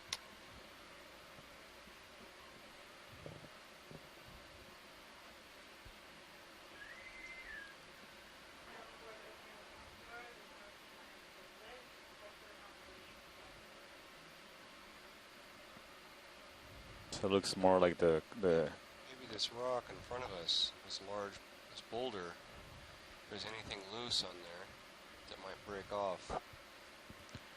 Unfortunately, watch lead, we're not really equipped to break chunks of rock off. So we really want to go for something that's already loose. I think this is loose.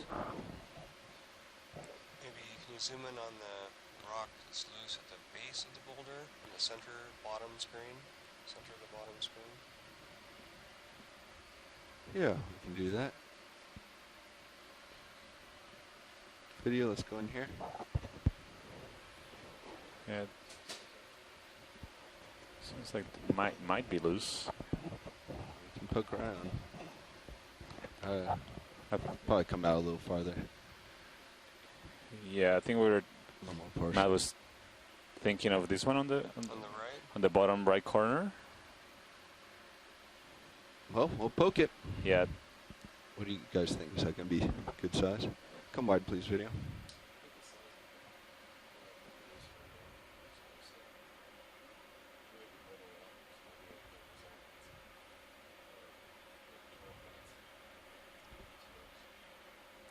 All right, co-pilot, let's start getting revved up. Roger that.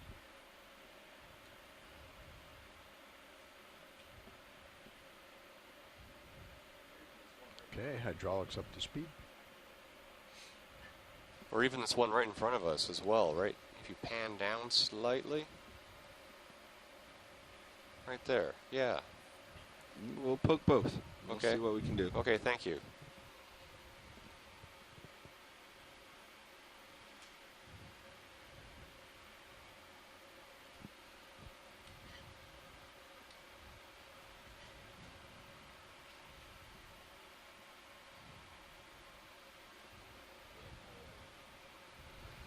Pilot, if this is loose, I might have to share a box. Both seem to be full. Okay, we're revved up. Hydraulics coming on. Roger.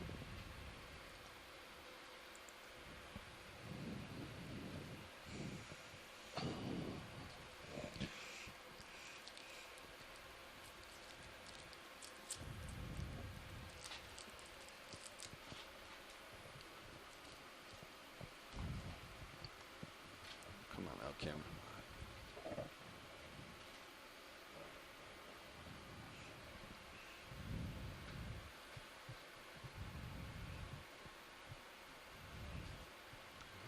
It's loose. That Yeah, one it's appears loose. to be loose. Yeah. And do you want us to check on the other one? Yes, Watch please. this.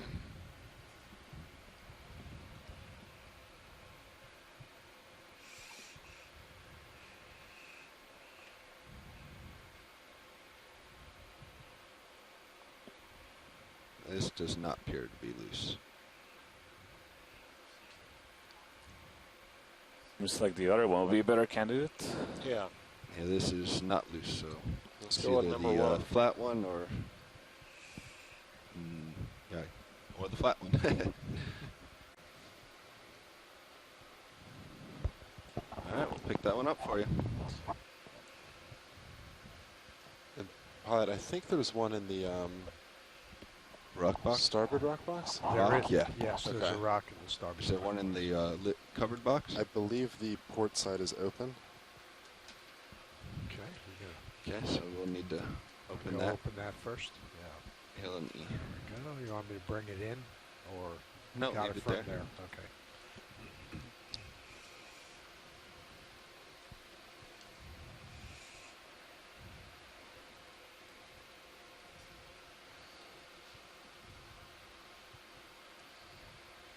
Nice.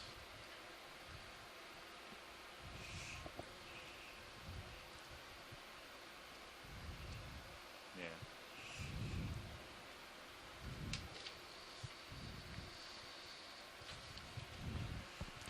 Grip force. Let's drop our grip force a little bit. I'm with you. I have a feeling it might try to fall apart on us.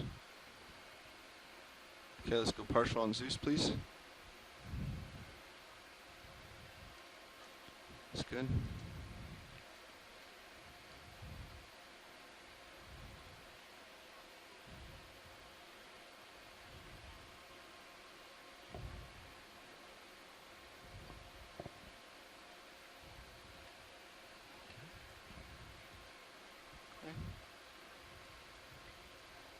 Come wide. Let's get that rock. Excellent. Yes. Probably don't even need to swing it in. I can probably just.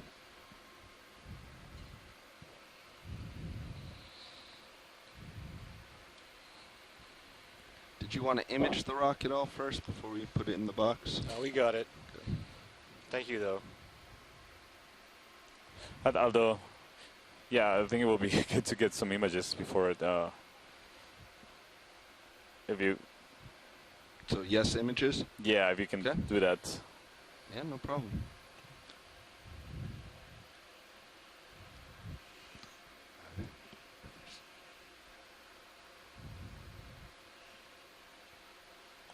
Just so we get an idea of what other things might be attached to it. Of course, yeah, that's the standard procedure.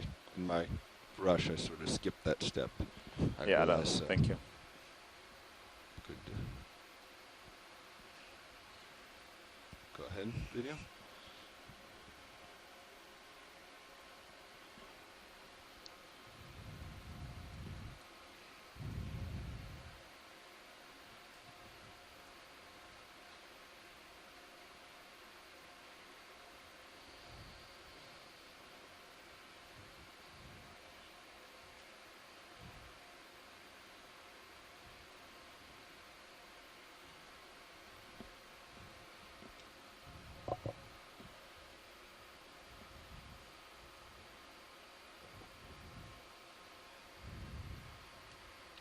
So this will be our third geological sample of the day.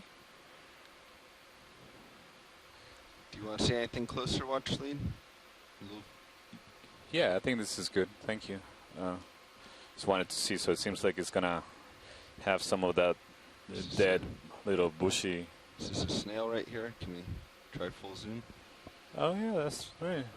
Oh, it's a little hermit crab. He's out of here. Wow, good eye.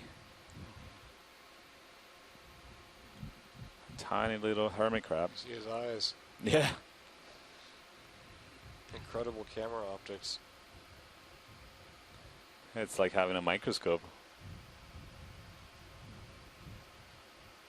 All right. Yeah, thank you, Is pilots. that sufficient, watch leads? Ready to put it away? Yes, All right, here we go. Sounds good. Thank you so much. Get it in there before. Well, we're going to lose him. Before we lose it. We're going to lose him anyway. Well, the crab we're certainly going to lose. Oh, right, yeah. It'll be washed off. Is it? Yeah. Well, you want to slide that rock in a little bit. The box? Yeah. Or yes, board the rock box. Inboard coming in.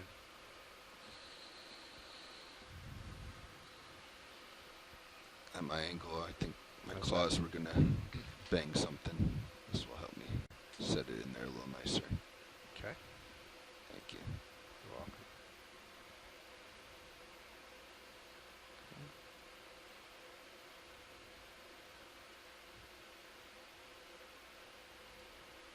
Perfect. Nice. All right. I'll leave it there. Yeah, excellent. Thank you, pilots. Do you want me to, I don't know if it's all the way inboard. Doesn't matter. No, you leave it there. Usually we can. Usually we can rock it on the shilling to close it. Yeah. We don't have that option this time.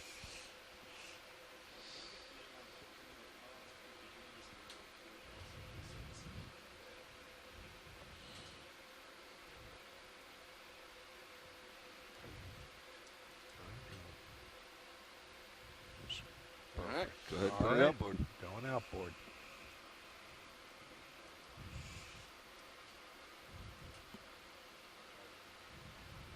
Okay. All right, pilots, you have about 4 minutes before we need to be off bottom. So take your last views and then might want to start to set up. Now, could you say that again about the how much time we have left on the bottom? Yes, just a couple minutes. So any last views you want, that's all we'll have time for. If we can just take a look around and see if we see anything else that we want to image.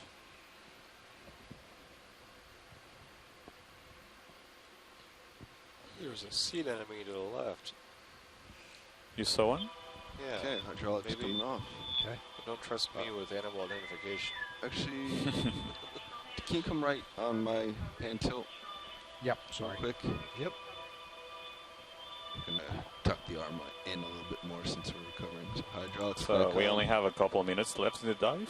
So we're going to take a look around and see if we What else we can see on this top instrument? Bring it around like that. Okay. All right. Hydraulics off again. Roger.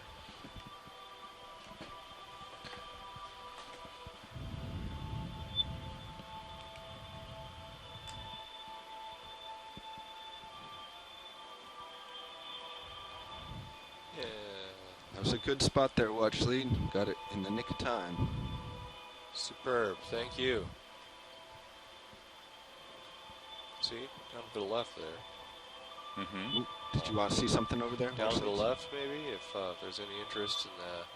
Is that a seen enemy, or is this? Yeah, that looks probably. Maybe we can take a quick zoom to make sure it's the same one we imaged earlier.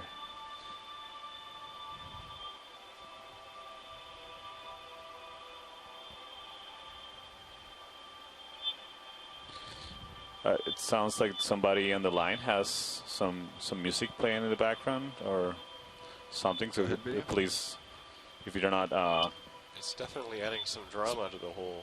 yeah, the whole scene. If you can mute your microphone while you're not speaking, that'll be great. Zoom. All right. And yes, Washley, this is going to have to be our last Zoom for the dive today. It probably looks like I can't get that upper swing off. Roger. To deploy. Let's make it a good one. Could it be hung up on something? Here, I thought that was roll and kind of right. I think so. You fading in with some. You're on the music. starboard side trying to deploy. You've deployed it all the way. Ah, gotcha.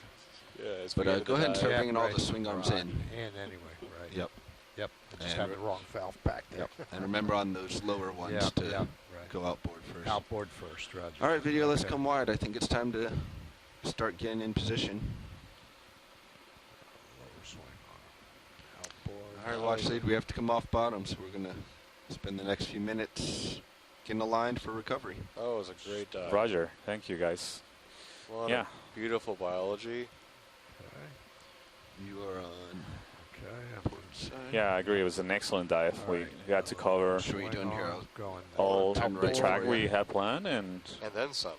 And yeah, we got some extra at the end. I think we collected enough images. And also collected some good specimens that will allow us to characterize this region even more. Some more of these corals, similar to what we sampled earlier, and a fish over there to the left. Which way do you run the lights then? When all the way up. Up. Yep. Yeah, this is fully stowed. So first, it doesn't matter. The uppers can't I didn't know hurt if we anything. hit anything. No, not the uppers. Okay. And up. It's just the lowers, those manipulators the same are one, in the envelope. Gotcha. I'm still just amazed at this. So the upper one, we're going to go. Just super high abundance of these fully stored. Okay. I should little bushes that we see on the seafloor. I think we got one attached to the rock, the last rock we collected. So curious to see when it comes to the surface what we might learn about it, what kind of skeleton it might be. They still can contact, I believe. Make sure the drawer is maybe give us some clues of what was living here before, and then both pins maybe some guesses of why may have died at some point and then now recolonized by Okay, that should be good there. other organisms like the hydroids and zoanthids. So it'll be a valuable sample as well. We'll get a good idea of the geology, but also a look at the past of what might have happened here in a recent time. Shut down hydraulics. You can see this hydraulics off is fine. A lot of anemones here also. You can leave those on. Okay. At least another dive. Carrying HPU. There's a couple dozen shallow enough. When we're deeper, view of the main inch camera it in a little bit. The ROV. A couple hundred meters, but. Gotcha. All right. So you have 0 There's some turns large in. I have outposts to here. turn in. So you are perfectly aligned. I'm going to come to port and push out right below you. Roger that. And that should get us aligned. So we're going to come up and hold at 50. Is that when? Again, on the other side, you still see many more of those anemones and height. Roger that. zoanthids covering coral skeletons. Right below you. Some mushroom corals too. And still observing that first red urchin that we saw at the beginning of the dive. So that seems to be the one constant companion throughout the dive. much broader, over a much broader depth range. Whether or not the animals, so the population we saw at the bottom, are the same as the top is something we don't know. We had to collect many specimens of those, so that will remain an open question. But at least it really seemed to be the same morphological species that we saw throughout the dive, the purple urchin. Come on, Maine, come back.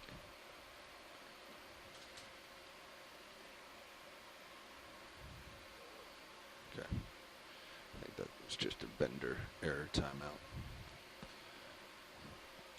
So it is puzzling that you don't see. I mean, you see this is a prime habitat for live crab, sea fans, octocorals, and more special feeders. And as soon as I get out of your fish, particularly octocorals, we rarely see until we are tail to any tail. of them alive here, and with some other than a few Antomassus or Parantomassus colonies. That's it. That's very intriguing. So we are off bottom now, and we are starting now our ascent. So the last depth on bottom was around 348 meters. As soon as we start coming up, and we're gonna come off auto heading. Commence our ascent. Yeah. Yeah, roger that. So thank you all for joining us during the dive. It was a really fun dive. We accomplished our goals of characterizing the bottom communities in the sanctuary, the National Marine Sanctuary of American Samoa. Collected great imagery and good samples. And thank you all for joining us. Tomorrow we'll have another exciting dive. Will be a deeper dive on the slopes of Rose Atoll. And we are going to have a science planning meeting in a few minutes to discuss the plans for tomorrow's dive. So if you're on the line, please remain, and we'll have a short discussion about tomorrow's dive and ultimate details. Nav has dive super loud and clear. Loud and clear, Nav. Pilot.